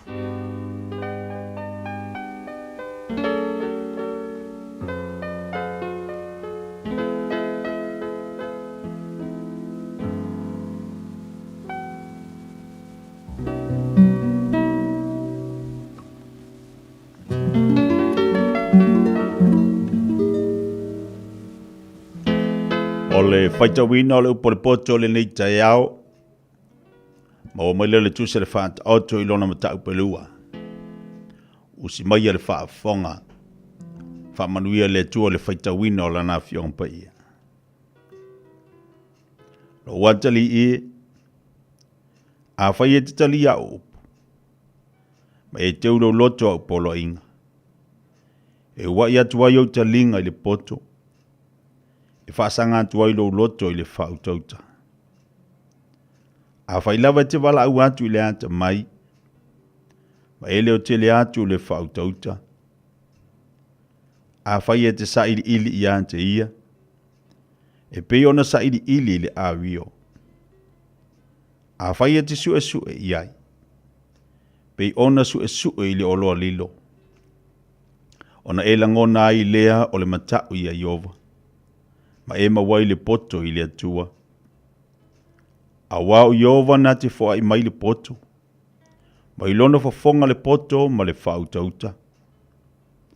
Nante te ua le poto, mo e ami o sao. O le tarita o ia I e ua tonu lo lantu savali. Na ia leo I ala o le ami o tonu. E tausi fo ia le ala o na tangata ami o tua. Na e langona I leo le ami o tonu, ma le whamasinonga, ma le ami o sao, o ala le lei umalava.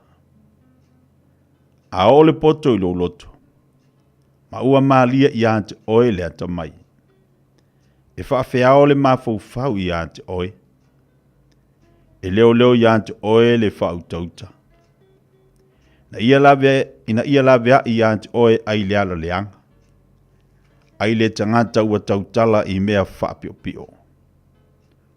O e tu ua ala tonu, au I atu I ala pongi sa, o e fie whai me leanga, o lanto oli le whaapio e leanga. O e whaapio o lanto wala, ma vaonga tai a lanto wamio. E la vea I atu oe ai li whawhini ese. O le whawhine ese nā te whaole I ana upu. O le nā te tuua le na tausi I ante ia a o teine muli. Ua ngalo fo I ante ia le whiangainga alo nā tua. A wae taunu uatu lo na whale I le oti. Ma o nāla I anganga o e ua oti. O I lanto umo e o atu I ante ia. E le fo I mai I lanto u. La tau te le maua ala o le ola. Na ia e sa vali le ala o e le lei. Ma e tau siusi I ala o e ami o tonu. A wao e ami o sa o la tau te mau I le nuu. Ma e ua sa o la tau wala, ma e ua sa o la tau wa mio. E whaatato I na ai I la tau. Ai wawai e se ina o e ami o leanga, ai le lau I le ele. E lia ina I fo I o e a mio pelo.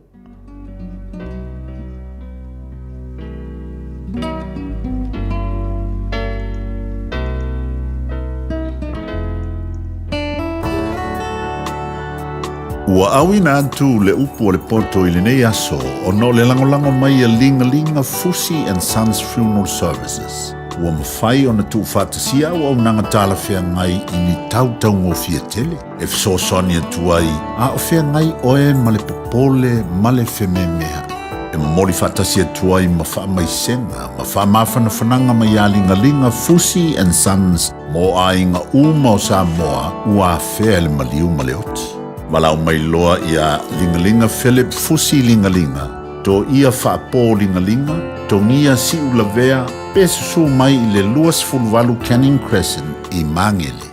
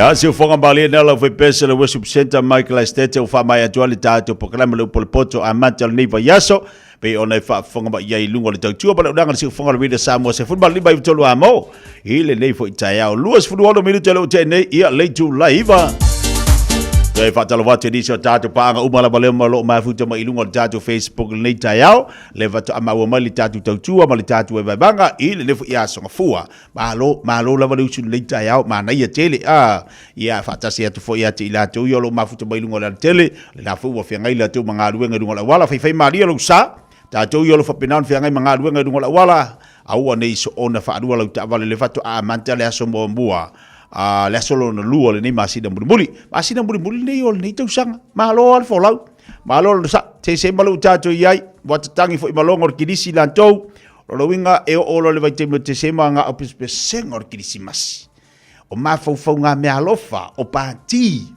o fianga o mea o lewa tātou loa. E o lo ia te sema. Le ai a si mea tātou te mawhauwhawai. Ngā o kilisia. Whai ngā mea lofa. O pāti. I o mafutanga ainga. Mafutanga whalaputonga. O papakiu. O matawhanga. O pinko. O mea umanga. E whai tauina i tu tono le masina le nei o te sema. Patalo fatua le whenga konsula le tātou malo. Ia, me se fo i le lātou unanga ma le lātou tautua. I nai mangele malo se whomonia lita e au fau. U te iloa to telefo i o le au malanga le tātou malo. Le na malanga ma le whai ingola vai aso. Le se iri wha mai mo sa whai. Ia, patalo fatua lita e au te iloa iei ia niso minister, whionga minister, maniso se whai pule. E le malanga atu Samoa whaatalo whapitoa tua le tātou pokalame le leita e au. Mahalo le soifua lau de lei, mahalo fo lang matafi. Ia, bale lo le tātou watinu o ini so i lātou lea, o lo anga i mai tāwhaonga wa le, to tele nei tātou ahingoa i Samoa, au si tālia o nisi vaengo le atinu.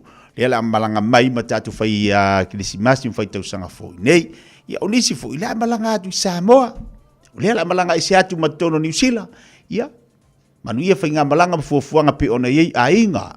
Ai manatua e te tau ona e alu mo e whai au siaki ma vaai i au fo mai ma vaai i au whala au e te tau e kako ke wha aka aka e te tau o le me tau na whai o le me te tau ona e whai ona e tau na e alu vaai mo au fo mai vai ni au whala au vai ni au kuri me te alu ma oi o a iei ia ni au mai tu mau e te tau ona e alu vaai fo mai Yoi, leo tapina pena tātou te ori kirisimasi e le lei alu peko i o ma o i Samoa ia alai kera kangoko mai kangoko le mela fuala alai fuala au aingi e peko i o kapiripiri yangi i kapiripiri yangi o ingu angeli ngiu marulu ayangi askuri me wa ese askuri me kako ese askuri me Samoa ai uba fa mai kangoko marka fuala au e se mea ke kero makako Samoa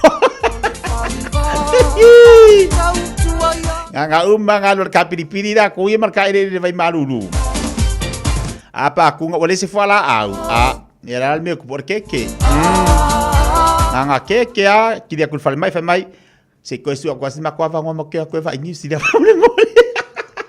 au al fa tamala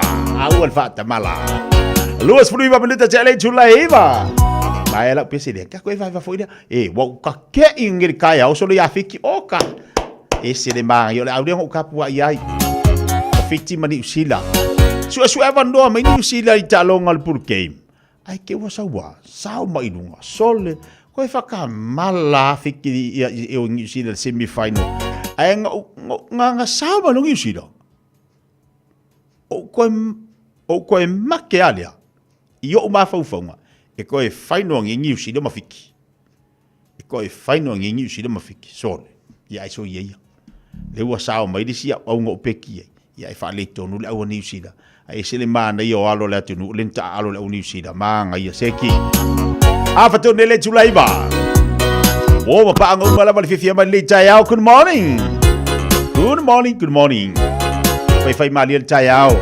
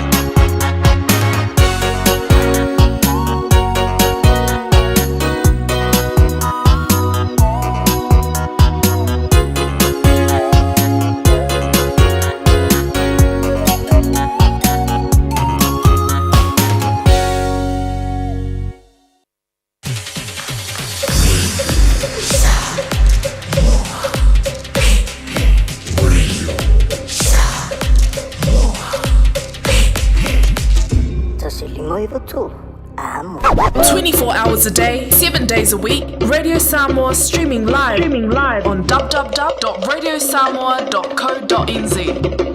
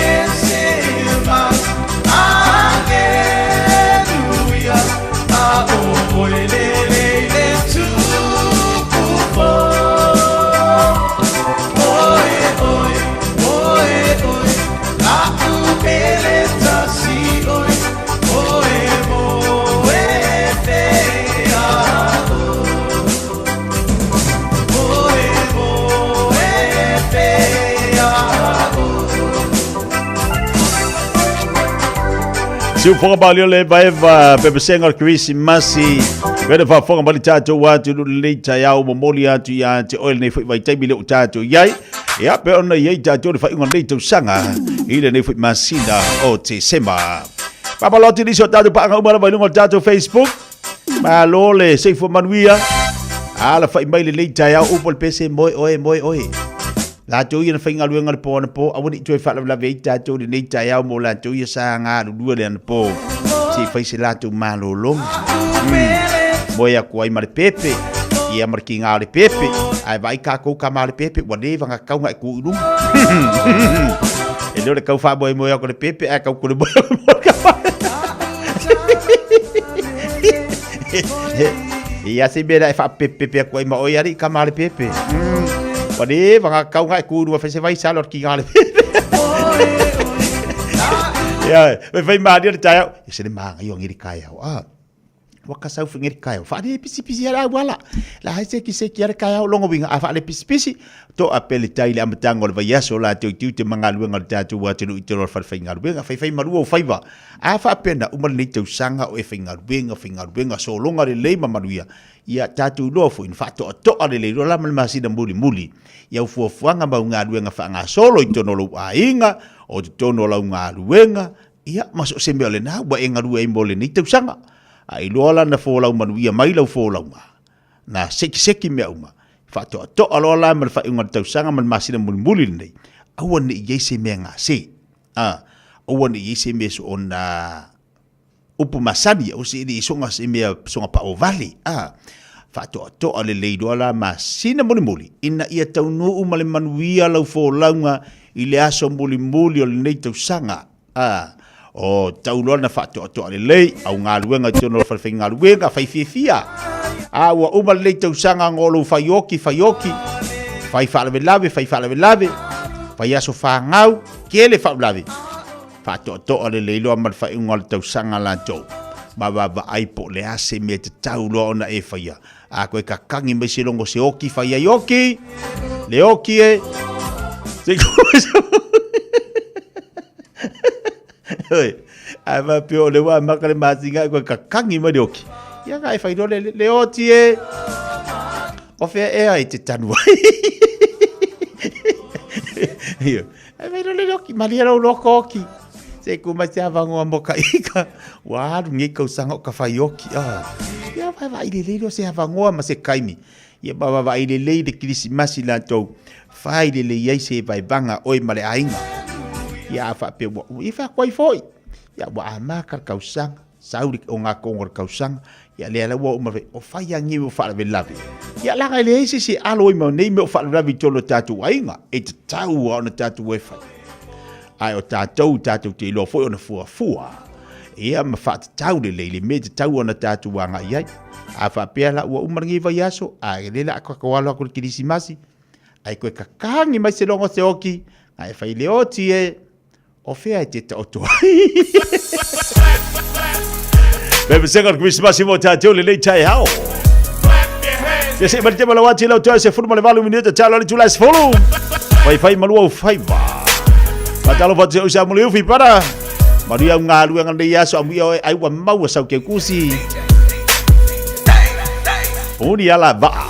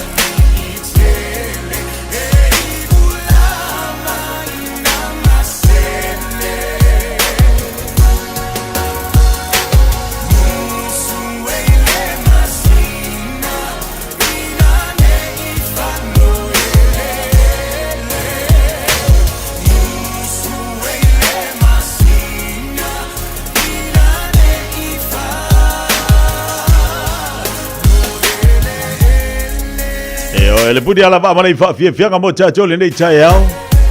Jo se mal tolu minute cha lo le chu la se follow. Ni so ta tu olo mafuta mai le nei fo ia so malo la mafuta mai nai willing John e ave se fa kala stete. Fa cha lo fa ti ya te o to le nei cha yao. Po kala be fia mai. Fa lo fa ti au ma lo lua pua lo le fa lo fa tu nei cha yao. La bebe pidione lo fa ti ya te mai inga me si hot fa tua. Se po muri talo yelu malo se fo lau de lei fatalo fatia pelisia so vale. Ole sola fatalo fatu dei tai ao, fa pena fo ia tau mino. Ma lo fa tai lu so fo ia mo fi. Fatalo fatia miu a mosa fatasi mai lunga datu tau tua la mtanga le va yaso. Ya fa malo atu nei a be loli la tau fo lo fa pena fi ngai manga luanga e me se fo nei a be basi. Fai maluo tau fai vale nei tai ao le amatanga le fai vaiaso. Ka tau malavalo mafuta mai tolo la tau whanwhinga luenga i company matanga luenga le malo a mesa pisinisi. Pajalo fati a te autou. Ia pale, tantonunga le tai ao lo manu ia lavo tau fai valo filiba. Ia mesa ila tolo mafuta mai lo whengai male fatu ainga tausi. From 11 a.m. to 7 p.m. on Tuesday the 3rd of December, most nurses, midwives and healthcare assistants at public hospitals and health services are planning to strike. Hospitals and emergency departments will remain open and everyone will receive safe care. Visiting hours will stay the same. Patients should come to appointments on the day of the strike unless we have contacted you to reschedule. Do not delay seeking help if you or someone else needs emergency care. Whaongale tau tua le Pacific East il masina to te sema ma mawai loa manoa te ono mana malo ai whailonga tupe whaase fulu o sau nia mo ana paanga e lua se fulu whailonga mo Samoa e lua se fulu whailonga mo tātou i New Zealand nei se ina whailonga se fulu i aso tona i o vai aso te tasi manatua o loa whawau pia le tātou whapitoa e nao le lima tāna pia e whaonga ina le Pacific East mobile app e whaatino ai au tupe whamoboni mai lau telefoni whawe ai loa manoa fo le tātou direct transfer e ti posi mai e lau tupe le tātou account ma whamoni ina fasili lunga o telefoni ma whaatino la foina o lau tupe ai nga whapitoa mo le tongi no pilio le mai mo li pe tau tupe tu stupe iso se whare tupe mai si au nanga i Samoa o lo ma whaina whaatino ina ile au nanga ale easy pay asi mai roa i o tātou ofisa i o Tara o Tahu huma le taulau whaatau i mangele pe wala au mai le o Barsalau o tasi o nono mo se la lata atu i ante oe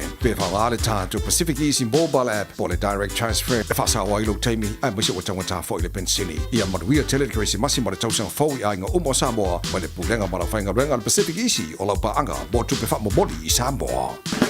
Sunga o whenga whakao e lo kawa le fo maunga Max Ila. Senga uka amilo i au kilangi. Mo koe foi mai lawa i o Tara i le Tire World and Auto Limited. Lea ma o aiso skoi ngā meg ma pa uka avar. A ole me piko sidi. E ngā le lua lima ka alalwa ia so le kokong. Le Tire World and Auto Limited e te maua i ta avale ma pa utau ngofie ia New Zealand antoa. Mo fo i se ti mag wheels mo so se i tu ainga ta avale ma le telo isi au unanga. Warren Up Fitness i le na ole se fulu tala pia i wha i lo i eina e wha afafonga le Radio Samoa i nei wha abitoa.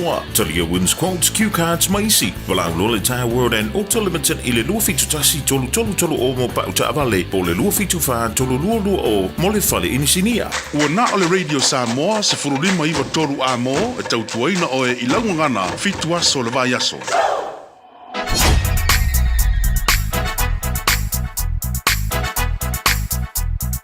DJ Magic.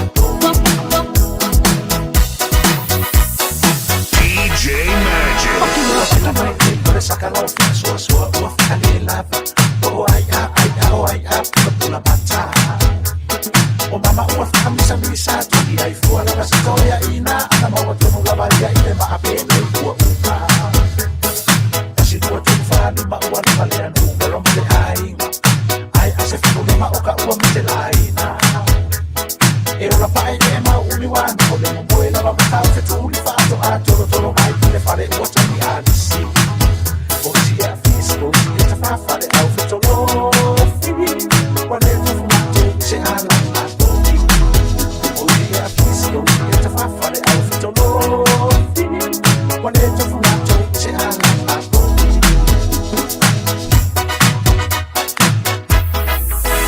Maki mo fiu lava mai foma i e bala au mai e fua whanau ai ati i ai ona toa tele tau whanau pa ai la lea wale angana o le feo ai soro i le tau langa se mama no fo i le nei a saki malato waia ua le toe au ma ona toi whatoa tele o toi whanau pe a whai ua le tau sia ai whasala lau ua le fua tasi i senu o le whasa ola o le au tini funga le panalau vale ua lea oa i ai mātua i ni upu o si e a fisi o si e ta whawhale au whetalo fini ua le ta fulato i se ala atomi o si e a fisi o si e ta whawhale au whetalo fini ua le ta fulato i se ala atomi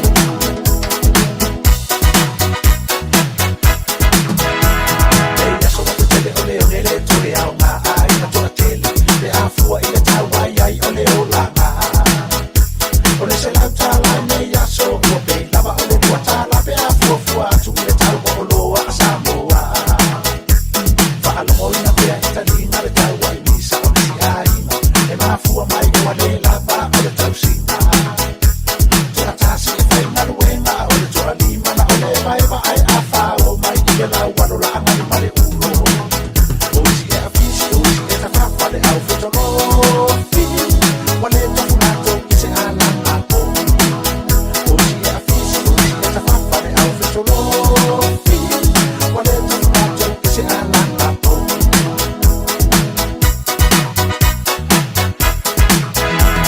a whai po i ua toa tele ia e tausi ma le whapele pele a o i ai le talo i se o se aso a whai ua le a o gonga ia la tau loa o le whaola e ala mai ai manu ia ai le o whaau sosonga a le lenga mai le susunga a mali e toa o le a whaia ana pongi ia Samoa e tano sia o mātu ai maunu hali i o la masa o na whai a wa ua la tau le inoa la tau mea sa whai o si e a fisi o si e ta whawhale au whetalo fini ua le tofu la tau i se ala atomi o si e a fisi o si e ta whawhale au whetalo fini ua le tofu la tau i se ala atomi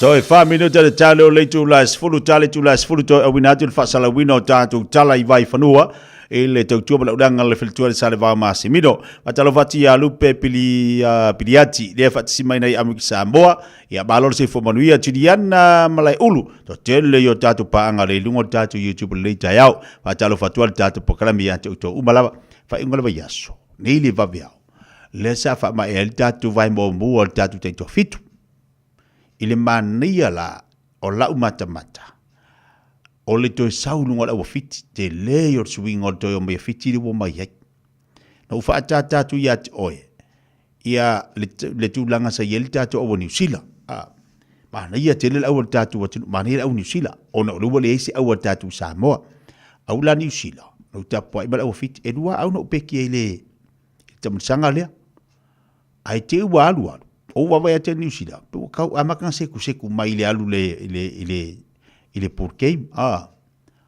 ai te wa maua to mo le bono New Zealand sa wa ilo lunga no to e matealia e unga ko e final nei New Zealand mafiti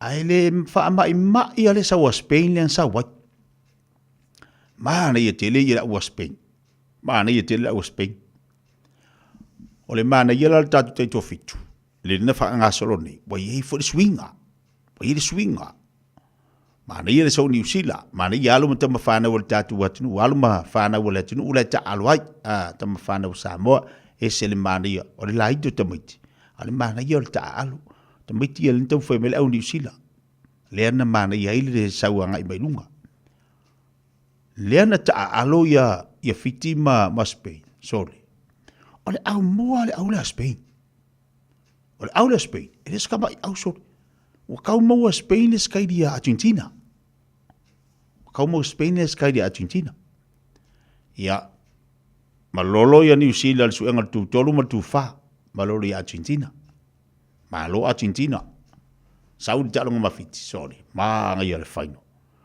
le ala sampingi fiti le vaile tu pai il tama sanga mombua le ala sampingi ila fiti ya manu malo fiti tu lua Spain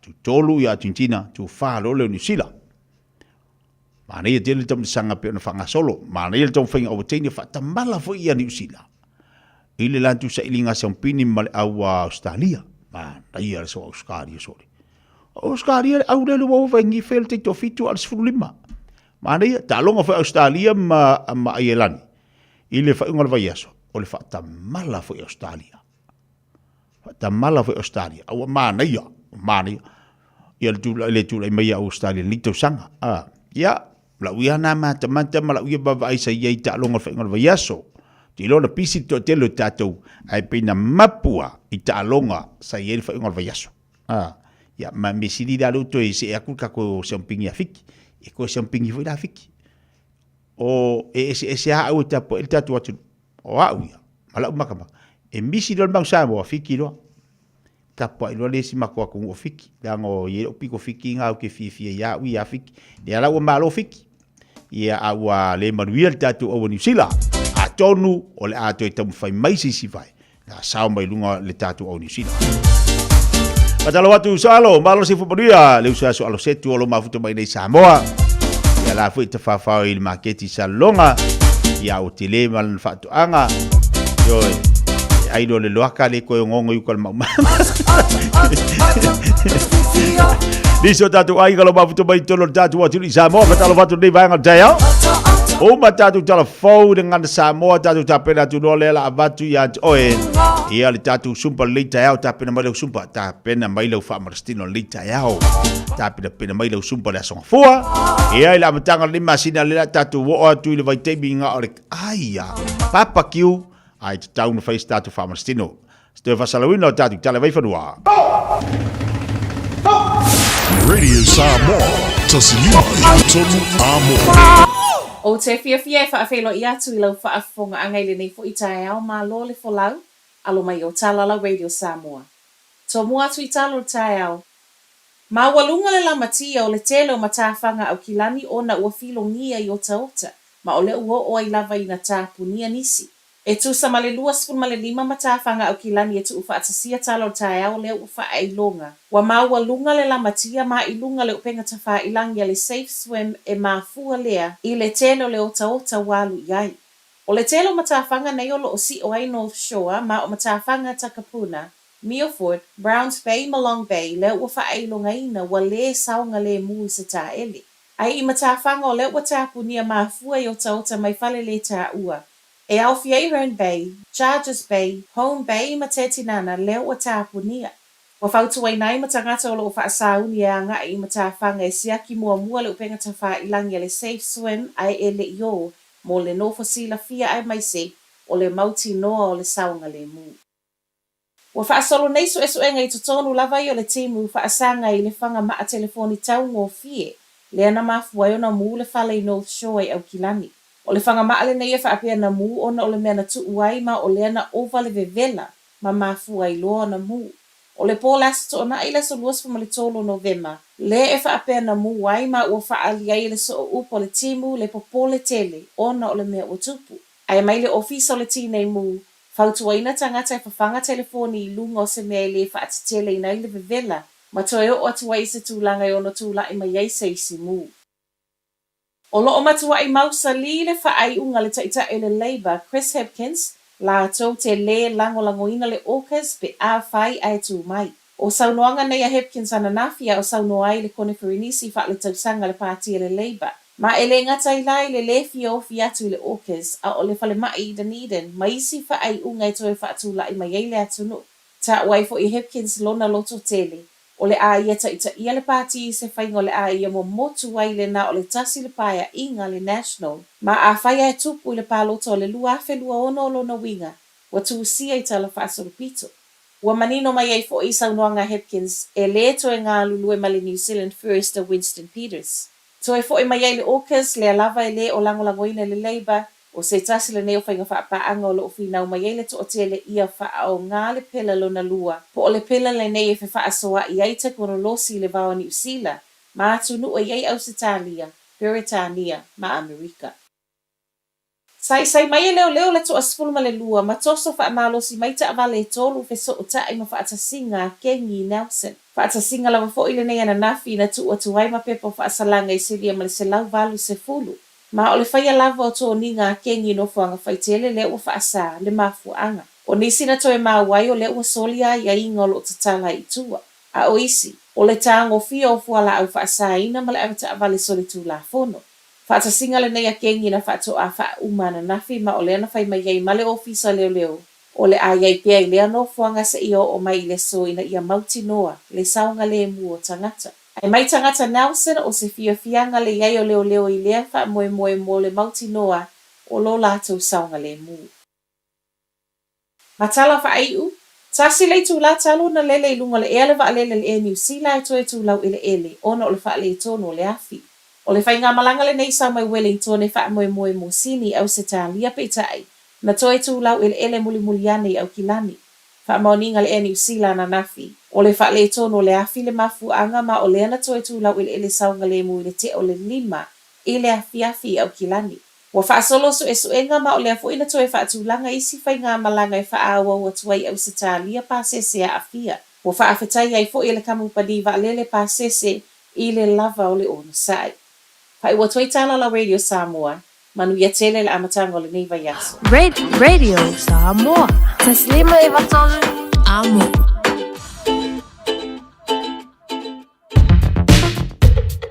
All I hear is Radio Samoa, Radio Samoa, Radio Samoa. Taslima i watolu amo. Radio Samoa. Kasilima i wakonu amo.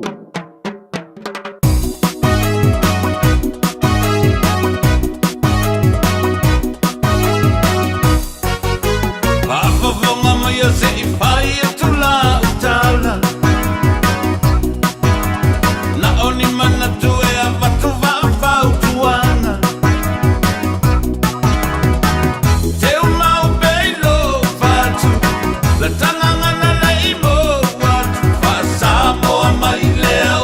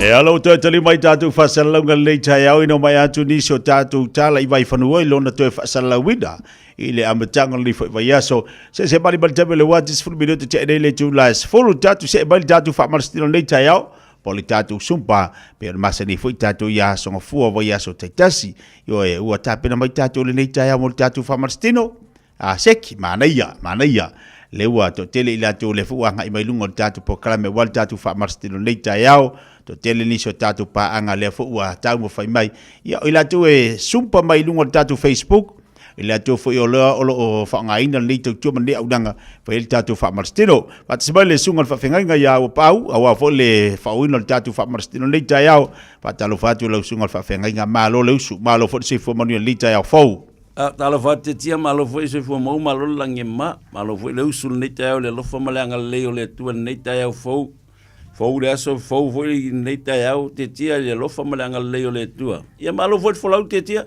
malo foi le usul nei aso vi ele li mana ia le tai au mana ia le mtanga le vai aso ai me se foi le mtanga ni masina muri le tausanga io te tia o le lofa fa alia le te tia o le tua lo soifua ia masomato ai me se pa io le nu mo mai fa salonga nei tu la tai au o le lofa le tua te tia le mavai le lo fa le malo nanga le o ina ilu talu tatu te aulia nei te moni o ina o le tamai oi ele o se tamai o se sio ka ua ele o se potol palangi o le lo fa sili esele o le tua te tia ua mana mai de mana fo o le tai o fo e fo o nei te yo o vai fo wa so mai le tua e wa na fi wa walu o mo sa patia na fi sa u fale le au finga luenga la unga le upu ia fa pe fo ia le au tapua I sa vi la fa tua sa vi im fa taia le tu le lofa malanga le le tu mai lam tanga tau sanga te tu to titilo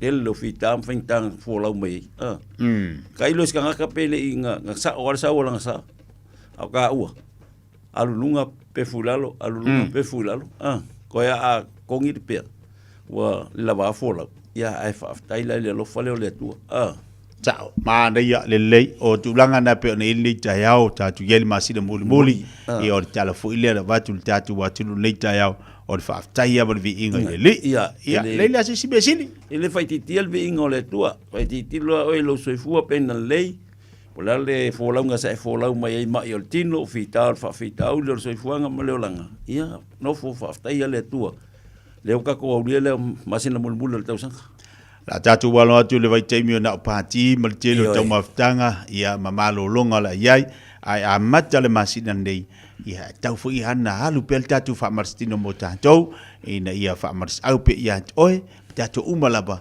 ia o atu le kivisi masi ole na lava te seki mamolo malos te tia ia fa malos in fa la fa na mal mato ainga tau sanga nei no fa lo mato ainga afe pe ole afe mose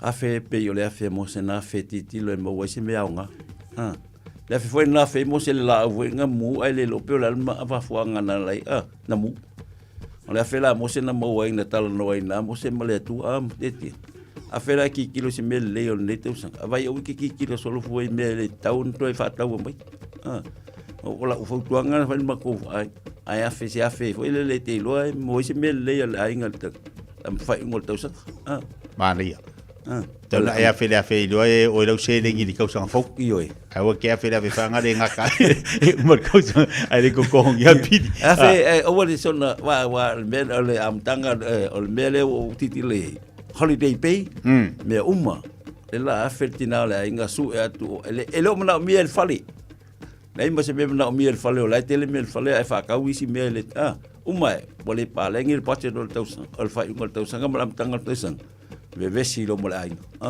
mana ia nei fa marsi amo tan tole ne yaso am tanga fo va yaso mal masi muli la tatu se atiele tele foi o me la tatu va ngai ai fi la fi fato si dai tatu fai mal poto ala faltato fa marcino la faltato fa marcino lik tayau la ka kulai pasta ia ai e wanga le aheta ia ai kau foi fa malos ki ngale la kele ia ia ele balaudia e ia ngale balaudia o ia Aku pe walau dia kau kifa ya. Ai, pe el waku pele ai el wakwa ya sau. Ya, mana ya. Lupa. Ya. Farolo. As. Dua. Kolu. Fa. Lima kuat. Kas. Dua. Tolu. Fa. Lima. Kas. Dua. Tolu. Fa. Lima. Kas. Dua. Tolu. Fa. Lima. Ya. Kau au. Fa lusi meu kau au. Foi bom mafau kau au ya fa lusi. Kas. Dua. Kolu. Fa. Lima kuat. Kas. Dua. Kolu. Fa. Lima. Ya lungo melalo. Kas. Wafa. Dua. Kolu. Fa. Lima. Ya. Kosor. Kas. Dua. Kolu. Lesiku. Kas. Dua. Kolu. Ya. Mostoi kuat. Kas. Kolu. Lesilima. Kolu. Kosor luma. Kas. Kolu lalo. Kolu lesilima. Kas. Dua. Kolu lalo. Kas. Dua. Kolu lunga malalo. Dua. Kolu. Fa. Lima. Ya. Kau ku iwa pedalo. Kas. Dua. Kolu. Fa. Lima. Ya. Ukafa. Kas. Dua. Kolu. Fa. Lima. Ya. Kosor lunga. Kas. Dua. Kolu. Fa. Falo lima. Ya. Lunga lalu. Ya. Tafa. Dua. Kolu. Ya. Lunga. Kas. Tosok lunga. Kolu. Naya. Lima. Ongo. Fik. Var. Iba. Fulu. Aya. Kosok. Kas. Lunga. Kolu. Fa. Lunga. Lima. Ongo. Fik. Var. Iba. Aya. Fulu.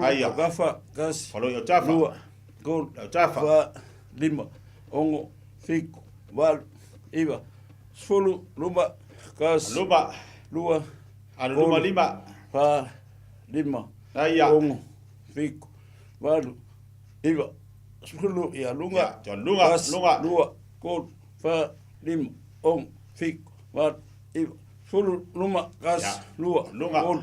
Fa. Lima. Ongo. Fik. Var. Iba. Fulu. Ya. Kau yang pia lai. Fuen maya. Kas. Dua. Kolu. Fa. Lima. Ongo. Fik. Fangayoi. Ya. Kas. Ya. Dua. Kolu. Fa. Lima. Ongo. Fik. Var. Lunga tawau. Kas. Ya, angabali. Dua. Si lunga angabali. Fa. Lunga angabali. Ongo. Fik. Var. Iba. Fulu. Ya. Kas. Dua. Tau. Si lunga tau. Lima. Lunga. Ongo. Fik. Var. Iba. Fulu. Ya. Ya. Kafa di tau. Dua. Mino yai. Fa. Lima. Lesiku. Lunga angabali. Kas. Dua. Kol. Fa. Aya. Lima. Ongo. Fik. Var. Iba. Fulu. Ya. Kas. Aya. Kol. Fa. Lima. Kosor luma. Ongo. Fik. Var. Luma. Iba. Fulu. Kas. Dua. Aya. Kol. Fa. Lima. Ongo. Fik. Var. Iba. Iya. Fulu. Kas. Luma. Songe luma kapakau ngabali. Lima. Ongo. Fik. Afu ya chino. Iba. Fulu. Kas. Kaki luma. Kol. Fa. Kaki lunga. Lima. Ongo. Fik. Var. Kaki lunga. Fulu. Kas. Dua. Kol. Fa. Lima. Ongo. Aya. Mangaya. Iba. Fulu. Kas. Dua. Kaki lunga. Fa. Lima. Ayo lunga lima. Fik. Var. Iba. Fulu. Kas. Ya. Dua. Ado kafa. Kol. Fa. Lima. Huko kafa. Ongo. Fik. Var. Iba. Huko Fulu. kafa. Kas. Dua. Kol. Ha. Fa. Lima. Ya. Ongo. Fik. Var. Iba. Fulu. Kas. Ado lunga. Dua. Kol. Sa lunga lo ulu. Lima. Ongo. Ado lunga lo ulu. Var. Iba. Fulu. Lunga lo ulu. Kas. Dua. Kol. Fa. Lima. Ongo. Fik. Var. Aya. Iba. Fulu. Idalo, ku idalo. Kol. Fa. Ku yang idalo. Ongo. Fik. Ku idalo. Var. Iba. Fulu. Kas. Ku yang idalo. Kol. Fa. Lima. Ongo. Fik. Var. Iba. Fulu. Kas. Au kafa. Kol. Ale kafa. Lim. On. Fik. Valu. Yoi. Iva. Tolu. Kas. Lua. Kol. Fa. Aya. Lim. Aya. On. Fik. Valu. Iva. Tolu. Aya. Nou, wij komen. Ja, maar wij vaffen. Maar wij komen. Ah, ngai fai lo fa skill. Ah, yo lo tino. Ja, wij fai mangava. Ya, kusil mangava ah. Russian twist. Mangava. Kau feel lelo mangava. Kusil mangava. Ready? Ja, zo. Kas. Lua. Kol. Fa. Lim. Ongo. Fik. Kusil mangava. Iva. Solu. Kas. Lua. Alu ngayot mangava. Fa. Lima. Ngayoy. Fik. Walu. Yod mangava. Iva. Solu. Kas. Aya, mangaya. Lua. Kol. Fa. Bilo yo tafa, angabali tamutau. Fik. Walu. Iva. Solu. Ja. Ja. Au kafa ah. Kafa. Kalau mai au kafa fa he fa ba e le kik ya. Ready? Ngai me lo mangava. Go. Kas. Lua. Kol. Fa. Lima. On. Fik. Wan. Iva. Tango fai lo sai se fa malo si lo tiro te la ngona fa taua. Lima. On. Fik. So se me ai tama fa taua te la ngona fo lo le. Lua. Kol. Fa. Lim. On. Fik. Wal. Iva. Solo. Aya. Ja, koso le kua ah. Ling lagi ki lumba koso kua vel. Koso kua ah. Yo go out. Ready? Go. Kas. Lua. Kol. Fa. Lim. On. Fik. Wal. Iva. Sful. Kas. Lua. Tol. Fa. Lim. On. Fik. Wal. Iva. Sful. Kas. Lua. Tol. Fa. Lim. On. Fik. Wal. Iva. Sful. Ja. Alvadi. Malo. Aya. E ama kabaka ngaka e halu wa. Fa bele bele lu ki nga lo ngo fo mangaya. Mangaya. Ja. Ku fa peu di mai lunga. Saulo kuri kaulo kulima ah. Ya, kam fai si nunga lo au fai volem fing sabani kam fai alusi ah. Ready? Ready? Go. Kas. Lua. Kol. Fa. Lim. On. Aya. Fik. Walu. Iva. Sfulu. Lunga. Kasi. Vai kau. Kol. Vai ngabali. Fa. Lima. On. Fiku. Walu. Iva. Sfulu. Ya. Ya ba. Go. E vai le ri ngai ke mo al malos. Fa lo wa. Wa ba ka be be pas po viga ya na fia. Ya. Ya, sa. Ya vai. Kang ha pe mai lo lima la lo. Fo ngale koso mai ya. Ma lo si o lima ai la ko lo wifi ko yo lima ah. Ya ready. Koso. Ready. Go. Kasi. Lua. Ko. Ai ya, fai le bu. Lima. Ongo. Fiku. Walu. Iva. Sefulu. Koso. Kasi. Lua. Sisi mari vai. Fa. Lima. Sisi mari vai. Fiku. Walu. Iva. Sefulu. Ai vai. Si hima fai. Ai ya. Ah, tem fai me umur fa kasi ko te viso ya ke oi. O que vai vai. Ready? Go. Mau. Kasi. Lua. Au si. Kolu. Fa. Fai mari ta Lima. Tua. Ongo. Fiku. Lima kosmo. Walu. Iva. Sefulu. Vai. Kasi. Ai ya. Lua. Kolu. Fa. Lima. Ongo. Fiku. Walu. Iva. Sefulu. Ai ai. Ya, oi. E anu al vai ma ku de ko no mangava. Io. Pai mangava ko era cuidado. Vai. Io. Alu lai lalo foi le. Ya. Pam mai ma wo ye le. Ai pam mai ma ko. Ko ma tu ele foi na. Au fai. Vai mai. Ai ai tinga ka ma rest home. Au so fai ya. Ya. Ready? Go. Si ngal vai. Kasi. Lua. Lunga. Tolu. Lunga. Fa. Lunga. Lima. Ongo. Ai si lunga. Fiku. Walu. Iva. Si lunga vai. Sefulu. Iva. Walu. Si lunga vai. Fiku. Si lunga vai. Ongo. Lima. Ai. Fa. Tolu. Lua. Kasi. Ya. Yo. Vai ka kong fai. Vai ka kong fai. Sai. Le ko kiki ora ko pesi a. Alvari. Ya. Kau. Ai, fa pe lunga. Lunga lima. Lunga Yo, lunga lo. Ready? Go. Kas. Lua. Ko. Lunga. Fa. Lima. Ongo. fiku, valu, lunga, iwa, sfulu, aia, kasi, lua, kolu, fa, lima, on, fiku, valu, iwa, sfulu, aia, ya, saungi, ya, koso lunga whapea, whapiho yo tau au, whai le mu, eo ngai, alo lunga kau au e, ready, ki ngā a, go, kasi, lunga, lua, whai maari e, fa, lima, lunga, on, lunga, lalo, koso lunga kau au, sfulu, toso lunga tau au, wharonga i lunga, fa, lima, loa i lunga, fiku, valu, loa i lunga, sfulu, kasi, hangaia, lua, kolu, fa, lunga, on, fiku, valu, hangaia, iwa, sfulu, ya, show the press, ha, ya lunga, ulei lunga, ready, go, kasi, lunga, lalo, kolu, fa, lunga, lalo, fiku, valu, ta tau ia matua e whalo, lunga lima, lalo, lunga, lalo, lima, on, fiku, koso lunga, valu, lalo, iwa, sfulu, kasi, lunga, lua, kolu, hangaia, fa, lima, on, lunga, fiku, valu, iwa, sfulu, ya, Maya, seki, ah, ya, vave lola, ah, ya, vave, seki aku pese, uma loa luka kou, ah, sau lola kako me vave lea, kako uma loa, sau pese, ready, go, kasi, lua, kolu, loa pea, sa luma, on, koso luma, valu, iwa, luma, sfulu, pakaki, kasi, pakaki luma, kolu, whai le lima, on, ta tau matua, valu, iwa, sfulu, huk, kasi, ya, aru koko, lua, kolu, aru komu, lima, aru on, kafa maru komu, fiku, valu, ya lima, iwa, ah, sfulu, lunga, kasi, lunga, lua, toso lunga, fa, lima, aru lunga, fiku, valu, iwa, sfulu lalo, kasi, koso ilalo, lua, kolu, whalo ilalo, lima, whalo ilalo, fiku, valu, iwa, ilalo, sfulu, okafa, kasi, ale o kafa, lua, kolu, kolu, tafa, fa, lima, ale o kafa, on, fiku, valu, aia, iwa, safulu,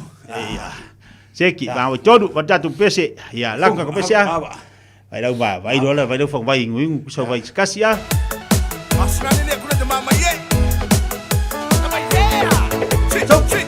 ya, ngayoi, awala ko pese,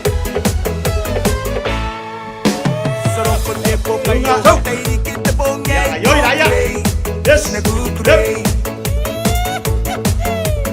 Yo chino, ngayoi, ngayoi kayau. Lalo.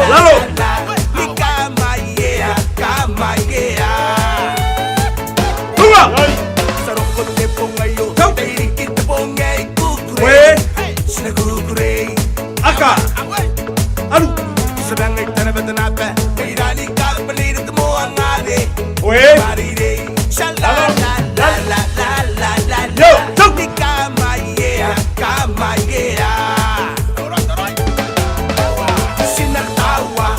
Koso, tal koso lunga. Koso lunga. Koso. Vale.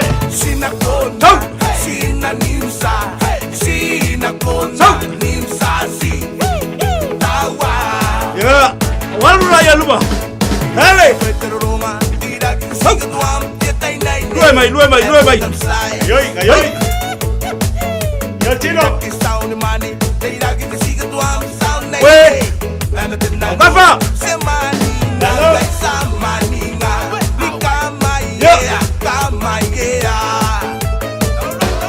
Yo. Sabe. Ngayoi.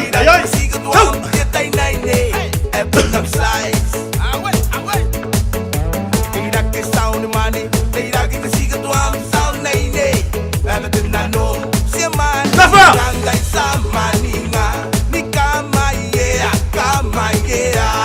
Lima. Abakau, sino ang kabakau? Yes. Luwan mo kabakau. Ang balik.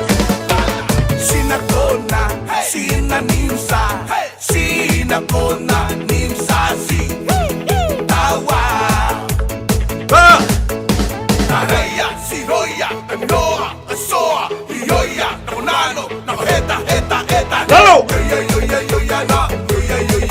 Uy. Koso. ai. Sina Rui. tawa si. Tawa. Vale. Sina kona, sina nimsa. Sina kona, nimsa si. Tawa. Mangaya. Seki. Ngayoi. Vai cho một quay.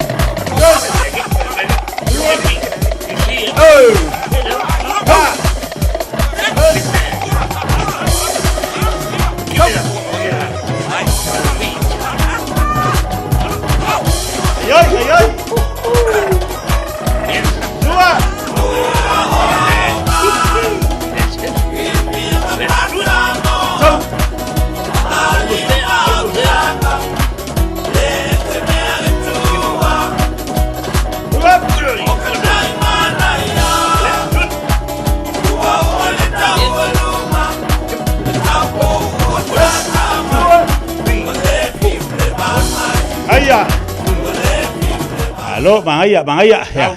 Seki ya. Ya, saya di sini.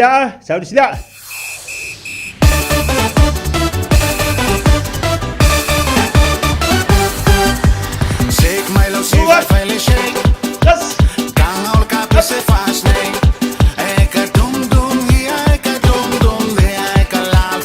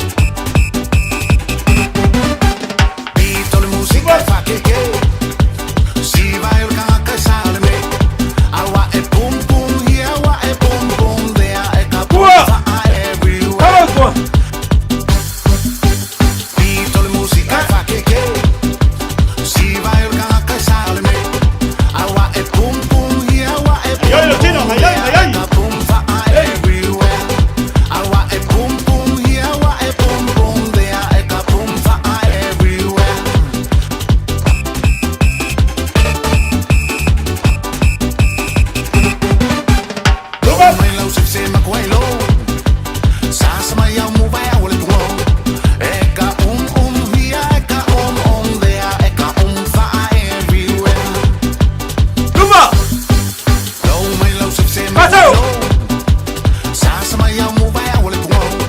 Eka here, eka there, eka fire everywhere. Eka here, eka there, eka fire everywhere.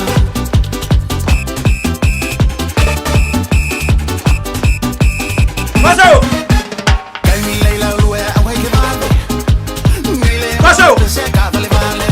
Eka bang bang here, eka bang bang there, eka bang fire everywhere. Paso lua! Kaimi leila lue Lua! Paso! Mile mole se ka vale vale. Eka bang bang here, eka bang bang there, eka bang fire everywhere. Eka bang bang here, eka bang bang there, eka bang fire everywhere.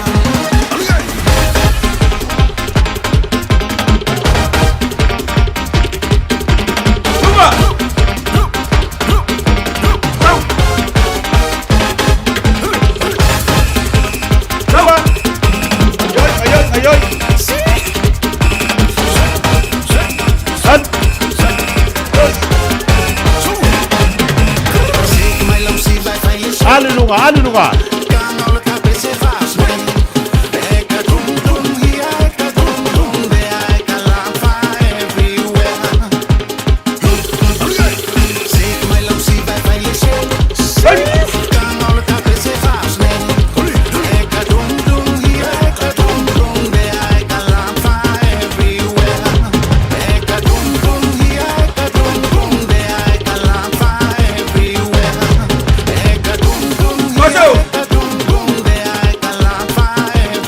Ayah, Mang Ayah. Paso!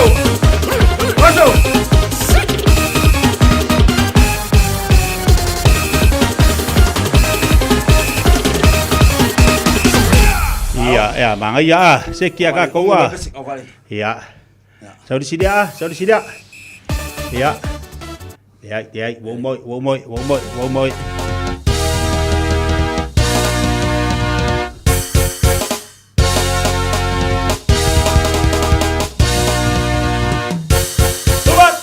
Ya foi olanga. Afuli ai le tele. Patau. Lua. Ele lo asebe a wolo fatai tai mun muliano toyo mai faleanga. Sui ya. Lua. Hello. Pasol ma. Ola ualanga. Yo gata si uma otalata. Lua. Pape yo le angan sai ngai lango le fai kai pe ta ua o le pelo o So. Ayoy, chino, ayoy. Dale. Tunasema fau ino olanga. Chalu ya America po samba. Tuma. Tele foi America tau sia ida file bu po samba tele ola tau lo lama. Aya.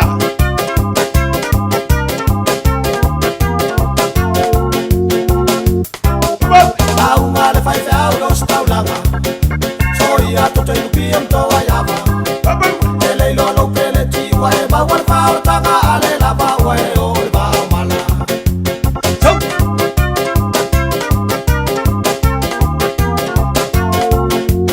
Lua, club. Pape o se tai fai ba ba. Paso! Sau masala news para belave.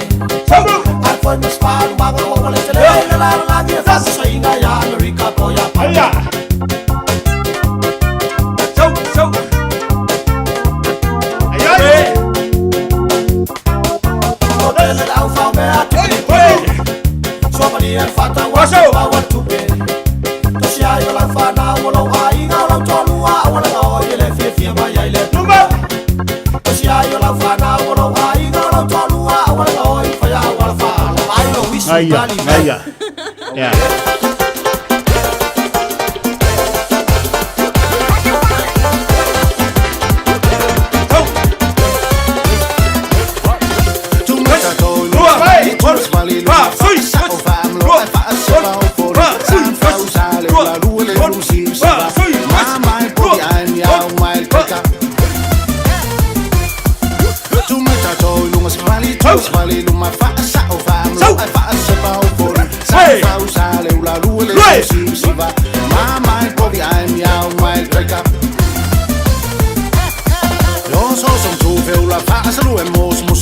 Si val samo e fit ti fat pisa mali e tau tuma. Se non fai pupa. So al mea ai vai smel mawa. O so som tu feula fa asru e mos musa. Si val samo e fit ti fat pisa mali e tau tuma. Se non fai pupa. So al mea ai vai smel mawa.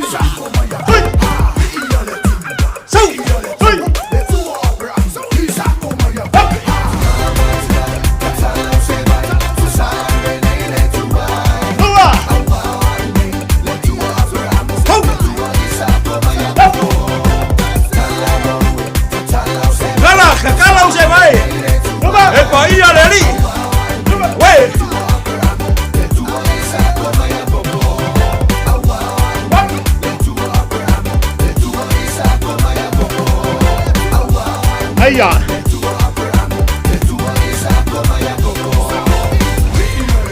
Ya, malo, Maia. Ya.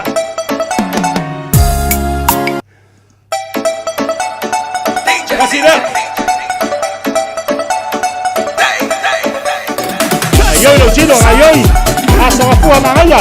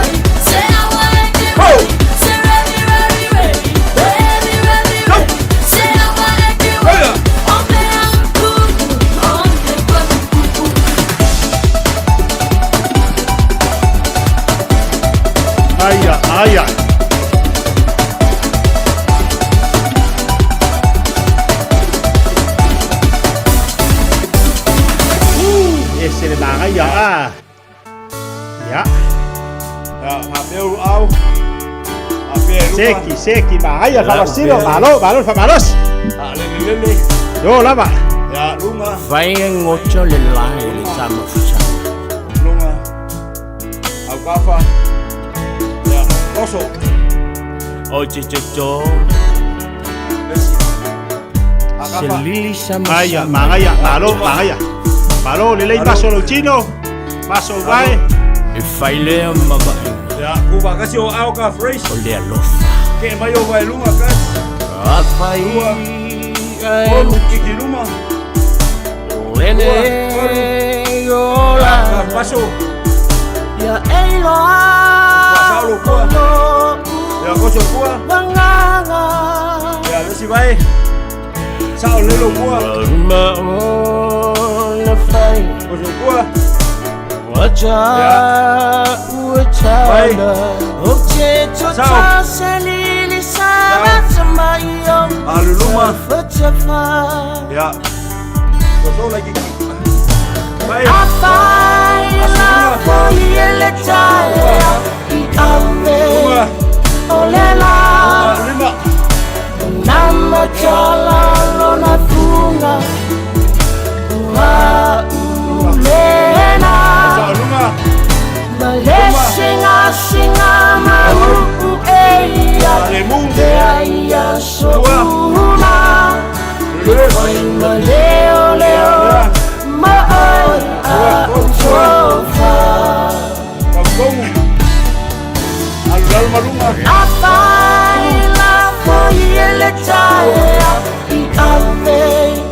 Olela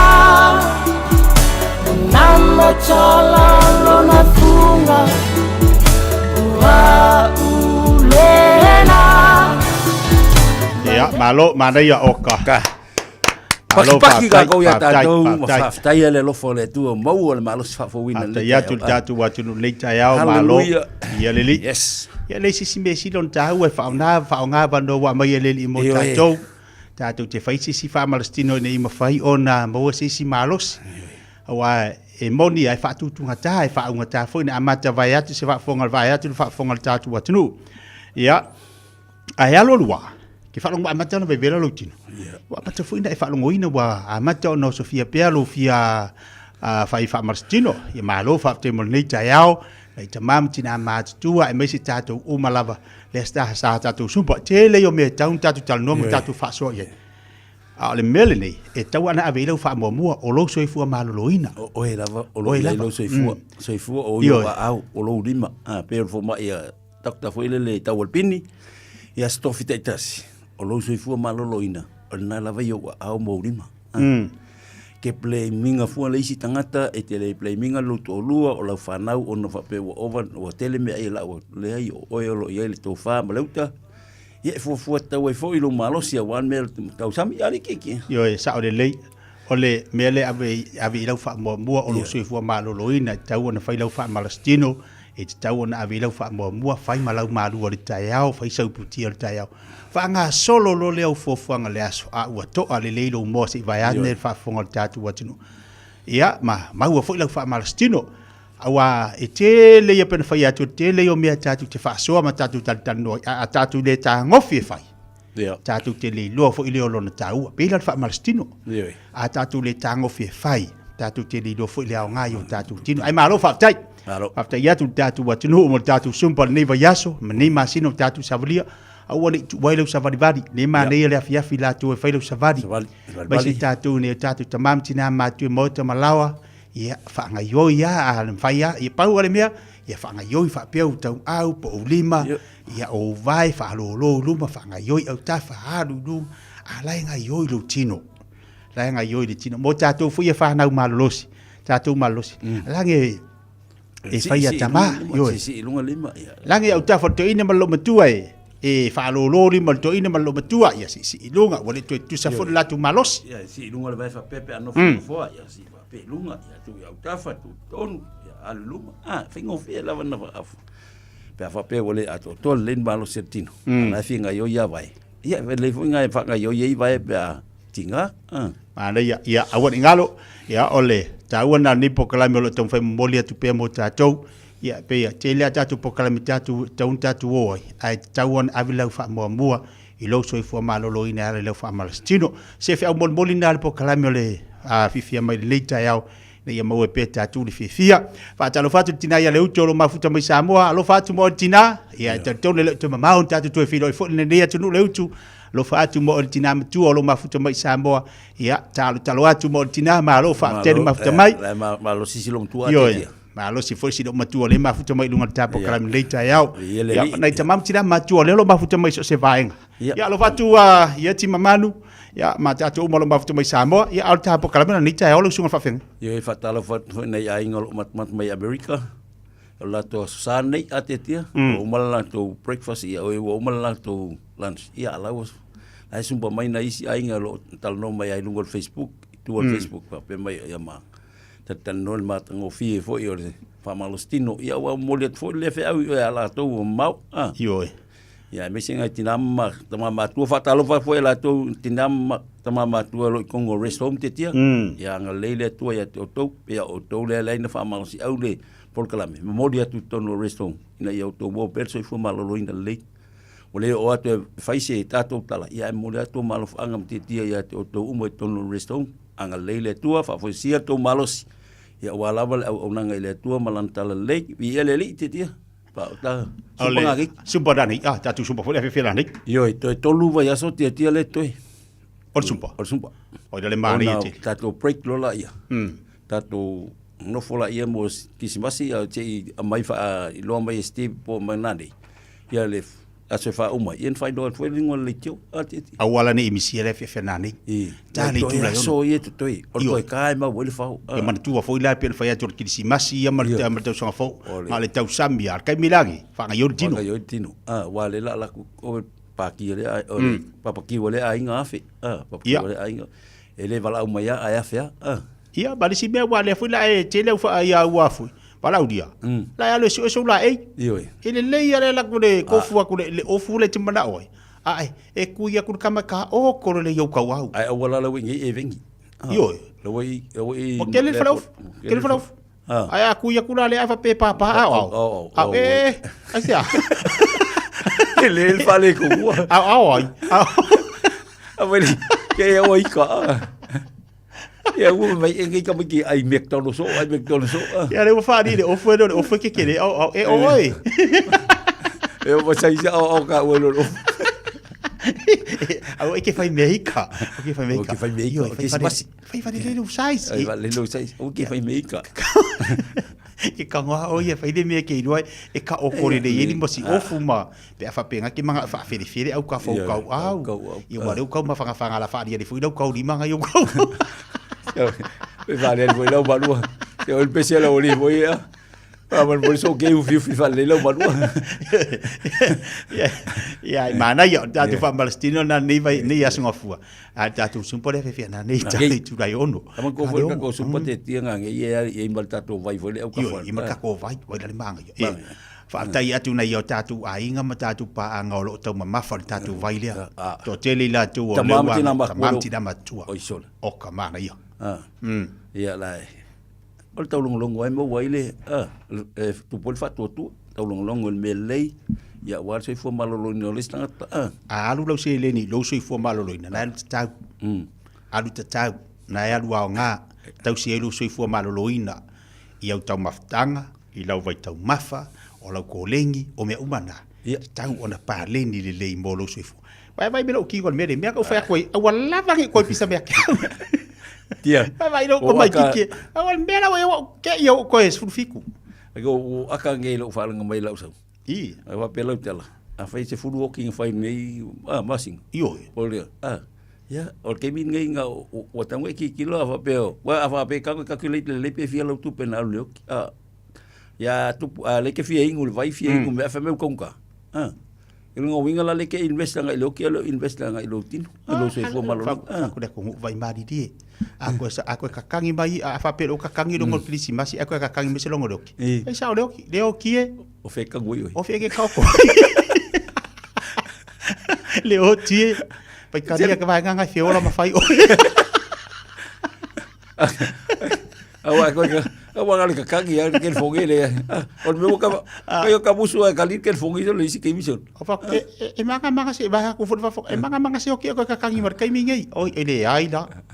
Ano fa kulo wa kuleo kie malulo alio malanga yo man wi kale la mama ngaba malanga yo man fia leo kio fe e ka manga va ia manga va idungo sa o leo manga va au kafa sa o leo ia wa sa o lor kala de sido mangua wa lo ka mangu kie ma tai mo tapo kala melita ya pasta malulo va dongo sa imat ya ba Ia le fea tau longo lava, war se fu malolo ina tamati, la matua me se la tu mir se son, ya tatu fa malo sin galwe ngaleri, leu tatu wo kisimas. Ya, le wa malo se tatu tino, ya fi fu ka ko au ne le tua ma. Tau tua ya au fa galwe ngale tua atetia. Yo, ya ngosa ia le la ka ma kisimas. Vai wa me ia fi o le ale kupe wo yu li margi kai wala bang fa se lono o ngi o me alofa. Awa ngi fa se awala wangi e fesi me kinga ngai paulawa o lo talo le tua fia o le li fia le li the joy of the Lord is your strength o lo malo sile pele ai se tu per kismasi pe se tu pe fia wa uria man manuel kismasi le to sang awala be awala se kupe awala fesi lo aver ki vinga le fa ka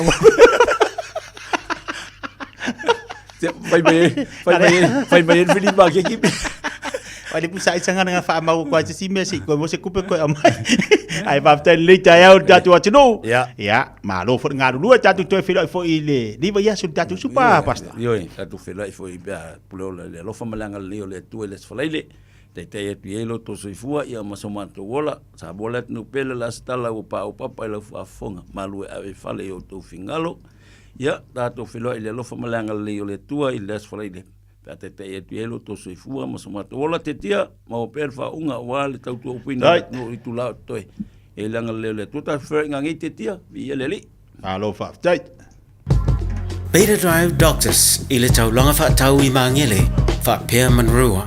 O le vainga o so ngase pe amana o mia. E whaatino e fo i matupui pui o le whana witi. O tupui pui la COVID sfuluiva mo i la tau e sfuluan tausanga malunga atu. Whaapea matupui pui o le flu.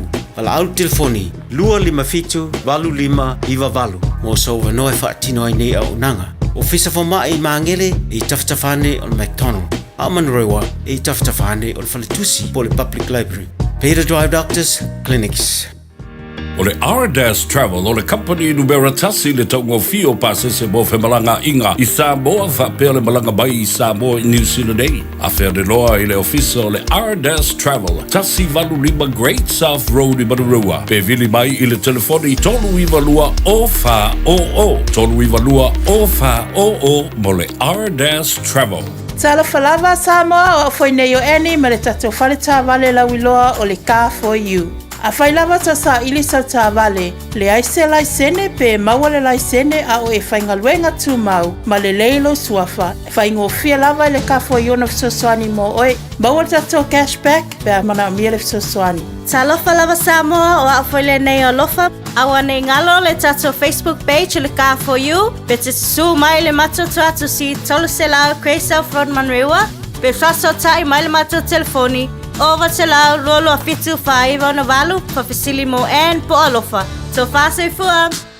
O le Furniture City I le tolu fitu Sales Yard Road I Otahuhu. E te mawai se ti mea a fale, mai le iwa se lau iwa iwa tā la. Afe wha se lau iwa iwa tā la, ma le afe iwa se lau iwa iwa tā la. Maua se ti no fōa o le potu malolo, no fōa ma le lau lau ai. Whaapea moenga ese. Asili atu ma le afe walu se lau tā la lau whaatau. O na maua leo lau pepa tala o loa. E se lau tā la, ma le isi se lau tā la. Mo lau e ka le sia, wala au loa le Furniture City I le ono tolu wha, lua lua fitu lima. Ono tolu wha, lua lua fitu lima. Talofa Samoa, wa ule nei o kasputi alu, awal sui alingila wa ule kio. A eva mai ina se fulu lima iwa kolu, amo, Radio Samoa, Vevela a.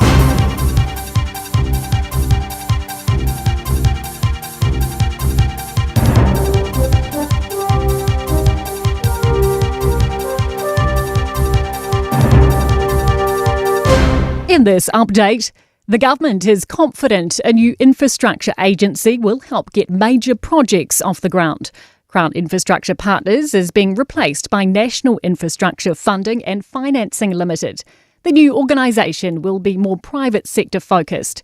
Infrastructure Minister Chris Bishop says now it's officially up and running, it will act as a shop front for investors. We've got anywhere between $100 billion and $200 billion of underinvestment in infrastructure. There's many different things we need to do to close that infrastructure deficit, and the government's absolutely committed to getting on with the job. The GP Owners Association has high hopes as the Commerce Commission considers exploring its complaint into funding contracts. The Commission says the complaint lodged in September raises complex legal issues, but it's working to complete considerations as soon as possible. GenPro is accusing Health New Zealand of breaching the Fair Trading Act, claiming the contracts are unfair. Chair Angus Chambers says they're letting the process run, but would prefer Health New Zealand to sit down with them. We can waste resources with Commerce Commission and courts and things, or we can actually just sit down and be reasonable, and that's actually a better outcome. A former senior Labour MP believes a capital gains tax could be back on the menu. The party held its annual conference at the weekend and discussed about a potential tax shake-up should it return to power. Former Labour MP Stuart Nash is called a wealth tax nutty, but says capital taxation would make sense in some form. Nash says economists and agencies back a capital gains tax, which can be mitigated. Any form of capital gains tax will be offset in either taxes on labour or tax for business, for example. At least 12 people have been killed by huge flooding after heavy rain in Malaysia and Thailand. More than 122,000 people have been forced from their homes in northern Malaysia and 13,000 displaced in southern Thailand. Meanwhile, a downpour in Sydney has submerged suburbs, caved in ceilings and forced planes to divert. Parts of Brisbane have also been inundated by flash flooding. And that's news. In sport, more news in the Formula One driver market as the wait to find out about 2025 goes on for New Zealand's Liam Lawson. Multiple outlets are reporting outgoing Alpine pilot Esteban Ocon will vacate his seat ahead of this weekend's Abu Dhabi Grand Prix. Locked in for a move to Haas for next year, Ocon will be replaced for the season-ending race by Aussie Jack Doohan. He was already signed to replace the Frenchman for 2025. The Breakers are welcoming home games in Christchurch and Wellington this week after back-to-back defeats in basketball's Australian NBL. A 123-112 loss to the Wildcats in Perth has dropped the New Zealand franchise to third on the ladder. And that is sport. Malo soifua, o se fufonga Samoa, Radio Samoa, tasilima iwatolu amo, se kia Radio Samoa.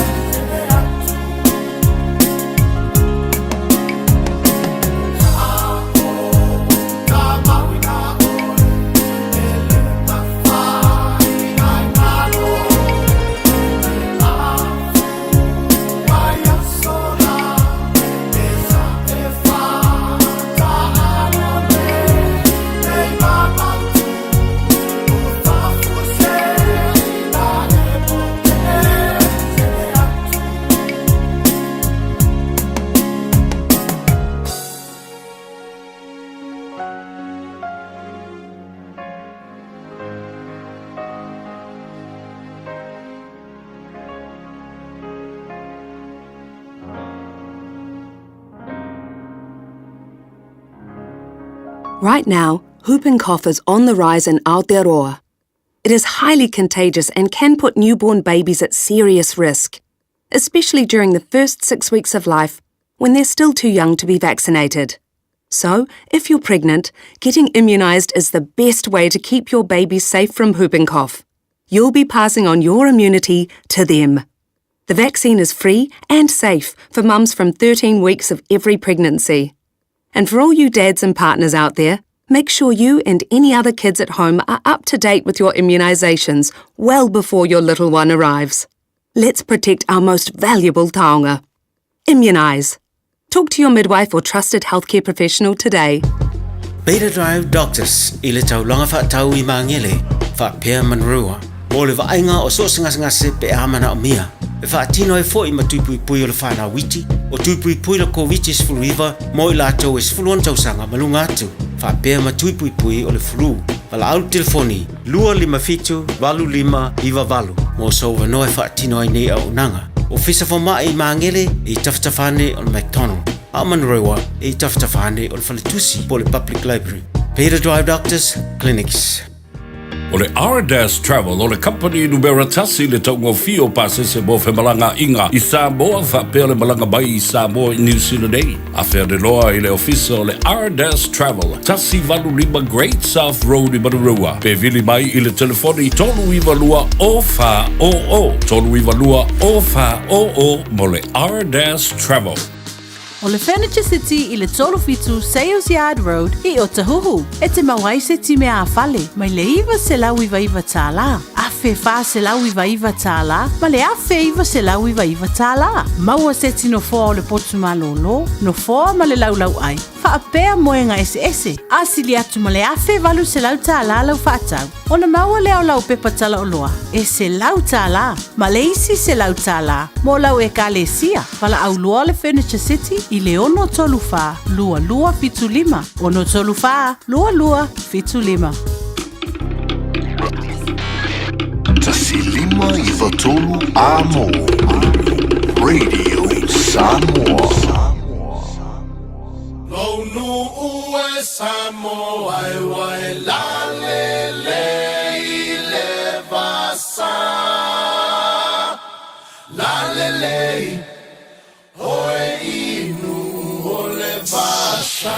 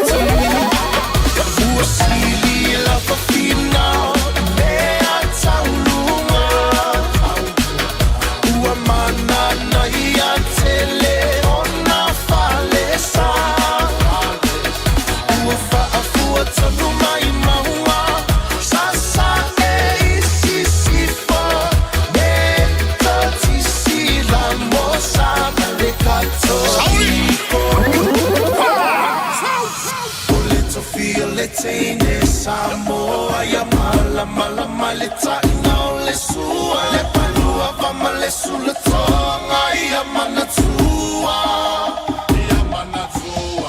o tupula ngata la voine ia so se mana o faalia le malu ai tia le faa Samoa wana o le nanu faa mole mole so te filo malu ole tu feel it in the Samoa ya mala mala male taina le sua le palua vama le sula tonga ia mana tua o tupula ngata la voine ia so kasi mana u faalia le malu ai tia le faa Samoa wana ole nanu faa mole mole so te filo malu now ia e mawale poto sili awane ia ona olo lua ia sili lo loto Wei no mafa fianga le jai au luas fulubidi tau che nei le tu lai se football jasi. Doi tali mai o tatu fasalango tatu po kalab le jai au. Ia malmana jolo solo ngale le mamanu ia fai balo filima tatu ma tinu. Ai mai se fo tapo inga na ia tatu ma tu e mota malawa. Malo lava ma fita mai malo fo on sai. Ole tatu po kalame mal tau salo tatu po kalame fifia mai wole mfen fatasi mai le fionga ia le ro li to finga Aisha Hood. Ya on o tu langa fo oniso tu tuangia pe ona yai e mana tu la mfen fatasi mai le aso tayau on mfen fo ile na fa ilo atu ni so mero tu putono tatu o tino Samoa. Fatasi bal lia tu lo tatu wa wai. Ai tele yo tala ma melo tu putono tatu o tino le sa fa fonga ia le tayau le fo ina lipute mai le tatu wa lipute mai le sui le vele Samoa le fionga ngal mana tipi au tanga baia ya ni so meolo tapena ia ima anga i yel tatu wa tino tele yo me sa yele fa ingol baia so la tau o le vaso tatu nei pe ngol baia so le sa fionga i fo imal le fa mana tu no le fatu sanga ya le tatu fa inga malo pe ona ia le fatu tu le tu sa mo tasi le na mo mawina le to tele fo tatu wa tino le nanga i mai ia le nganta i le fionga tu mai tai pale bia o le fo of talai o le te fono le vanga fai la fionga ia la ula le malia toa ia masu ia fai pole a fionga minsta ia maniso ila to le sa malanga mai ia militino fatasi fai ngol vaiaso le sa fatu inai mal fa mai to wino fa tumulia o le foi fa mo sai fai ngol vaiaso ia malo le on sai malo foi lango to tele nisio o itu malo mai se nisio afio anga nisio fa tonga maniso maftanga e maisi niso tamama tina matua lena tilo yai sa la tu lango ina fa mo ya malo fa tai vi ia le li fa ingo fo va yaso lena yele sauninga fa tai fo ile sitseni lena yele lotu fa tai lena tapina ina masaunia o lotu fa tai ile tua ina fai ona pasia le pili lea safina wina Nea safina wina awale manuia ni o tatu tangata matutua ia sa soifua mai tau sanga ia pena fatu ngaina le ala sa yele lo tu fa aftaile sa ye le fa ngol vayaso patu pati ai le lofa maleanga le yo le tua ina fai ona matu mai le ava nolea e apala yele siti sedi ni o tatu tangata matutua paule me talo sia ile lofa leli ai to tele ni tangata matutua i tu tono nei tau sanga o lo soifua mai le tebil nei e anga vaa iai i le nei foi avanoa taua o wa i ilo langono le avanoa lea ele au maua o le avanoa safina wina e tamali o le tatu watunu ina ia mawhai ona faa siti seni aine i o tatu tamamtina matutua e paulenga e le vaenga le tau na to teli la tu na fisili mai ai pe o ye so malama o le apala inga fo ile le pensiona wa le fa meisi e se fulu tau sanga i mawhai ona e siti sedi ai pe afa pe ata tau matutua e mawhai ona anga vaa i tatu siti seni se fulu tau sanga o e citizen fato em faila ona e anga va se pensiona sfuru tau sanga maula ngal mele ka wo yido kama ilo e se ilo kele ar kama ilo au te ilo la mfai ona sosiali tatu watu ai paule me ya tau o le fa vite wo mo le vanua e apala yeri citizen ne tatu matua mai sine tatu matua le Samoa e mawhaiai ona mawani a vanua ia mai ai e nei fo ia tunu le a fo wa failo i tūlanga manino ma tūlanga o awala te tau ona whatino ia o tātou whanau a whapeo le nai o lo i eiso tua a po so tama po so tina e anga wa i lea fo ia vanua tāua whaanga iloa o le whaanga iloa au le no whai ta tia inisi mea e whaamuri mai ai a whape te iloa lai mau le malo si o ta po si o tina po nei o mātua a palairoa whaongaro lewa noa o mai ale ngofo ingei ia matau mawhai a tonu e vavi mai si taimi to e mātangatanga mai le malo vavi mai pe a whape sa o se furu tausanga o ko mai la iki kiri mo le lua kausanga e siti seri ai ne tatu mātua mau se pengisionga po se whaamanuianga ia na mana ia loa lea ai paule me ia tatu a whaafta iele lo fo leli tatu tutu whaatasi wai le isa o ngā tatu te mawari citizen ma tatu a mai le avano New Zealand ia ai vai mai New Zealand le tatu te filoto ai ia ma esi o tatu manatu mo tatu langona ia e fina wina ile nei mata upu manaia a le mia siria makaua wa mo le vako a ka fa pe o mare kai milengei wa o makua ai o ba wa le vako oi ai la me la ko le vako o le apalai pa wa le mia o so ke ngofo New Zealand ia o makua ia mo va ise me ke ka fa wa ringi ia ku wa le wa wai fo o ka sa wa ko fa wa makua inge ia pe ka ki makua le ka ke 5 a ko mo se mauri makua i ka ke eva e va me boja ka pengisio e wa fa ko le au ba ka sa wa ingi fa pe ka sa ingi pa le ka pengisio ya fa pe do fiku di mo ka sa pe wa fiku ka sa wa le ingi yo ka si kisengi yo ka fa o ka de loko ka fa siop e pe fa ka siop yo ka fe ka wise se maori ku kusa ma ka usanga yo ke ale ka fa o ye manga maori yo pengisio nga kwa le pengisio nga maori ma mo la ka hiseling yo ba le ma e o ava ngori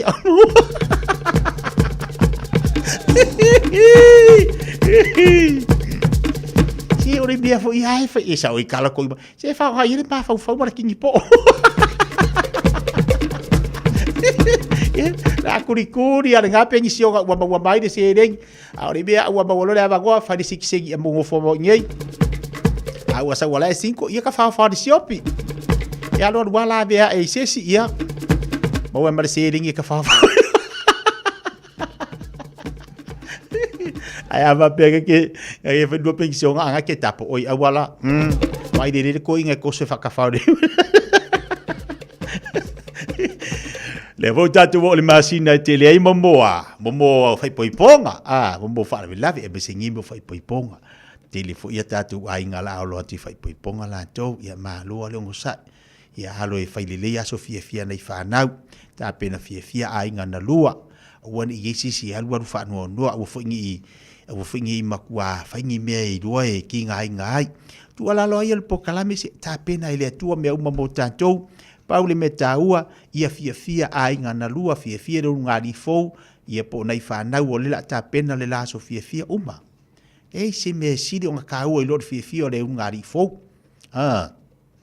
fia ba tu o fa na fia ko mala ainga vai le manga ia nga umala se pe sa wor fai pongor ke fa ia feura ekipi o lava makoko ele nga ai a ka pe ka ko ke ka uma fai aku ngi me ke kele ai a sau ai umangi le fa kausanga ele a ko le fa kausanga ai ke ele fa pe o me le ko kopu ia a o le ka ko ngi le kelo se ringi nga wa ia o ile pa o ta to ma tu e ta foi o tu la lo ta penanga fa nau ai paule me si do le taua ta pena fia ta pena fia la so nai tamaiti ia fa pe o ta to le na ua wa maliu ana wa saudi lau faalua ka pe ka fifi lau faalua ia se va lau faalua alu lau faalua pa wale mea a se vanga woki a fa pe yoki ola ola mai ai sa faalua le ai da o le fa singonga ka ko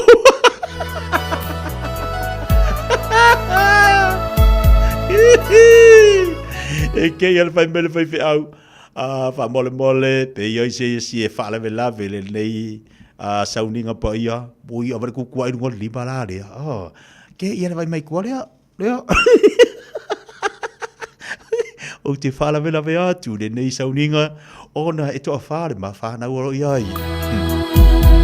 fa to le tu la se matasi fai ma dia tai ia fa pe le nga wa e ma lo ia nga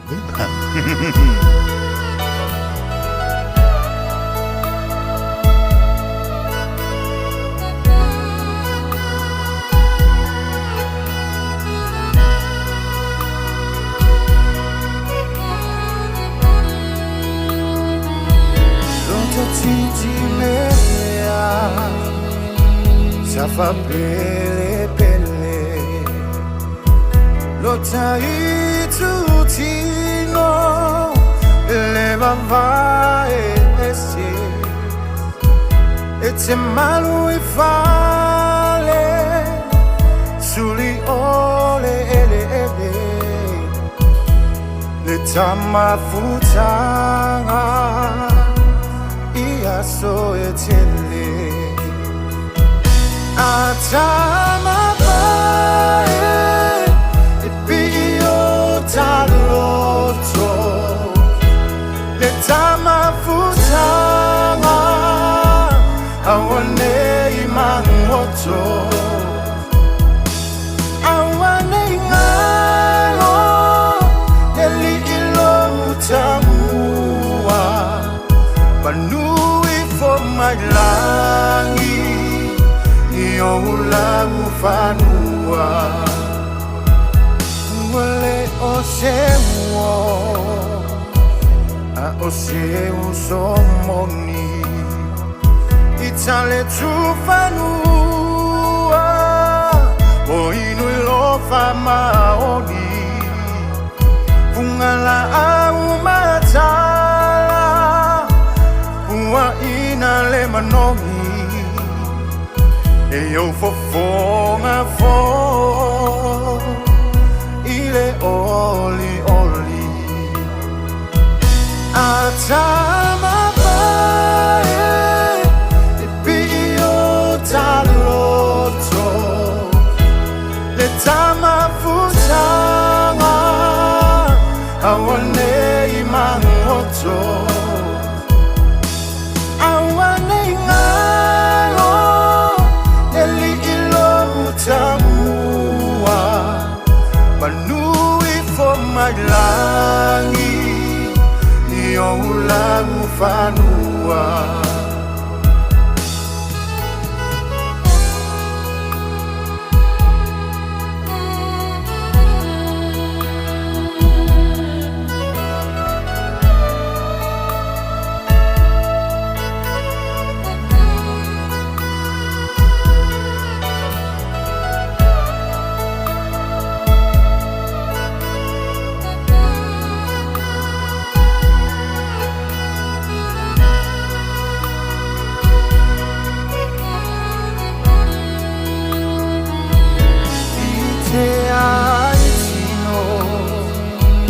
Vai o matinga Esa pitila fainga Zama ilola lenga Siva o afia Ne ingalo mai Ai pele o e iloto Ese titolai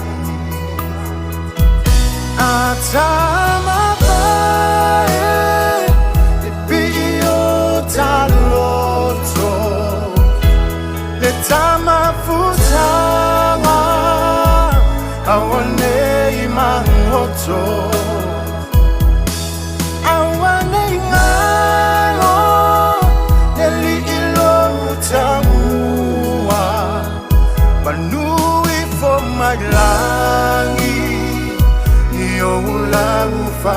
Io le Christmas wala tala mai a pipi pe lo loto ilona loto. Awana ito e vala lua loto le wa mai le Christmas. Se malte bala wati le o to e lua sfuano minuto na tale o le tu la se football lua. Talwai ona lu fat si mai le sunga le unanga malte tu tanto ka fa you le sunga ya Rick the man. Awa fo le falo no la tu le ne fo time le tayao. Ya awa ia le la tala tu Christmas sa ile sta vale mo e bala inga. Good morning my brother Rick. Good morning. How are you today, my friend? Good, brother. Good. And yourself, brother Ricky. How are you, my bro? I am very good. What a beautiful weather in Auckland today to buy cars from Car for You. Yes. Christmas is around the corner, Rick the man. Yes, I know. We are already in December. And I tell you what, with popular demand, we have come back on the radio. And as you know, we are always there to help our customers understand where the problem is and find a solution to that problem. And I tell you what, we have had lots of customers. What we have realized is basically come over and they're like, oh, I want to buy a car for my loving husband, but I don't have a license, but I'm working full time. I want to surprise them. And you know, we have to break this surprise because they don't have a license. We can't give them a car. But now, Car for You is offering you a finance for buying a car, even if you don't have a license. 2 conditions: good credit and full-time job. If you don't have the license, if you have the license, then no problem at all with anything else. So that is one thing. Number 2, also, if you are looking for cashback as well, so the Car for You have just started cashback. But if you need cashback, you have to call us. And when you are here, when you're discussing, you let us know about the cashback. You want cashback. Because you know what? As we all know, that we have always, from the very beginning, we've always said cashback is never free. It always goes on top of the price of the car. So, for example, if you need 2,000, you let us know you need 2,000. If you need 3,000, you let us know you need 3,000. Whatever you need, we can make a package for you and deliver it to you. So you get the car of your choice, and then you get the cash back of your choice too, my friend. Oh, good brother. So this is what we have got. But I'm going to put on Alofa over here, who's our sales lady, full of energy, and she's going to explain everybody everything. Okay, thank you, Rick. Talo falofa, wa mai le tayao. Ya, manuia la faftai la fionga, wa mai la fionga. Ya, manuia faftai, le lei, fa ilo ni sio vai ngol tau ba udanga pe ona yai, o le wala tala tamari Christmas. Talo falaf samo, ya, o foile ne o lo fa mata so fata vale number 1 o le Car for You. Awana ngalo le tele male anono a yo tatso fa pisolo alu taminei sa vale la iti sa vale se lolo lima no fo fitu no fo me fai na masasani mo oe a pa pe foi lo ta ili se sa vale mo wadunga ya wo yayo maso yu te fai lo filinga tele mano no a ita so yu o yu te fai la so fale e pui mai la u fa tau mai ti mi tai la ina ma tai mi ti munga. Awana ngalo, we foleta so super te fafo yasu ele alule lungo lo savale e o asumale solo wafe na lo su la mai pete vala au mai fape mai na e falongolongo merka so fala wilo le pena masa mai fo ilungo smato video mato Facebook page o le Car for You. Ya, ona mawasu le super fafo yasu. Awana ngalo solo wafe sala. So mai lo tatusi o le social cresa Fordman Reua pe vala au mai telefoni o le over sela lo fitu 5 on van. Ma lo falante mi te punal tato wa unanga mal tua? Ya, o tato au nanga sala ile iva tai te punia leono le fiasi. Songa fua tau lesa. Songa fua tau lesa. Fitu asolva yaso. Teki, mana ya le fafte ya lo fa mario foi ngalu ngotol ne yaso. Ya whapena foi la fionga whāsei fua. Sai foi le leit Car for You pena whafonga ba iei latu tau tūmana udanga. Wala wane i le tātou telefoni le sunga ya Rick the man. Olu tasi iwa tasi dua fitu. Olu tasi iwa tasi dua fitu. Po le telefoni le virifu le over se lau dua fitu whaiva ono valu. Over se lau dua fitu whaiva ono valu. Katu telefoni na wala uyai la unanga malto tua le wala tala tamari Christmas e manista wale manai ta wale le. Pai le ila filifilinga ya awase me alofa mole ainga ile fa ingon leito sanga. Se bali bali tebele wati le to luas fultasi bilita talo le tulas football le lua. Kale tulas football le lua to winaju fa sala wino tatu tala mai Samoa pe ona yai. Ya le to tua nanga ala fe ngal mana tu mana tipi au tanga vaya. Ya ba se foi le to tua nanga le to fa ya fonga mua se humano Francis yone. Ya pe ona to tua ina le tanto wa tino.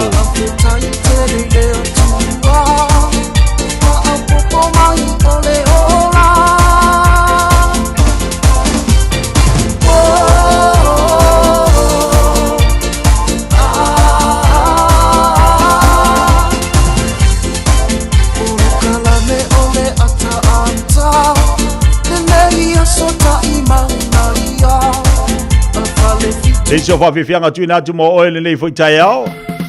Ai al tatu pese leo na vatu leo tatu apakala le mo oil. La matangol nei vayaso.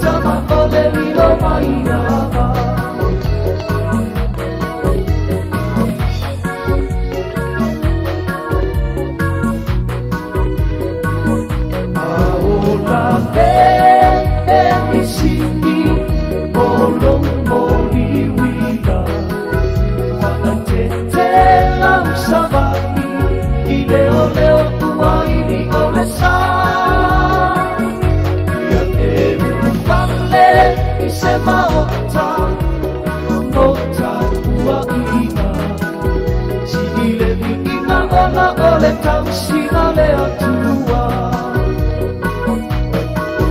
Pale tua matausi ole pantua lena Sa oa matama ita ipe amalo tia o fanua Na ole tautua ile tule Ko ole pa amoe moena Pe auma tama ole milo maia Quale tua matausi ole pantua lena Sa oa matama ita ipe amalo tia o fanua Na ole tautua ile tule Ko ole pa amoe moena Pe auma tama ole milo maia Pe auma tama ole milo maia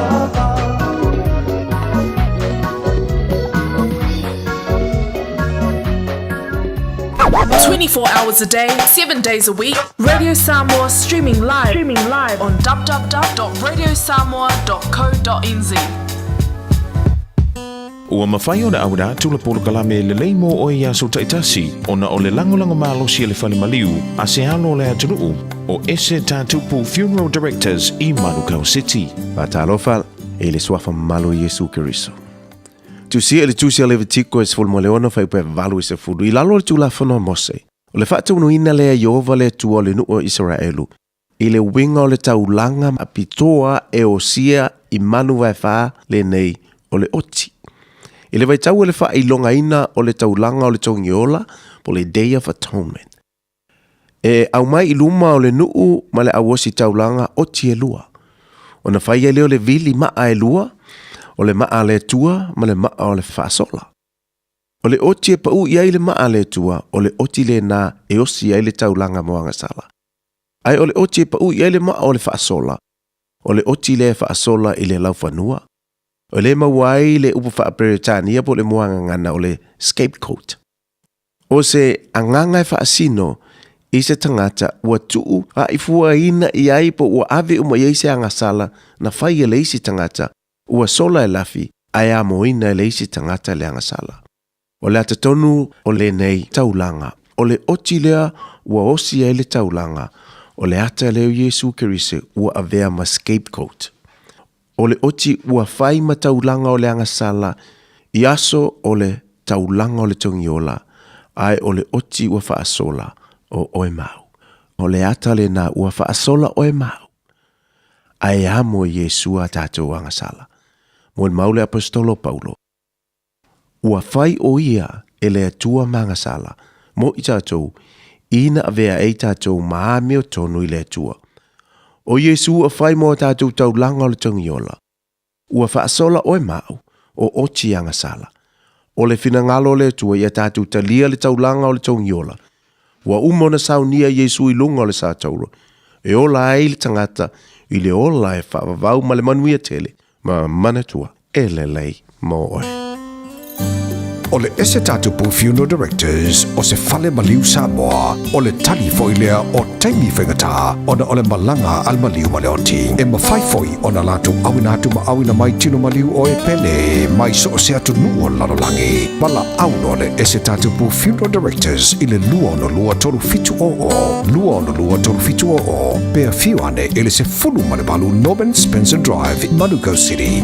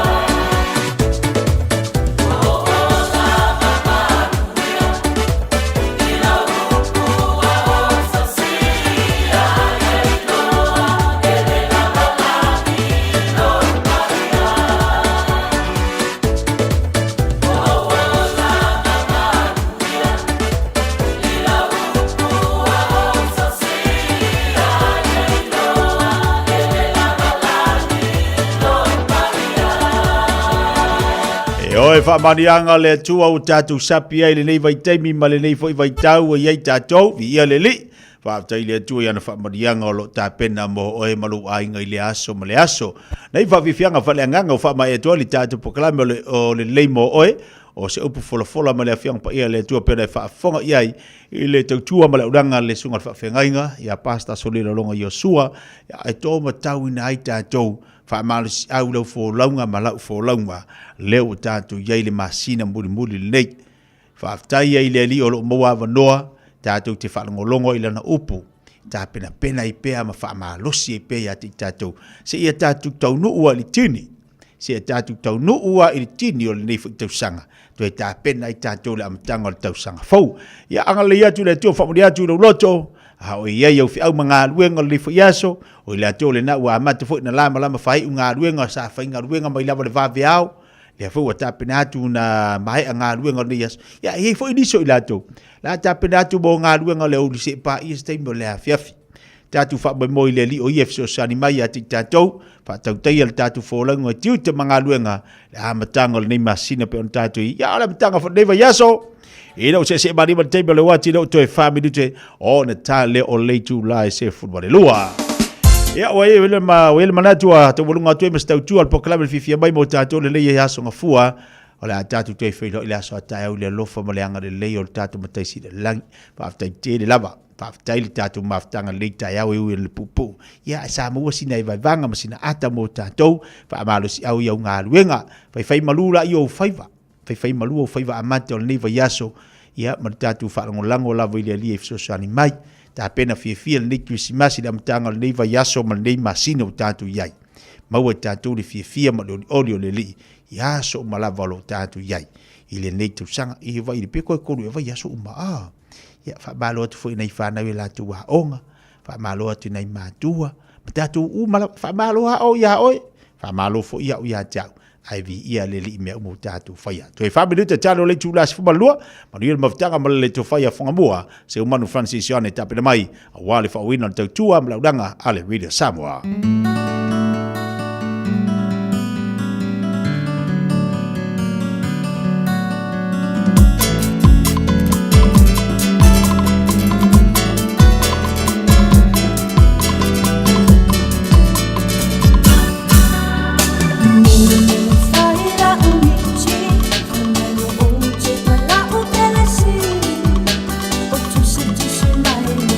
Lima, it's a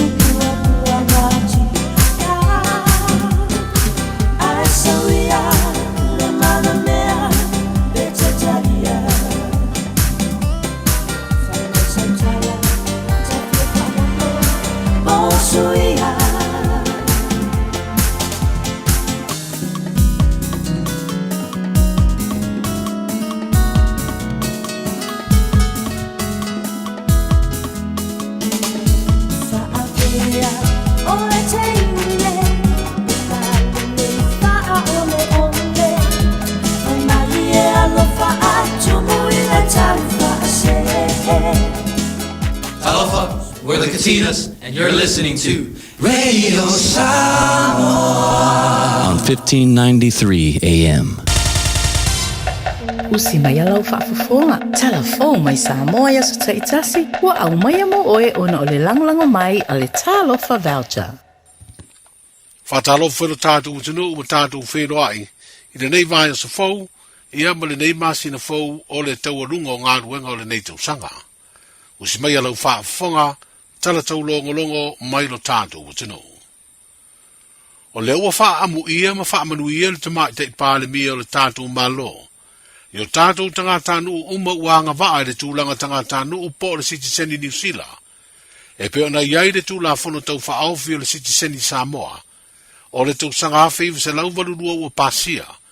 Ma vea ma tūla whono o le malo New Zealand. O le saunuanga le teitai o le malo i le wheilo inga. Ma sui lango lango le vanga whaupu whai o le whaatua i le atua Samoa ua tasi au kilani. I le whai unga o le vai aso. E peona sa whaamana tuai ma le aso whanau o le pāti wha upu whai. Na awhi ai le saunuanga le tamai te ipāle mia lea ma tā upu mai a whailo ai. O se whaamanianga e le te tau, o na tali tuali maina i lātou umaianga vai ai. Peitai o le malo tuto tasi o Samoa, e le ai sana tala i ai, o na e le ai ai na e le isi malo, whai unga whai a se isi malo e peo New Zealand. O le mata upu nei.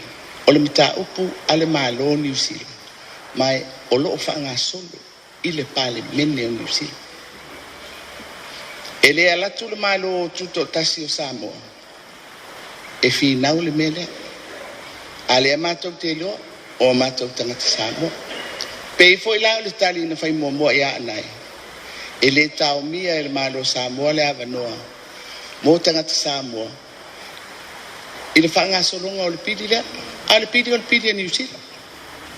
Le ai se fe au. A le malo Samoa iai. Le alan me le o tupu. Le au toi fo i tua ia le mta upu. Le pesa tau moli atu esto ino anai. Ua na oe na soifua mai i tausanga ia. Ai ole anga waa fo i ia e whanau mai ai. Ai tasi alwa inga al tatou malo. E le o se mata upulina. Ale malo tuto tasi. O Samoa. Mātou te malama le lei. O le tangata Samoa e anga waa i le whaamanuianga lea. Alo talo. A o se upu e tū mai se whainga malo tuto tasi. E whapea tu mātou te lango te lele me o le tangata anu o mātou tangata i sesi atunu. O te whaamalu atu. Le atunu pele. E le mwhai. Le mwhai. Mana tua mātua na whinau mō le malo tuto tasi. E le anganga vale le malo i le awanoa ma whaamanuianga e maua e tangata Samoa. Ai o te whaamalulu atu. I o tau whinangalo māli. Le ai. E tū ar malo ni. I lona whaavae ua tuto tasi. O le nganga whaafitaia. E le mwhai o na whaititia. Oi a melea. Oi a melea. Ai tau alo lofo. I o tau i lofo i tau sire mamalu. O le malo le nei. Le malo tuto tasi o Samoa. Le tatou tofi. Ia, mai sa ele manatu. Ngai fio mai afe mata. Ai sa awala mai ia afamasanga i le hai komisina ia le pala aulia. Ia, o le ia patualo ia le tali ale usango mai ngeri ia pule ilu mai. Ia le lawa vakul kali. Ia to finngalo mali alo fail to samina. Tapua il malo Samoa. Le fionga il tamai te ipāre mia, le fionga fia me Dr. Naomi Mataafa. O le tāno sanga ino le Citizen New Zealand o tangata anu o Samoa, i la tau na soifua mai le vāo le aso se furutolu o me, O le tausanga e awhi se lau lua whāma le aso mua Januari. O le tausanga e awhi se lau whaiva. Na amata wha ngā soro le aso lua na tenei. Ina ua mai a sainia le Governor City o le Malo New Zealand. Le tū la whono tau whaofi o le City Seni o tangata Samoa. Na soi fua mai ia tausanga. O iei le talitanunga ai titi mai. E tolu afe lima se lau tangata anu o Samoa yanga wa iai. Le asfraida na tenei au kilani lava i New Zealand. Na whai ai se sauninga whaafetai e nisi. I la tau na whina wina le City Seni o tangata Samoa yanga wa. Ma sa wala au whaalo alo ai le teitai o le malo manisi o lana kāpeneta. Sa i au kilani le whae ungo le wa yaso. Peitai na whae doi le teimi o le sauni ngā lotu whaafetai. E se sui o le ulangolango i le whina wina o le City Seni Samoa. I la tau na savalia le tamai te ipale mia. E leo talia le teitai o le malo Samoa le toe whaafoi. O le City Seni o tangata Samoa i la tau e ngā le aso whanau ma le pōsiva le vanga wha upufai o le wha tua i le atua Samoa o tasi i le aso tōna i le wha unga lava le vai aso na tenei. Na sauno ai ma le teitei whono le vanga wha upufai. Ma ia wha iloa i le sao lea wha alinga. O se vaenga le nei o ia sauno anga me le fionga wha pulea i semi. O se tasi o le mauna toe fina wina le City Seni. Wha pele sunga la audi le watea pola tei vau fosi Smith o le teitei whono lea o le vanga wha upufai. O le whātua tua i le atua Samoa o tasi. Lera o sisi kako fua mauruma. Sisi kako fua. Ai wha moi ni ina i le fua. Wha fo ia i le fua me uma. Ronga lofa, ronga ngerei, le fua wha marofa kai. Fo ia prama me uma ia ke oe. Rako kama Samoa. Se kai ki se asu. Leo au mai le malo Samoa. Moro kusi fia. Lesa ma samani ai per te como. Por fogo kua ya Samoa le pa bia per ka pengeka. Samoa me ai le finalago. Samoa wao ma la koroko. Fa kai si chen. Pekai o kusa. E lei kalia pa kai pa dia. E leo kalia pa kai pa dia. E si seni le mo pau e Samoa. E o fio na ora pa dia ya. A o fio na pa ka se foi ma taro. Samoa ka ko kele ko pore ya. Si ba au ma ro. Bo uma ko fi ko fa na au ko ma ka ma Samoa. Ola pasuru ra. Wa mai kawa. Bola foi kawa. Wa pai era pai fulana. Wa sua foi kuri. Awala leo haina. Samoa. Ole pona po. Tamato vai ai lungo penga o te fai langi. Te sau noanga al committee. Sa lato fina wina le City Seni e Samoa. Ma lafo ai le upu whapea. O se tua inga ma tu ia mai te tauan whasao. Tauan whasao. Ma tua ia ai le fionga te mai tai palemia. Ma le whainga malo. E te te le whainga malo le City Seni le na umanei. Samoa mo lausi la fia. E se le upu na. Ma e te taua na toi whafoi le upu na. Ma whasao. O umana sao no le fionga le tamai tai pale mia. I le aso na nafi. Ma wha manino tu langa ia. Sa mātou tapua ia au tau whaivalo filima. Komiti umana i tolu. Sa au tau avele mau a Samoa. Sa mātou ta talo foi matapua i wai umal manuia. Vi ia le tua wai umal manuia. Sanga ia ela io aio le tai ma ai sia manu wa ulu.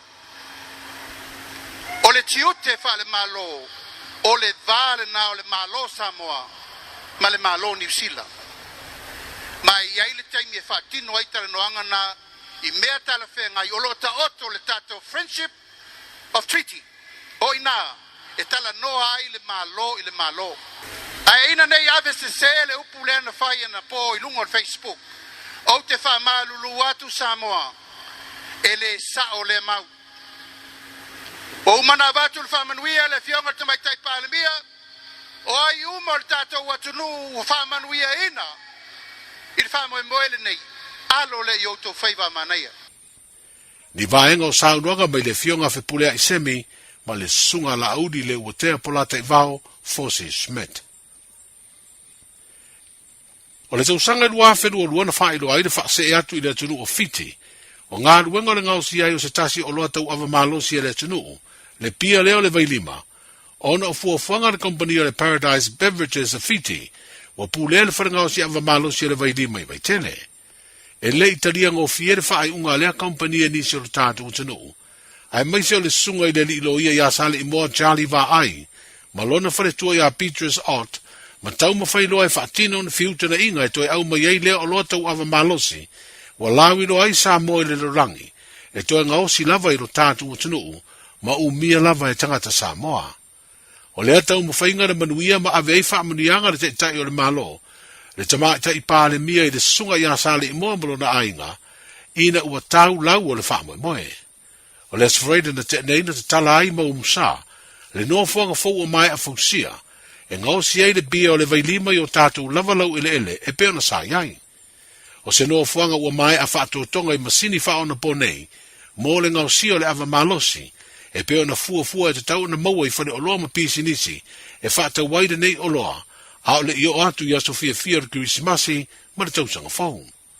E se furu fitu miliona tāla le tau ato le tau mawhainga wa tino mai, a le sunga sale i moa jari va ai ma le wharetua i a Petrus Odd va ai. Ai maise i nātou o lo whai sea, i le kompani ngausi ava malo si fau o le vailima. O le tasi leo o loa Samoa, na maua na pine auro i tau vanga whaavao malo i Europa i tau sanga o mawai. A o le teimi leo o lo pulea le malo le whale ngausi ava malo si i vaitele, o se urua i pisi nisi tau ava malo si, na whaatuina le tunu o le tau sanga ia whiwe se lau fitu valu. Ina ua whaipa anga i le malo Samoa ma se kompani tu maoti, e ngau sia le ava malo si i tonu o le tunu o sia mani. O yeini suinga le tau o loa tau sua uma peni sini, mo le masina whai o le netu sanga e peo na sasa so o masina e lua, o ki topa ma novema, o pa u o latou tau. O le ua o mai a te sema, ua si itia tau o nei o loa. Wa wha iloa i se pepa o wha mtalanga me mtanga lue ngau tupele malo. O mafua fisuia ingo tau o whatawa ingo sua u mo le masina muli muli, o le netu sanga lua o lua wha, ono o le whaatupula i a peo whaafita au li alo tula i mai sa sa e tūtu tonu. Whaapea tūlanga le mautonu o le palo ta tele telua i nei a le malo o Amerika. O tau fau o le pensini e lua tā la valu sene le lita. O le sua ukiso, lua tā la iva sene le lita. Mane kalasini, o lua tā la ono sfurtasi sene le lita. O tau tuai sa iai nei o loa i a novema, o le pensini sa lua tā la valu tasi sene le lita. O le sua ukiso sa lua tā la valu fitu sene le lita, ma le tau tuai o le kalasini sa lua tā la lima sfurtasi sene le lita. O le whaatusa tu sanga o tau o nei o loa i atunu e peo New Zealand, au se talia mawhiti, e peo na whaeloa ni tanga ruenga o tupe o le tātu malo. O lo tu lai mai ei o lo pito mau o lalo lava le tau o sua uma peni sini i Samoa, mo le nei masina o te sema. E au se talia o lo tā la fitu sfurtsene tupe au se talia i le lita, po le toru tā la tupe Samoa i le tau o le peni sini. O New Zealand o lo tasi le tā la iwa ono sene tupe New Zealand i le lita, po le toru tā la se furu tasi sene Samoa, ma fiti, e lua tā la ono se furu lua sene tupe fiti i le lita, le peni sini, tu sa leo le toru tā la lua se furu ono sene tupe Samoa. E whapena fo i le tau o le sua ukiso, o Australia e tā la fitu se furu fa sene i le lita tupe Australia, po le toru tā la lua sene tupe Samoa. O le sua ukiso i New Zealand e tasi le tā la iwa sene i le lita tupe New Zealand, po le toru tā la se furu lima sene tupe Samoa, ma fiti, o lo lua tā la se furu varu sene tupe fiti le lita, tu so le lua tā la fitu se furu varu sene, pe a whaali liu lea tau i tupe Samoa. Wa amate le vai aso mua te sema i tāpenanga le tātou au laka pita i tō fitu o le manu Samoa, wha pele manu sina, i lau ele eno le tunu o Solomona, a wale tāminu sanga laka pita i tō fitu a tunu o le Oceania po le Oceania, i le whae unga o le vai aso nei. Le aso Samoa mua le nei masina, na taunu manuia i Solomona au le kapita i to fito le tātu utanu, mo lea tāminu sanga. Leo le ato e sa idi ai se ava noa Samoa, i le tāminu sanga le kapi fitu tele le rolangi, e pe o le tātu pa uma iai. O le au whiriwhiria mo le au teito fito le manu Samoa, e to a whātama o le te mua lea wofia tuai le tātu au, e pe o Lavanta Stowers, mai le kalapu le kapia le lau mua tu mua, ai mai a fio anga o malai la ma te whangabanu. O tau alai panoa mai le kalapu le tamauli, ai mai a fio anga o sa fotu masatu pai tea. O le isi o tamafou mai le kalapu lavo le tamauli, o tainano e ne kosi mai a fio anga o sa le la valu ma mai a fai, ma tu si fatu toi lolo, mai le kalapu le kapia le tepatasi, ai mai a fio anga o malai la ma loto pue, i ale pata. O le tos furulua le tātu au whiriwhiria teito fitu le manu Samoa, wao fiai motu o petai, e no sa whemai, Jeff Levy, Lavanta Stowers, o siosi a sofolau o ia leo le kapiteni, tau alai panoa, pelasi o Samuelu, tainano e nekosi, whafo i whalaniko, tusitafu toilolo, vauwasa a fasua, ma Owen niwe. O le pulenga o matamua upati Junior Salima o le whaia o ngaulu, sua Hesed Yeremia o le teitei malanga, ma Apollos Paramoa o le physio therapist. I le tata o le kupi fitu o tamai tai le manusina, e to lua tamai te ifou o whiriwhiria iai. O ila ua ia o Manaia Rose Afuie, mai le kalapu o le Sunny Bank i Australia, ai mai a fio anga o whaale whamalua tuanu. Ma le tamai tai o Drina Franiko, mai le kalapu o Petone RFC New Zealand, ai mai le fio anga o te fito ala. O le au o le tata o manusina o whiriwhiria mo le tāminu sanga fitu o le Oceania, o Manaia Rose Afuie, Lutia Cole Aumua, Jasmine Ezekia, Drina Franiko, Linda Fiafia, Leutu Yefata Suesi, Araisa Isamaeli Fetayai, Siluando Lafai, Saelua Leaula, Maria Erene Nicolau, Fonga Manono Tusinga Mafofonga Va. O le pulenga o le autaito afitu o le manusina, o Filoi Eneliko o le Faya Ongaulu, Mata Afa Ramsey Tomaniko, o ia leo le teitai malanga, Matai Marelangi Elvera, o le physio therapist. O tala amatai o le neivai o se fau, seifu. E silia ma le se lau fale oloa i Samoa e mawhai o na whaanga i le talo fa voucher mo wha tangalo a inga, e le atua lava se 5